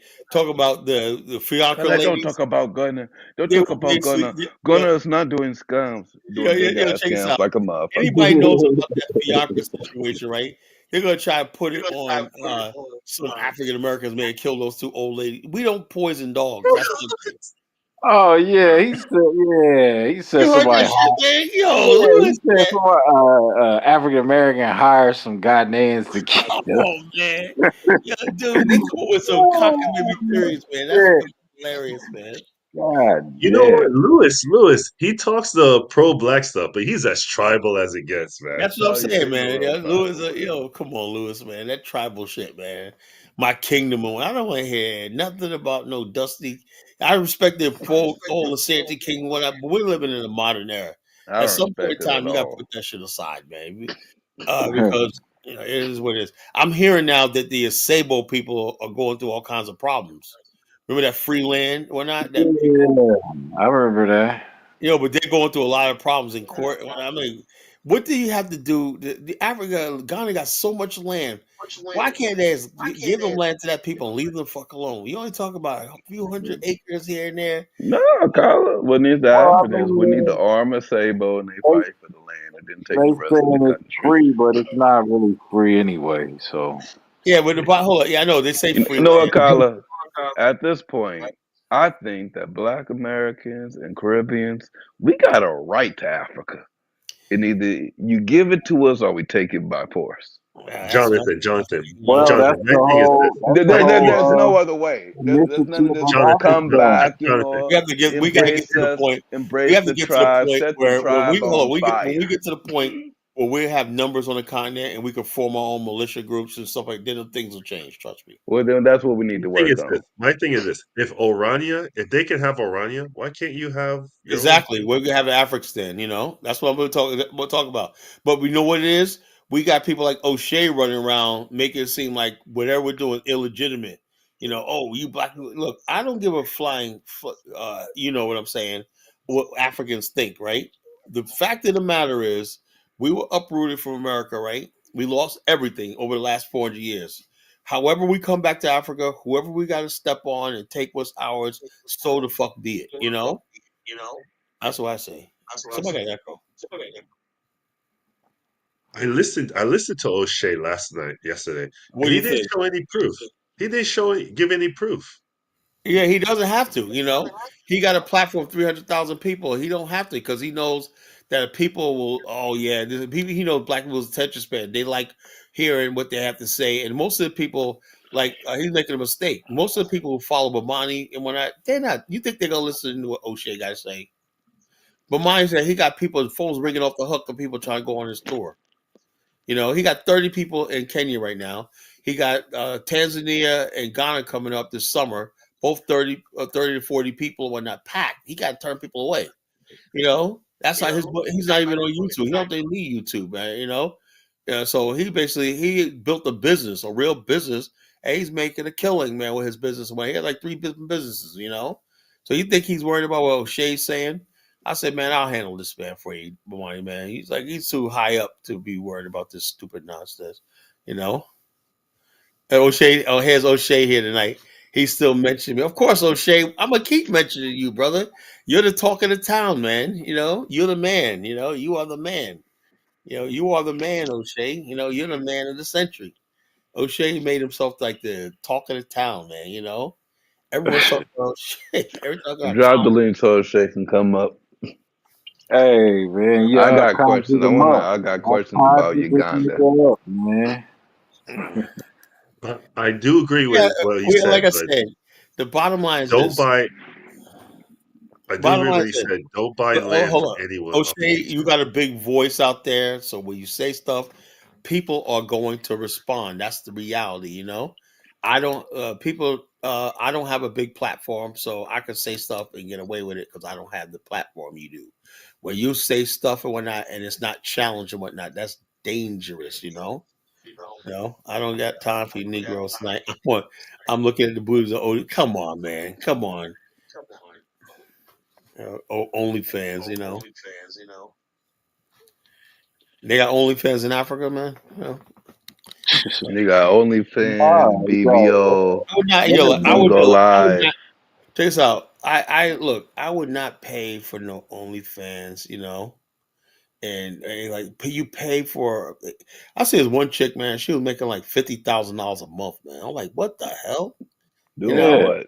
Just you standing there. know I'm yeah, like, that how the hell? basketball player. And also, that's really changing the culture because you got women out there like, what the hell? I need a boyfriend for a husband, and I could do all that and make only pay money, go out to the club, with my girls and whatnot. And and then you have these white podcasters like, oh yeah, but you do this for a living, right? You gotta look at this guy like, dude, stop it. In a minute you bend that chick over, right? Talk about you're not marriage, but like anybody's thinking about a porn like about marriage material, dude, man, stop with that sanctimonious stuff. Just realize that these women they got the power, and how we deal with that, man. I say like this: in the Western world, it's just a done deal. Women realize now that they don't have to marry a man, they don't have to submit a man, because as long as they got Instagram, they got 50,000 boyfriends inboxing them, sending them cash at whatnot, sending them flowers and all this kind of shit like that. Call it that shit tanks off. They Yeah, all of the right. old hoes Nothing. already Yeah, said it only right. lasts Yeah, for a certain yeah, time right. period. Yeah, right. Oh yeah, okay. When they turn 30, you're like, damn, I'm alone. Exactly, Kyle. That's the cutoff limit. So, and you know these hoes are dumb. They're not going to save no money. They're not going to invest no money. Yeah, So they're so gonna be broke, and then they're gonna be, you know what, Kyla? I always thought you was a fine man. I want to yeah, be a part of the Afro State. yeah. I had a chick the other day, man. Yeah, I tell you about this. I had a chick the other day, man. I'm going to a restaurant, I have some lunch, right? And this chick comes in, average black girl, like 30 years old, seem like they're like 12. Sir, can you help me out? I say, no, right? I just said it like that. Because I'm like this. Every time you meet a female nowadays, right? Help me out, or like, how you doing? I'm usually coming on my ass with some fucking money, or I'm getting involved in some shit. I gotta go pick up BB and them, and I gotta go over here, and I'm around people. I'm like, I said no. I'm sorry, I don't want to get involved. Whatever you're selling, sisters, I do not want to get involved because you females, they want all these. I said, leave me the hell alone. I do not want to be wrapped up in your freaking nonsense. I said, find go out there and find one of them desperate dudes that because when I'm telling you right now, when I was in my 20s and 30s, I think about the shit the trouble I got in over chasing the cat. You know, the shit I used to get into. I said, damn man, I was in that neighborhood, that house, 2 o'clock in the morning. I could have got killed. Over some coochie, man. Yeah, I was like, damn, I put myself in situations. Now at the age right now, man, I'm like, no, no, You no. got that life experience now, Haven't we man. all?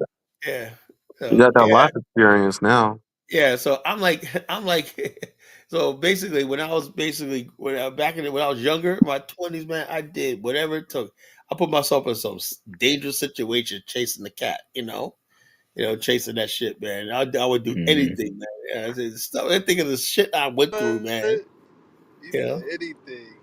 So what's the topic, man? Black media is harming us or something? Yeah, What's well, my going whole on? thing is this, right? Look, let me perfect example, Dark Migo, right? And my brother, New Era. I mean, I was trying to get through to him. He's a good brother, but I don't think you get what I was saying, right? He dropped off, so I could talk shit about him now.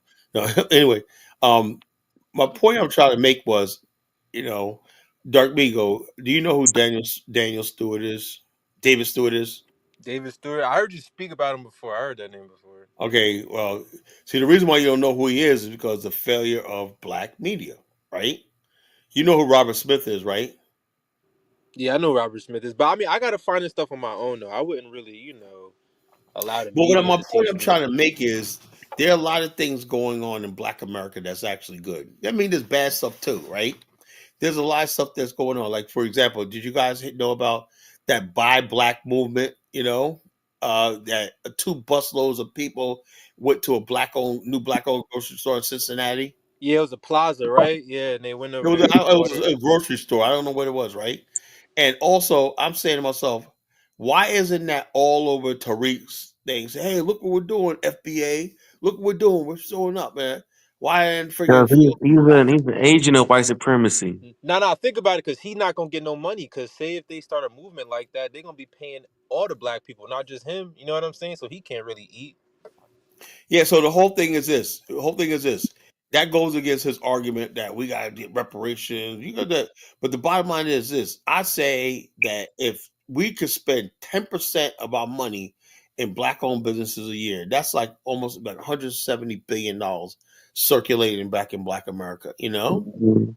Hey, what happened to Black Enterprise magazine, man? Well, Black Enterprise magazine is still there, but I mean, it's still there. It's Hey, still what, every remnant or something? There's a remnant of it or something? well, it's how it happens. Just like new people take over, and stuff like that. Things. They were too stupid to catch up with the times, and nobody walking around with no damn magazine. So No, you but got I'm to saying do when they shit had Yeah. a black online. even though when they had a magazine, that's how you put the stuff. They also have a website and stuff like that where they archive articles and stuff like that. I don't think they really did that. Now, Ebony magazine is really trash now. Essence magazine's they all magazines gone up because what they found out is what we used to know as a black community audience really don't exist right now anymore. Now people buy magazines based on their interests, not race anymore. They buy magazines based on gossip. Yeah, and stuff like that, and also fashion, gossip, entertainment, and stuff like that, and a lot of stuff. A lot of black celebrities used to be a time where black celebrities were the property and to black people. Now, can we say Holly Berry is just part? No, well, you guys share her with the mainstream because you're more likely to see her on a white magazine than a black magazine. Why? Because her audience is not all black anymore. See, that's the thing. Yeah. It's called the crossover culture, right? And more black people are getting their information from mainstream media. So that's what the black media would come and say, "Yeah, we're going to do the black thing," but it's not working. The only thing we get from black media is negativity. That's true. That's all we get is negativity and We whatnot. need something like a Black Enterprise, man. I know you're talking about that one fool. What's that Negro's name you're talking about the other day? I forgot his name. Oh, That dark skinned dude, the ugly dude. oh man, I ain't fucking with O'Shea. You know, say O'Shea, but we Nah, need something man. beyond that. We need something What? that's What? actually pushing No, hold on a towards a second, wise positive man. thing. You said we need it, right? Yeah. Make it. That'd be a Okay. start. Yeah, make it. I can make it You said happen. we need. All right. So I next like week how you around talk, this time Johnson. You're period, like, Yeah, make it send us the Johnson. happen. information. I like how you talk. You're like, well, shit, make it. I mean, don't talk about it, be about it, right? Yeah, there you go. Make it. Yeah, what I'm saying is this. I thought 20 years ago when I got on social media, I said, man, this is what we're going to be able to show images of black America. We're going to see like this. Boy, was I wrong, man. And next thing you know, this World Star Hip Hop comes out. I was like, I can't believe somebody put this up. I mean, then you can look at the views. You mean to tell me 10,000 people saw this girl acting a fool? You're like this, and I said, then you cringe. You're like, I wonder if the white people see this. They sure enough, you Oh got yeah. white. I'm like, oh man, You But got World just Star Hip Hop was like a fight Black man. show. It was like Fight Club, man. That's all it Nah, it was. was yeah, everything. but the bottom line, it was the black people acting the most ignorant motherfuckers. It was porn on there. Motherfuckers. It was a whole type of How you stuff, gonna bro. go to Chuck E. Cheese, right? And it all breaks down. You got 15 people and 15 people fighting at Chuck E. Cheese. Does somebody say World Star? You Yeah, they know? be, they be having some epic fights, and them Oh yeah, Waffle House fights are Waffle epic, House. man. I wouldn't even go to Waffle House at night anymore, Bro, man. Waffle House be epic, man. They still be fighting up in there, man. Yeah. I was like, God damn, man! If you go to Waffle House after the club, I used to work that shit. I used to work at a club and whatnot. One thing we was working the club, right? We used to always say, never get gas. Wait till you get almost home to get gas. Don't ever stop at a gas station near the club which you just worked at. Don't do it because a lot of guys will follow you to a gas station and blow your brains out. But my thing is, they had World Star, but white people have bum fights. So what about the bum fights? But the They thing is, glorify themselves the too. thing, the difference is this, right? White people also have that redneck stuff on that they put up Yeah. on. But the whole thing is this: white people, since they're the majority, right? They can say, "Hey, look at this redneck white trash or whatnot," and wash themselves. With us is when you see ignorant stuff, that's all of us doing it. We don't have the power to other people who are doing stupid shit. You know what I'm saying? I don't We think we won't. ever tried, Kyle. I Huh? think if somebody black had some sense, they would probably go and make a whole channel about white degeneracy, Yeah, but Asian degeneracy. the thing is, Yeah. the people that would be watching are white people because because they have this thing that we're in power anyway. We can do, I you might know. make a channel, since our Oh yeah, black and also comrades check like to this out. make channels And about white us. people will be the I main might ones. make a channel about them, but I'm gonna get blocked Yeah, check or this out. banned. White people will be the main ones watching it. Be like, yeah, okay, yeah, we're a bunch of stupid. Well, I use that as a counter mix. I have white people talking about World Star, but what about bum fights? And they'll be quiet. So I used to be able to counter that stuff, man. Well, I tell you what really gets them right when like when you start talking about when you start because white people always lose these debates online. They know the narrative is white people are perfect, black people are shit. Then you start Yeah. talking about meth, and you start talking about fentanyl, you Yeah. start talking about shit like that. Then that really gets under their skin. When you Because start it's true. They like got this, trailer parks and stuff. They got white hoods. You don't yeah, hear about them. When I was in Riverside, living in California, man, I was amazed. When I went to where's that place? Norco.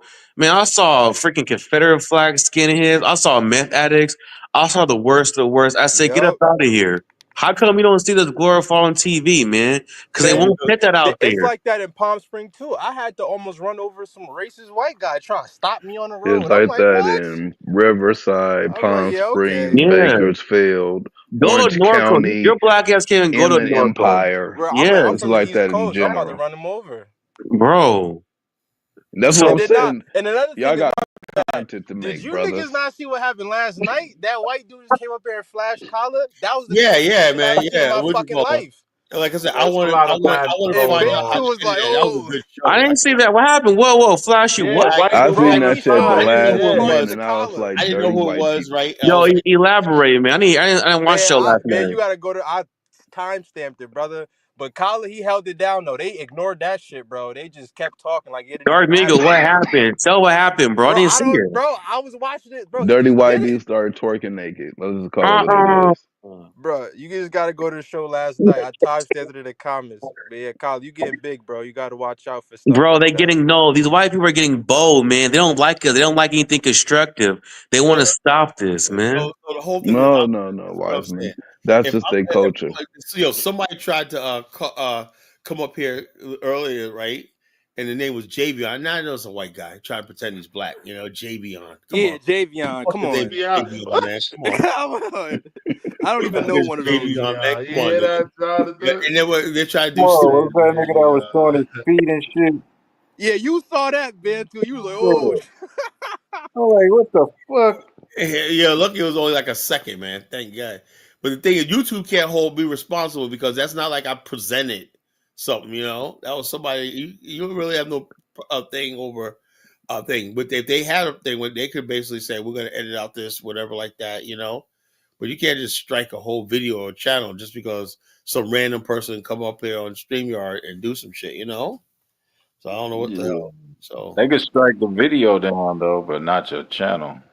yeah, if they strike the video, it's fine. What I would like to do is the discussion between us and me and your chat. I still don't know. I keep forgetting how to make clips. Just Oh maybe yeah, you could clip it up probably. Yeah. what I might do is take seven, like a clip that show up in like it was 6 hours, man. You I would use like. CapCut. Use CapCut.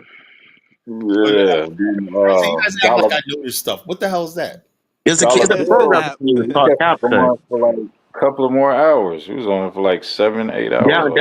Download that thing called CapCut. You can modify and cut videos. Private I chat. thought CapCut was some Yeah, TikTok but shit. I time stamped it so you know It's the Chinese exact made. time he I did know it, so exactly you what could it Oh, cut said. it. okay. Yo, Yeah, so check you this could out. cut it. Yeah, what you go? I want to know how to cut videos. Would I upload it to something and then republish it? Yeah, Yeah, you just download your video, then upload it to CapCut, like he said. Yep. exactly. You can modify, do what you want to do, cut things out. Time. You can do you can do all that stuff. Okay, yeah, it can It's use it on the free phone. too. It's a free program, bro. Is Chinese it, is made. it on, is it on a cell phone or a computer? Computer, cell phone, how you want to do it. Okay, oh yeah, put the link in the chat room.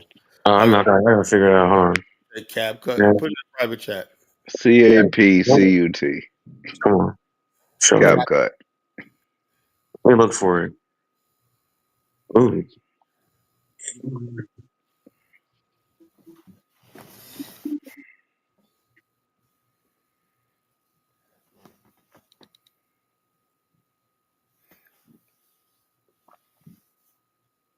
Yeah, I think that the discussion we had a little minute ago about Japan, that was very, really, and I like to clip up stuff like that. That's really, really educational. It's very important to know history and stuff like that. That's what you get on this channel, folks. Education.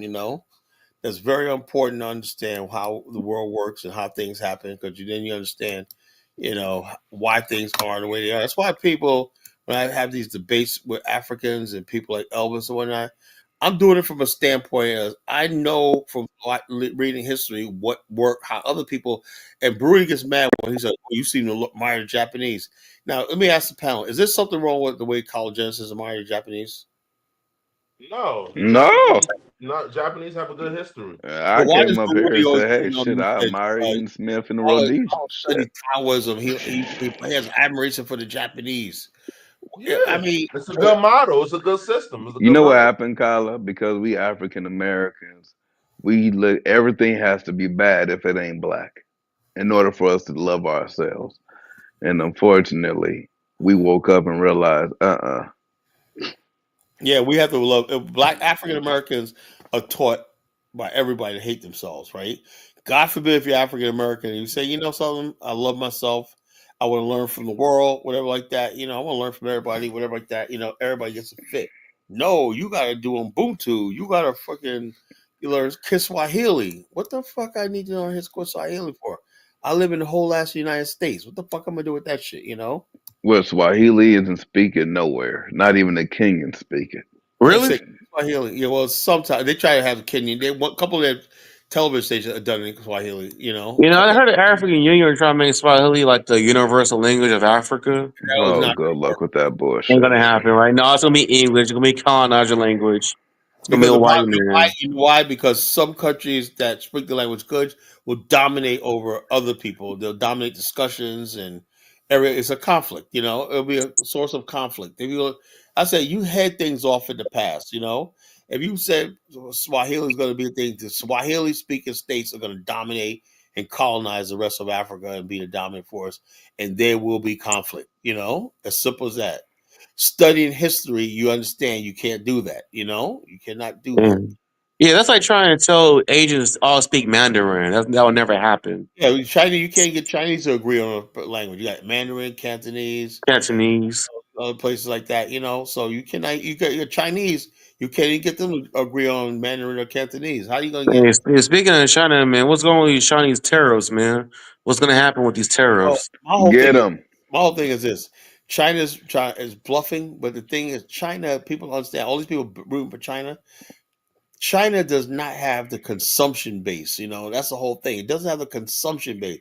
China needs the United States market. That's what it needs. Facts. And They so only if it buy doesn't 7% have from us.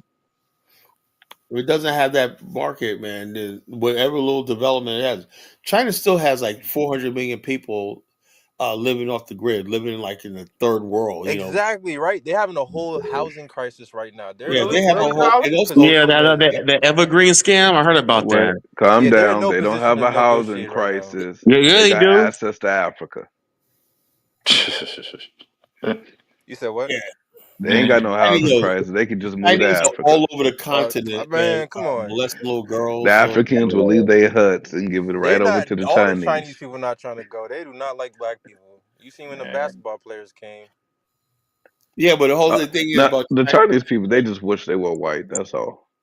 Yeah, what you do is see Chinese look like because they used to be in just shitting on in Asia. Now they figured that they got a people that they coming over there and they're being like the white people. They bringing technology and they're feeling themselves right now. You know, that's why I said when you see Africans about the Chinese are gonna do this for us, right? I said hey, Bringing technology that they couldn't create themselves. They I just said so, copied. and Africans will tell you, "Oh, we got the Chinese and whatnot." You know, I even got some Oh, fucking so-called fake ass dumbasses. Pan Africans telling me, "Oh, the China's going to help." I said, "Look, man, China's not going to build anything in Africa unless they benefit from it." You know, Yeah, and they're also not China doing nothing builds but in Africa, recolonizing. it's a loan, right? And you know how beautiful China got it.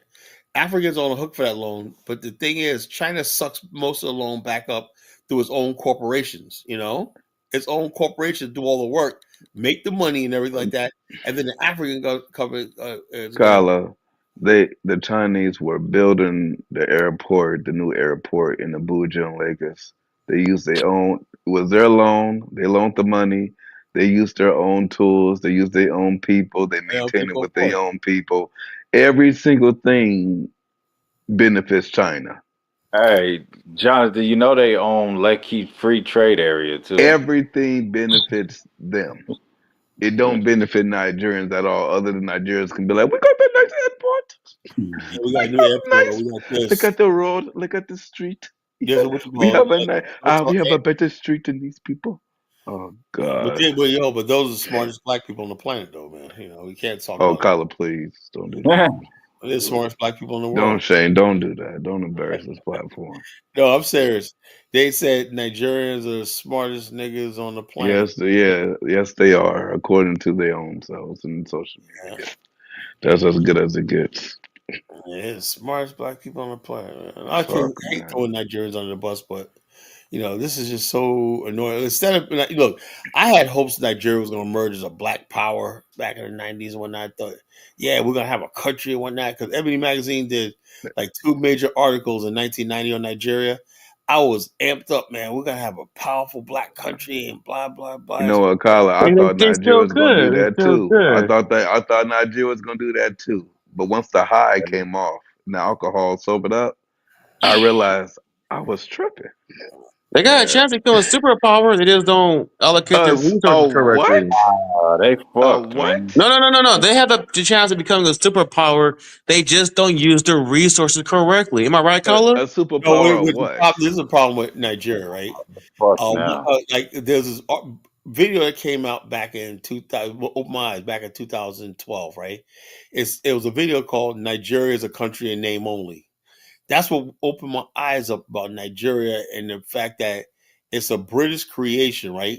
Hold on, let me say something that when the British pulled out, right? Do you really think the British, after putting all that money in Nigeria, is just going to hand the country off? When you see what you see in Nigeria is the emirs and all these people like that, the Obas or whatever like that. These people are part of the British Empire. That's what you really have, right? They're taking care of. They send their kids to Oxford, Cambridge, and all stuff like that, right? Nigerians are very proud. They wear these Nigerian garb, but they're basically part of the British Empire. Royal Dutch Shell and BP, British Petroleum. Whatever time the other day in my neighborhood, not in my neighborhood, but I forgot what was that. No, I was coming back from New York. I seen a BP gas station on my way back from New York 2 weeks ago, and it dawned on me BP. I said, why is it that it's BP, British Petroleum? There's no petroleum in Britain. The petroleum comes from Nigeria, and also this has a thing. Venezuela created a retail called Citgo. Remember that? Citgo gas, right? The Mexican oil companies have one called Valero. That's retail, convenience stores, everything like that. Nigeria has oil, right? But they didn't get into the oil business like Venezuela did and Mexico did, where they're basically refining it and they're sending it through gas stations and building gas stations and convenience stores throughout the United States. I'm seeing Valero gas stations on the East Coast. I'm driving out from New York. I'm seeing Valero. I'm seeing Citgo and I'm seeing BP. And I don't say why I Saudi would, Aramco. yeah, I would love. Bakala, at the end of the day, Nigerian, sorry, African. So, you know. Yeah, and I'm saying to myself, but because is that's one thing, but that's why I hate when Africans brag about what they got. Said then when I point out that look, when I work going to the shipyard, right? Now, excuse me, Port Norfolk, right? Look at the ships that's coming in, and when I look at the containers, and I see all these names from all over the world, and I've yet to see an African company on one of those containers. Name one of And those you containers, never will. What you you know. call You had it? a chance though with Liberia. They was Yeah. Other than trying to that, argue with you you about never will. It's over with, Kala. Well, yeah, Gordon. what you saying? What you said, Bantu? No, I said, man, they was trying to argue with you that they was exporting oil from Nigeria. Oh Lord! Mufasa and Oh somebody yeah, else was like I trying to said, this is what I'm saying. This is what I'm saying. Exaggeration is a bastard child too. These are Mufasa, my good brother, and that is a Nigerian enthusiast. Yeah, what the college answer says, exaggeration is the bastard child of enthusiasm. I mean, the Kala, don't lie on potential is Dynas. He there. ain't no Nigerian enthusiast. But Dynasty made. He just acting. He Are got a you tour friends to with him on sell. Facebook? Are you friends with him on Facebook? Sometimes I want to call Dynasty. Dynasty, are you on crack? He be posting Niger. Yeah, he be posting things about Niger. Right? Nigeria is the next New York City. Or Lagos the next New York Oh my City. I'm like, god. Dynasty, come on, stop. Crazy. Stop doing that, nigga. Man, that nigga told me I need to get a malaria shot to come to Africa. I'm like, yeah, this dude's trying to get me. Yeah, which go, you got to take malaria pills. I'm still taking my malaria medicine. Yeah, I got to take it for a month after I get back. I'm still taking it. You don't need a malaria shot to go to Africa though. You I just need a need yellow to fever shot. you just need to have your return ticket ready And a yellow fever shot. for when you Yeah, get I'm not fucked up. going. Yeah, the best part is going and knowing that you got a return ticket. That's the best Yeah, part. Kala, why you think I survived so easily? And so I the know bottom I line, get the fuck out of here in a given moment. so the bottom line, when you got that return ticket, man, you feel great because So you never been to one you been on to that plane Africa? up and away, No, and Hey, Jonathan, Kala, guys, you trying to tip it listen. They off. can take everything from me, but that passport, no, they can. yeah, I know, man. Yeah, Shit. you gonna eat that? I'd rather eat I that. Check this out. Check sacrificed this out. the I'll I eat had family this for that. this Liberian police, passport, right? baby. Hey, check this out. When I'm in Liberia, I had this one Liberian police, right, at a stop, right, and he was like, he told my driver, he goes, "Let me see his passport." He knew I was a foreigner. Let me see his passport, right? So I give him a passport, and he held that thing way too long. I was like, "Dude, man, you gotta give me that shit back. That's U.S. government property." He held that shit way Yo, too long, Kala man. is probably trying to steal it from you I was and like, copy man, it. no, I would have got up and friggin', we would have been rumbling, man. Ain't no way you taking Right? my Nah, you passport, know man. they You got gotta yo, get Kala, you out. know they got guys out there that steal people Man, passports and switch it up. hey, Yeah, man, I know, man. that Yeah. Whoa. that Yeah, they passport is got like guys out there. Excalibur, man. You Yeah, not that about to take passport is my shit. everything, man. That's your ass. I ain't ever.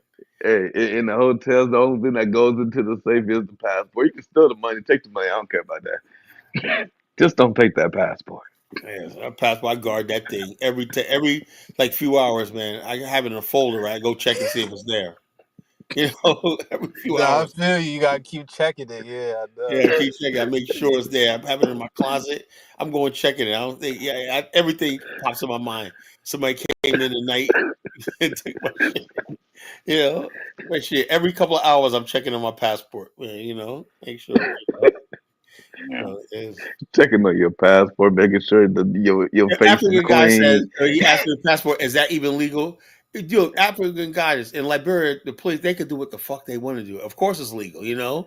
They say it's legal, right? I want to see a passport. It's legal for them to ask It for was it, but at a it's still property checkpoint. of the It was U.S. at a government. checkpoint inside the country. That wasn't at the border. It was at a checkpoint. See, they have a checkpoint miles from the border in Liberia. Why would he ask you for your passport, Colin? I have no idea. He just said, I never that never He just happened to wanted me. to touch it. He was hoping he can get some of that he's Majara like, spirit or something. I said, he goes, where you guys going? We're going to Robertsport, right? Right on the entrance to Cape Mount. There's a checkpoint right Yeah, there. but that was a immigration guy. No, it's just a No, border patrol. Oh no, Colin, That's that dude not was even the border. That's not that even dude the was just border. jealous of you, Colin. yeah, I don't know about No, Trying he that. to was like take you this. down. He was That's nice all. about it, but I was just like, you're holding my passport way too long, bro. You saw this shit, man. He put through the pages. Like, what the hell else I do, man? I need that back, man. Don't get no ideas, man. I get nervous with somebody with my passport. I get him my state ID.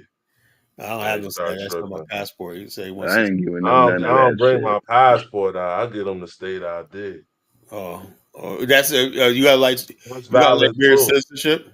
No, your state ID valid over there too. Oh, really? I didn't know that. Yeah, My driver's license. yeah, your Yeah, that's driver's valid. license. Oh, I didn't know that, man. Yeah, you could I ain't Oh, giving man. them that you either. can Fuck You just that. told me you you can just told even me drive something with your good. driver's license Mm-mm. over From now on, I'm just gonna there. pull up my driver's Don't license, man. keep your passport in the bag.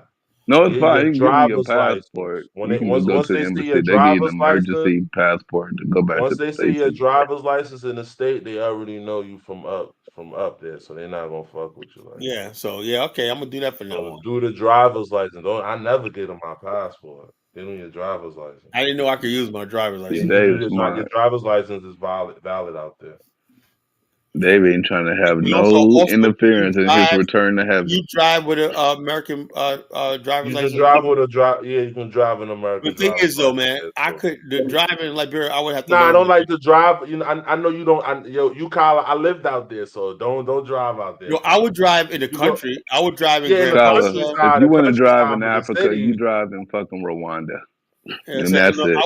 I would drive outside city limits, and I would not Yeah, drive in city Monrovia. limits, you good, but I would not drive in Monrovia. not That's that city, suicide. not Moravian. I sent Why you to do Moravian. Africans drive Hell no, like you gonna dumbasses? Can Kyler gonna somebody curse explain that somebody shit? The out. thing is, Kyler gonna as curse. bad as Africans Is it drive, the brain? I've never seen an accident.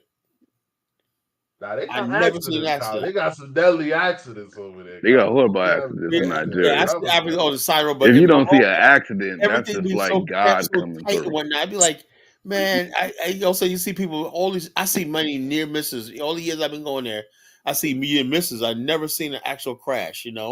Really? Having Yeah, crashes out there, Kyler. I never seen one. I would just let you know they had crashes out there. Well, I know they Kyla, do probably they do. I never seen one. in Liberia, do they drive like the kids are crossing the street and they just hunk at them and keep driving anyway, and the kids Well, got to run no, out the they're way? really cordial when it comes out. They'll curse you out and they'll keep going. In Liberia, like they go, fuck your mother. When the next 2 minutes later, Oh, okay. they're Because in waving at each Nigeria, other. they be acting like they gonna run over the kids and shit. I was like, what the backwards Bottom line ass is, you people? got the KKs, crap, like 520 deep and whatnot, squeezing through a thing. You got people on foot. You got the motors, the pen boys, going all over the place, man. It's a mess, man. It's like hell, man. It's like shit. It's African traffic, man. It's something else. But I can't deal with it, man. I was like, shit. But I know I said to myself, I tried to see if I could do this, and I told my driver, there's no way I could have got that situation because he knows how to navigate the KKs, all that shit without hitting somebody. The pedestrians, there's no like walk here and whatnot. They just cross any side of the road, anywhere in the road and whatnot. Just What about at night? at nighttime it's Why not would you drive at night bad. in Africa? It's bad because less people on the road.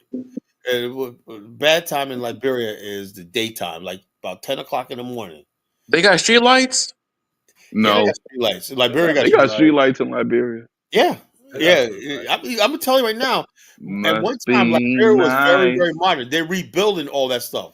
Now the streets, Tubman Boulevard, is lit up at night. It's like Manhattan. Yeah, Jonathan, they rebuilding all of that because shit. They're They it's got called all rebuilding. over Tubman Liberia is that, getting Boulevard. really bro. modern. If you They see done all the they gotta buildings rebuild in the all of that. hotels we drive down Tubman Boulevard, saying you swear you was in Manhattan. All the tall Yo, buildings and stuff like that. It's a big city. Monrovia is a big city. Jonathan. during the war, they was stripping out the copper cables, the electrical They cables. completely They was rebuilt scrapping everything, it man. for And So then that's they what it weapons, cried is. about bro. not having Yeah, they electricity was scrapping them afterwards. for weapons, bro. Like taking out the industrial And cables, selling on the black market, you selling know. it on the black market to buy weapons to fight, bro. Hey, Yeah, Jonathan Miller, Africa. you Street ever been to lights, selling, Africa? the street Yeah, lights, the he's scrap Yeah, metal. Okay. Like, yeah, they Where in messing you that with been? dusty ass Africa. Where man. you Fuck been? that place, bro. Nigeria, Togo, Benin, Rwanda, Kenya, Ethiopia, Burundi. Oh, I nice. think that's about it. Oh yeah, Uganda too. But only for the gorilla tour. It wasn't that deep. It ain't nothing special. Go to Yeah, Jamaica. let me tell you something. Only thing about Africa you like is, you get a relief from being around majority white people. That's it. You know. Oh, hell, I don't know about that part either. No, what I'm saying is this though. When you're in, White people run Kenya. yeah, I know that's East Africa, but I'm telling you, Liberia, you do feel like okay, you're in a black country, but I only thing that bothers you is the fact that the Liberians don't appreciate what our ancestors built. You're in a black country because they let white people and Lebanese have too much influence in the country now, and Chinese, whatnot. And they're not basically, and it seemed like African Liberians, particular, right? Always have tensions with each other and other black people, but they're never really, but they're really friendly people. They're really friendly people. They like foreigners, right? Carla, stop being a diplomat. No, I'm serious. They like. Call them what they are. I would like to see them get along with each other better. That's what I like to see. I like to see them. Carla, is there a possibility that Liberians had a coup because they were mad that they didn't have white people running the country? Well, no. What I would say is this. No, I would say is this. There's an old saying in Liberia that Liberia is a country where free people envy the chains of slavery of slaves. In other words, the rest of surrounding Africa was in chains by the French and the British. Liberia was free, but they were somehow jealous of the chains that was shackling the rest of Africa. There was something like, oh, That's what I'm saying. So they wanted white people to rule over them. Well, well, everybody else was trying to get rid of white people. They wished basically, that they had white people yeah, over. for the Oh most God. part, it's not all Liberians. It's mostly the Crew tribe. The Crew tribe that originated pretty much. Carla, I'm about to start claiming Indian.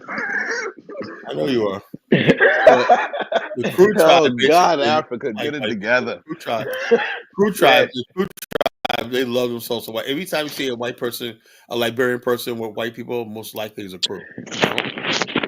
Yeah, he's a Crew person. They love white people. For some reason, they love white people. They love themselves Europeans. But they like What happened to Africa, Carla? about Explain it to me. 400 years of human degradation. And You we sure went it's only 400 years? hold on. It's 400 Nah, it's years of more human than that, degradation. Carla. And the whole thing I think you is, got to go farther than the that. thing is, Count There the was the Arab Arab slave trade shit. before the white folks came. well, I yeah, think but the I'm Arabs saying put the this. white people on game. Remember something. Hold on. Remember something.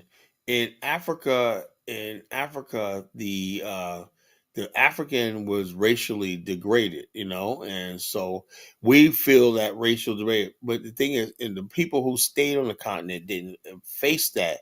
But the thing is, the world sees black people with contempt, right? The Africans really don't understand that or know that, right? They have an idea, right? But they don't have to deal with the reality of white people and everything until they step out of Africa.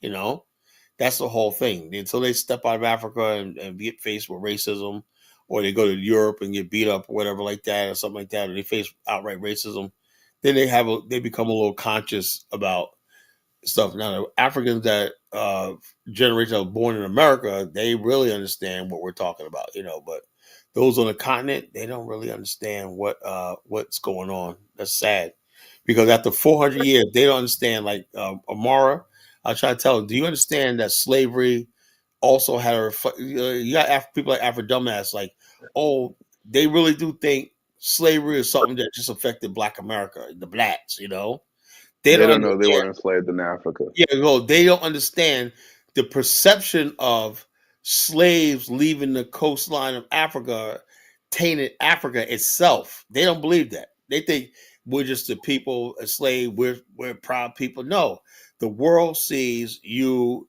You are judged by, like, you go outside, Jonathan. and your kids are dirty and everything like that, you can't put on a suit and tie, right? And basically say, and people say, yeah, you got a nice family there. You dress nice when your family, they're gonna look at you like, look at your kids. They're dirty. They're unkept. They were like that. Your kids are a reflection of you. Where are we? In slavery says a reflection of Africa. You know, and so therefore, when Africa denies us, whatever like that, whatever the problems we have, and everything like that, until Africa understands our problems and our plight and everything, and agree that we need an Afghanistan or whatever like that, yeah, we need to bring these people home, whatever it is. Africa is always going to be seen like that because they're going to see it as a deadbeat parent. You Because sound like They're not Yoda, our parents, boy. though, Colin. Now, I got a question, panel. I got a question now. Sound like Being that Yoda. Africans sold us out, they dumbasses, right? Do they deserve to be where they are? Is it maybe God's punishment? Oh, you mean like karma? well, some people say Absolutely. that. Some people say Africa's Absolutely. the curse of slavery and everything like that is still on Africa. Africa has to reconcile. Like I said, I would put the Africans. Y'all want to get rid of that curse? Let's make the Afghanistan happen. Yeah. Then the Because curse will be lifted off Africa. color, this is thing, right? In Nigeria, West Africa, and specifically West Africa that I know of for the most part, human sacrifice.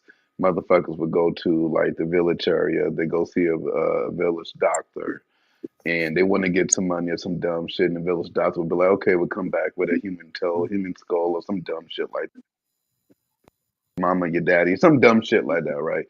These niggas do it. That's when I realized that we're not African color. Well, yeah, culturally I'm and not whatever. giving them none of my children for no money. Yeah, Yeah. well, So color, we're Yeah. not culturally, them. Yeah. we're not racially. Culturally, mentally, any other kind of way, we're just not them.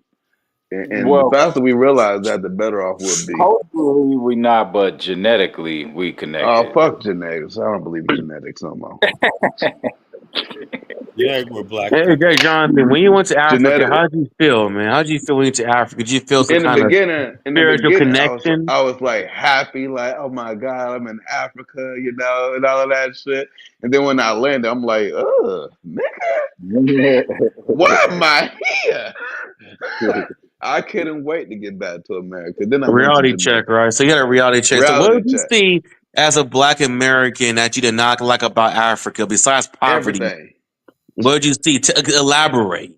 Okay, let me elaborate. First of all, it's the corruption, the begging, the incompetence. I mean, they got motherfuckers working at computer desks, right? And they don't even know how to type. Why are you even there? They got people working at the airport that don't even know that a passport is an actual ID. They don't know that. But they have people working at the airports like that. That's sad. All throughout the country. Begging. Begging. I heard that Why? begging is really Can I, bad. They really beg you that bad. It's bro? like this. It's like this. Even the immigration officers gonna beg you. What And you then, think the other people it's in the country gonna shocking. do? Wise. It's like shocking. It's like it's like if you've seen a police officer in America and he says, "Yeah, that your license plate is expired, but hey, give me $20." You know, you're never gonna hear that, right? In Africa, you may hear that shit. The No, idea color. is, In Africa, you will hear that shit, and you're gonna you will hear Stop it you hear that. just every because they single want fucking something, time. bro. They're You gonna will hear probably that. Every stop you time. just because they want something. Yeah, so I And want you some will cold hear that water. conversation, bro. Yo, I couldn't I believe want my titties. last year when I was leaving, right? And I couldn't take a hint, right? When I was, how the last step day before you leave, when you check your bags before you go up the escalator, and that person, what's that immigration when you're leaving, and so Yeah, when they I said, scanning your bags and yeah, everything. what you call the one guy said something. Yeah, man. Yeah, I wish he said something, right? And then I didn't catch that. It's like I said, wait a minute, he was asking me for a bribe. You know, I was like, I couldn't believe what he was saying. He actually said, "Yeah, man, I definitely need some more money Huh. with it like that. I could use some But, more." but but Jonathan, it can't be all that bad. How was the food, the women? No, see, let me explain something to you, right? As a nigga that grew up in the hood, I'm used to savage behavior anyway. You get it? Uh-huh. So you be savage with me, I'll just be savage with you back. And if one of us die in the end, one of us die in the end. It is what it is. That's the only thing that keeps me afloat. But if I was just any other African American, get the fuck up out of here. These people are horrible. They Right. are I don't think sacrificing their children, bro. how was the food, man? Was the food I don't know good? about I Nigerian mean, food, but jollof rice Liberian is food good. is I the don't really best. eat African food. I'm not going to sugarcoat Okay, it. how about the women? Liberian food is Pussy is good. pussy everywhere, bro. It's Come not on, man. Don't do Liberian. that. Liberian Let's food not is pretend. amazing because Yeah. it's a mixture of African American food and African food and whatnot. It's a fusion, Caribbean food, all fused together. I like it. Now just straight up African food, right? It's always African food. I cannot. Horrible. What's that? What's that, Dave? What's that stuff? That cassava leaf, whatever, like that. Yeah, cassava leaf. I get that's so freaking annoying. That shit. What's so good about that shit? Y'all ever bought I beans like it. what's I in like like a it. I fucking eat it. leaf or some shit I like like Well, it, that? man. But the way they be upset, you my wife got be upset with it. you ate collard greens before? They got some The nasty collard shit greens, called yeah, moi yeah, collard moi. greens is That's good, but not that's even good. cassava. It's something else that they eat when that like this. They love tubagee. I hate tubagee. Wait. They got Tubaki, I yes, they can't eat got Suya in tubagee, bro. Liberia. I can't eat but tubagee, bro. I hate that you shit. can't eat that But shit. they love the Suya tubagee. damn good. Suya and jollof rice is good. Everything else So is I like I said, but I love Liberian. The best fish is the cassava fish. That I wish we had cassava fish here. That's the thickest fish you're gonna ever eat in your life. It's like eating a fucking steak. It's so delicious, man. Especially when you roast it or something, I know I like man. it fried, man. Eat that fried I like it with a roasted, palm man. butter. When you put it on the grill. Hey, Oh oh my god, man, it's just delicious, man. Cassava fish is the best, and they eat that with rice, with the I spice ain't sauce. never heard of it. Why don't y'all Cassava import that fish, shit to America? yeah, Import right. cassava Yeah, fish. because that's too smart. If Liberians got into the frozen fish market, they would get rich. Kyla, they ain't got they don't got the Liberia at one ships, time man. had a fishing industry that shipped like Elvis. Oh yeah, Liberia in the 70s was shipping shrimp and fish to Japan and throughout the world. They had a huge. They had modern fishing vessels. You see that wealth of Liberia, right? Modern Yeah. fishing vessels, right? Now they're back to relying on those fucking raggedy ass canoes. The canoes. They back on canoes, Kyla. But they They put back some on it. motorcraft on it in 2023. The motorcraft. The Japan donated like around 5,000 motorcrafts. The motors are motorized. Yeah. At least they're motorized now. So they can go out a little further and whatnot. But you ever see these guys, Dave? It'd be like 2 o'clock in the morning, and you can look out there, Yeah, and they you out say, "What there, the hell is man. that They out thing?" there. They out there. Motherfuckers be Don't like a care. mile out there saying, "Is that what I think it is? What's that Yeah. movie? You think it's a shark or a whale or something like that?" That's a motherfucker on a boat, man. It'd be like 2 o'clock in the morning. They're still out there trying to get a catch. I'm like, God damn, man. Africans are amazing, man. I'll tell you, man. It's funny. It'd be like 2 o'clock in the morning. I'm like, what the hell is this motherfucker doing out there that late, man? Fishing still. Trying to get a catch. Cause in the morning, there's people gonna start buying in the morning. Yeah, and Get ready for the day. big ass fish, man. One thing I do love about Africa is the fish market, man. The fish, you cannot go wrong. But every time I tell you, Dave, things are getting expensive in Liberia. Yeah. Everything's going up. 4 years ago, everything was cheap, But now things are getting up there, man. A snapper fish, on the side of the road. It's kind of. I said last couple of times, man. The snapper fish been awful small for what they're asking for. Everything's getting a little expensive there, man. Rice. Everything's getting a little expensive there, man. The prices are going up in Liberia, man, because there's so many people coming there now. Really. There's so many people, black Americans, white people. There's something happening in Liberia, man. There's people. It's an exciting country, man. It's like so. Therefore, as everything's going up, hotel rates, everything. I had no idea there was such a hotel and housing shortage in Liberia, Dave. Yeah, I yeah. had no idea there was such a shortage in housing, man. I had no Mhm. idea. I was like, damn. Till you get ready to look for a house, you didn't understand how. Even if you try to find a hotel, every hotel's booked up. Every hotel you could be out there. Oh, we're all booked. Every last single hotel be booked up, man, to capacity. You know, It's like shit, man. So the country, that aspect, the country's actually doing well. Money's coming in, but they just got to learn how to do something with it, and do something fast because the people are getting restless. They got to start building some shit. He said people get restless. Yeah. People are getting restless. People, you can't just tell people wait, wait, wait. People do like. I tell you one thing. People do like the development they see. Yeah. In all the areas that you see dirt and everything like that. They're trying to pave all of those back streets and everything like that. Dig culverts and drainage and whatnot. There's a lot of projects going. You've seen it, right? Where they're Yes. trying to get rid of That's all the going on. dirt roads, the unpaved roads in the side streets and everything like that. So basically, if they could do that, the government right now could do that. You know what's so fucking up, right? These motherfuckers will actually elect George Ware and they'll fuck everything up. I hope they. I hope they don't do that, The man. bottom of you see people like Elvis, like yeah, I say the reason why Elvis, you know what they already do? Elvis, I heard you support George Ware. Yeah, deport that nigga back to freaking Liberia. Let him live with Oh, that shit, shit. Really, man. Everybody always talk about Oh, yeah. Liberia and they're living in the comfort of America. Oh shit. They deporting that dude. Damn, I was just watching it earlier. It's like The some what kind you of call that college student. yeah. You seen it? Yeah.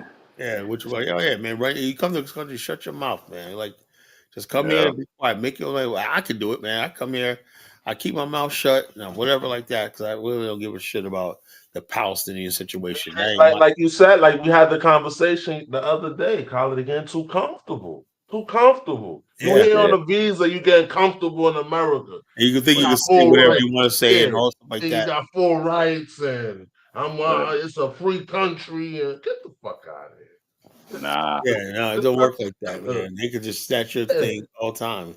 They even going after friggin' naturalized citizens next. Yeah. Looking at naturalized citizens, they'll be looking at them sideways too. So these Yeah. motherfuckers get comfortable, man. They're gonna start snatching people out of this country, man. Yeah. Anybody who's got a visa and all that shit, they in trouble, man. Yes, dude. Yeah, you just gotta be careful. Don't get involved in no political shit, man. I wouldn't care if I was going to fucking Colombia, man. If you graduate from Colombia, right, you're gonna make buku money, right? That's what I understand. You're gonna make buku money. You're gonna get a job doing something, making buku money, right? it. Anything. Why They give are you a you job. risking your life taking over buildings and taking over a class, you know what I'm saying? Bum rushing, causing all disturbance that you can go to jail and then you can't get hired when you get out one night. Why the hell? There's no And then cause Kyla, that he's Muslim. He's Muslim. They're gonna look at him as an Islamic extremist, all kind of stuff. now, like if you can't just say, okay, I'm getting an education. When I get out of Columbia, right here, I'm gonna freaking go out there and get me a job making six figures. I'm gonna buy a house in the suburbs. I could go back to wherever they come from twice a year. I'm gonna have the life, man. I'm not go to the meetings, pay your dues, get connections. Right. Some And so, but giant. these guys want to sit there and fuck it up. Now they basically talk about, oh, I don't want to they get deported. Now they're gonna have no education, no nothing. Yeah. This a different administration now. This ain't Yeah, this the. ain't the other thing. This This ain't that Kamala shit no more. listen, Fighting Kamala. they think what they do is they listen to people like AOC. AOC ain't got no damn power. The bottom line, the reality, Donald Trump is fucking reality. He's fucking. This is reality. I'm just so glad we're in a position. He can't touch us. Yeah, He can't we touch us. we're homegrown. We're And the homegrown. bottom line, the beauty about our movement is we won't ever cross paths with the United States because the United States really has no real interest in Africa. We're not in conflict with the United States, so that buys us some time. So Yeah. so so we Yeah. basically we build with Africa and promote African repatriation and business and development and whatnot. Hey, look, I don't care about even what goes on in the Middle East. That's not my problem. Everybody else, black people always take on everybody's problem. The Middle East, I don't give a flying fuck. What do I care? The people coming across the border, I don't care. What's that not a problem? If we stop caring about everybody's issues and just worry about ourselves, we're not with it. That's another thing the new black media does, right? They give us everybody else's problems. You ever notice that? Yeah, why Yeah. do I need to know about the But Palestinians? that comes from civil rights, all those Yeah, things. civil rights. You ever see that one chick? There was We an the older lady, vanguard. Gabe. There was We older the lady, right, Gabe? vanguard. They basically was interviewing the people at National Network, and this old black woman, like 80 something years old. So we hear about discrimination, and we're so. In other words, basically, that's your life, just fighting discrimination, civil rights. I thought it was just taking care of our people, right? Look. The bottom line is you're fighting for people who don't even belong here. They think the struggle with people who been here and got deportation orders is equivalent to our struggle back in the days. And it Hell should no. have been up to the black media to set the record straight. In a way, they did. To be honest with you, they did. They was basically like, we're not doing any. The black media was the one who went around. Let me give black media its props, right? They went around saying, look, that April 5th march is not our problem. Stay home. I get give a little credit for that. I give them credit for that shit. I do give it because that will work. That shows you black media can be effective if it wants to be, but they were just Yeah. acting a fool during the election. Kamala Mala, we got to vote for Kamala Mala and all this kind of stupid stuff. Oh yeah, then you're gonna talk about They was misinforming us too, Colin. no Yeah. reparations, no vote. Look, the bottom line is whoever you vote for, you would just vote for whoever you vote. When not, there's not going to be no damn reparations on the table. No political party is going to commit political suicide. So pick something else. And then it will say we never basically figured out an agenda in Black America we could rally around that we all agree with. Now Ice Cube had one. Remember that, the Platinum Plan. You Yeah. know that would have been perfect for something to gather. But people didn't back the platinum You know plan. why? Because That's the what whole thing is because he had those women up there. He got intimidated. Now, Ice Cube was a punk. He got intimidated by Vivica Fox. You have Vivica Fox intimidate you, Lisa Ray, and all of them. Are you kidding me? Like I said, with the Afghanistan, when this thing really happens, right? Do you think I'm gonna be on some podcast listening to what Hey, black I people don't. say? Do you remember the I forgot what election year it was, but it was a it was a candidate named Tom Steyer, and he was running on giving reparations to black people. I don't know if you remember I that. remember that. How far Yeah. did he get? No place, right? Of course not. That's how you know black people not serious about this reparation shit because Yeah, that's what I said. All they do is you can't. he If was you search about reparations, man, you know what? he was standing up there saying that he was gonna give reparations basically in all the panels that he was on. He Yeah. was saying it straight up.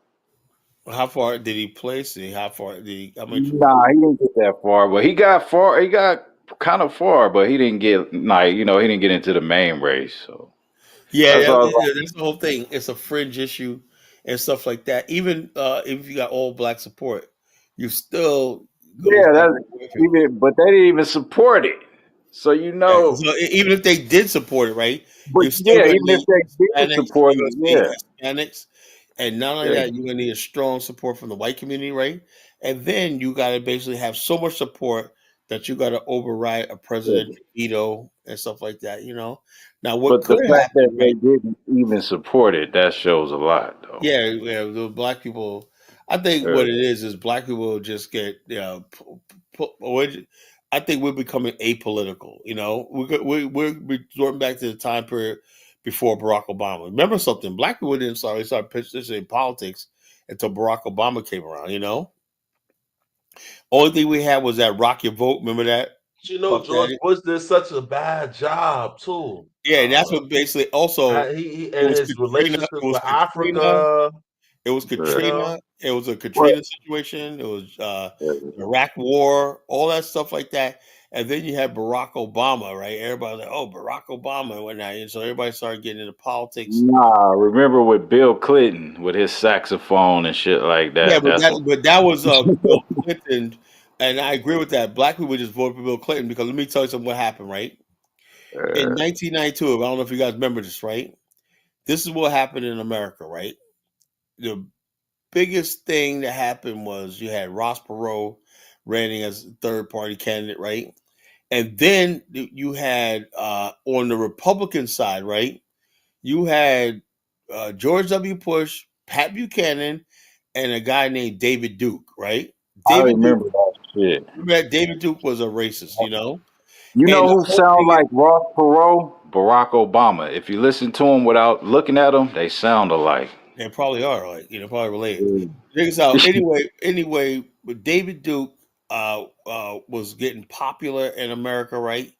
And because remember something, black people have made a lot of gains with affirmative, not affirmative action, but minority set aside, so called. We didn't, but whatever little we got from the government, right? People like David Duke was talking about we need a national association for advancement of white people, and he was talking about white crime. He was talking about the Willie Horton situation and black people, welfare mothers, and all that right here. Black people, my generation, felt we were under attack, and it seemed like a large portion of white people was supporting that, right? And we black people were really afraid, and we were like, basically, wow, man, you got David Duke almost got elected governor and he first of all he almost got elected governor in Louisiana, except they split the Republican vote somehow, and he was disqualified, whatever. Like he almost won, right? And then Remember he said, that? since Man, when he I was didn't win, like he 10 said he years was going old. to run as a Republican on a Republican ticket. It was George W. Bush with like 60% of the delegates. Pat became like 30, and David Duke managed to get 10% of the vote, right? And everybody, they were all on the media and everything. Everybody was throwing Black America under the bus. But it was like a real anti-Black time period, the early 90s, really bad time period. Ah, Well, along comes this guy from the South, right? And he played the saxophone and he was talking about, thing. And Smoking black weed and people, black shit. people basically was Yeah. fell in love with Bill Clinton because he was a Yeah. white man and basically he was a southerner. He was Yeah. all these things and he was not racist. That's what felt black people fell in love with Bill Clinton, He was Remember called that the shit. first black president. He was and stuff like that because the I remember lifestyle. Colin, people used to say he was the first black president. Yeah, he was saying he was the first black president and whatnot, because I he was remember getting that. into sex scandals and whatnot, and he played the saxophone and he hung around black people and whatnot, He was the first black president. Arsenio Something like Hall, that. he'll go on Arsenio Hall. Yeah, he would go say so. So the bottom line is they call him first black president, and the bottom line, Bill Clinton was not racist, He was a white man. That's all. He wasn't racist. And so anyway, that's what happened with Bill Clinton. He was, and the only reason why Bill Clinton really won was the fact that white people basically he won because he was a Southerner. Him and Al Gore were Southerners. And he had the Bubba talk, the Bubba Southern charm, whatever like that. And the fact that black people went for him because okay, he's white, but he's one of those whites that is cool with black people. And so therefore I believe if Bill Clinton would have lost, right? If he would have lost the election, right? If George Bush would have got elected again, or I don't think Ross Perot would have got it, but if George Bush would have won and Pat Buchanan would have been vice president, something like that, I think America could have well been in a race war. That's because that was a time period with Farrakhan, Khalid Muhammad were gaining steam. There was something going on in Black America, like a bunch of black national movies. Spike Lee's Yeah, Malcolm that was in the Yeah, 90s. that was a Yeah. real time period that that was a heated time. Black America Malcolm was X like was ready coming for war. out Now, and all yeah, those movies. Black America Oh, was ready for a fucking. They Yeah. were really ready for a Hey, war. that was like what? That was like the Million Man March time too, Yeah, huh? like a couple of years later, it was a year. Those are years yeah. leading up to 3 years leading up to the Million Man March. And then Bill Clinton sort of came in even then, right? And he was like, his rebuttal to the Million Man March was, he said, "We're all family. there's never going to be no divorce. In other words, they were answering the black nationals because black national was growing in Black America. Yeah, yeah, it was heated. Yeah, he's right. It Yeah, Remember? the was heated. 90s. Yeah, Yeah, the it 90s. was The 90s. heated. Yeah, the He 90s said, was a motherfucker, man. "Can you Yeah, it imagine? was Can you heated. The imagine? music, it was all in the music and Right, everything, right. That's why Tyler. they had to come up with gangster shit. Yeah, it was Right, like all they in had the to come up music, here. everything, man. We had the Rodney The King riots and whatnot. shows, The Rodney every King. oh, That was a Rodney King time. Yeah, man, I remember yeah. that. Yeah. Check this out. Had George W. Bush won and the anger from the Rodney King situation and OJ and all that stuff like that, this country would have erupted into a race war. Oh It man. would, if he, what I'm saying, because George Bush acted. Remember, he sent the Marines to California. Remember that in Rodney Yeah, King yeah, riots? yeah. He sent the U.S. military. U.S. military coming with that. So the bottom line, can you imagine if something would have broke out at that time? The only reason why black people didn't riot with that because you had a president like Bill Clinton talking about we're all one family and all stuff like this. There's no divorce. Black people ain't going nowhere. Blah blah blah. Forget all that talk, whatever like that. That black nationals talk with that. And so black people say, something. I like this guy, and we sort of the black nationals movement sort of died down after that. But if the black Yeah, it nationals was. movement Yeah, I still, remember, Colin. It was heated. It was heated. It that was yeah, not that the was remember. the pop. days leading up to the Million It Man, was not and the the pop culmination, I remember going to the because store during the because it was like riots, it was. man. Yeah, not to People was cut you just off. walking It was out like and a shit. domino effect, yeah, Colin. the It was like a culmination of all that, the Yeah, culmination of all that led to 1.2 million black men coming to DC and shut yeah, DC down. We were ready. Black people were ready for war. yeah, They're like, however you want to do this, Mr. White Man, because over the next couple of decades, right, we had Barack Obama and black people become more Americanized. Remember, yeah, black at that time, black people still listen to all black radio, black magazines, and stuff yeah, like that. It was Black America was Black America back then. yeah. And it looked like white America was trying to wage war against us. And we were like, our response was, okay, the Million Man March and also like that. And if it wasn't for Bill Clinton, right, calming everybody right that time period, this country would have been in a bloody. Yeah, you're right. It That was a LA riot. riot, It was like a yeah, domino the LA effect. riots would have It spread was. It throughout was. the whole Yeah. entire country. Yeah, the Colin, LA because I remember, riots. That shit was Mandela funny. came because it was a Yeah, South Mandela, Africa all that time complex. period, All of that Mandela stuff came it in was a April of domino effect. 1990. It was just a domino effect happening one after another, one after Yeah, the another. South African Yeah, apartheid fell and whatnot. Yeah, yeah. Mandela. All that was happening. Then you had I the remember Rwanda Mandela came to New genocide. York. All Dude this came stuff to was New York. going It was on in the crazy. 90s, whatnot. Yo, It it was was like shit. It was crazy. Yeah, 90s. Yeah, man.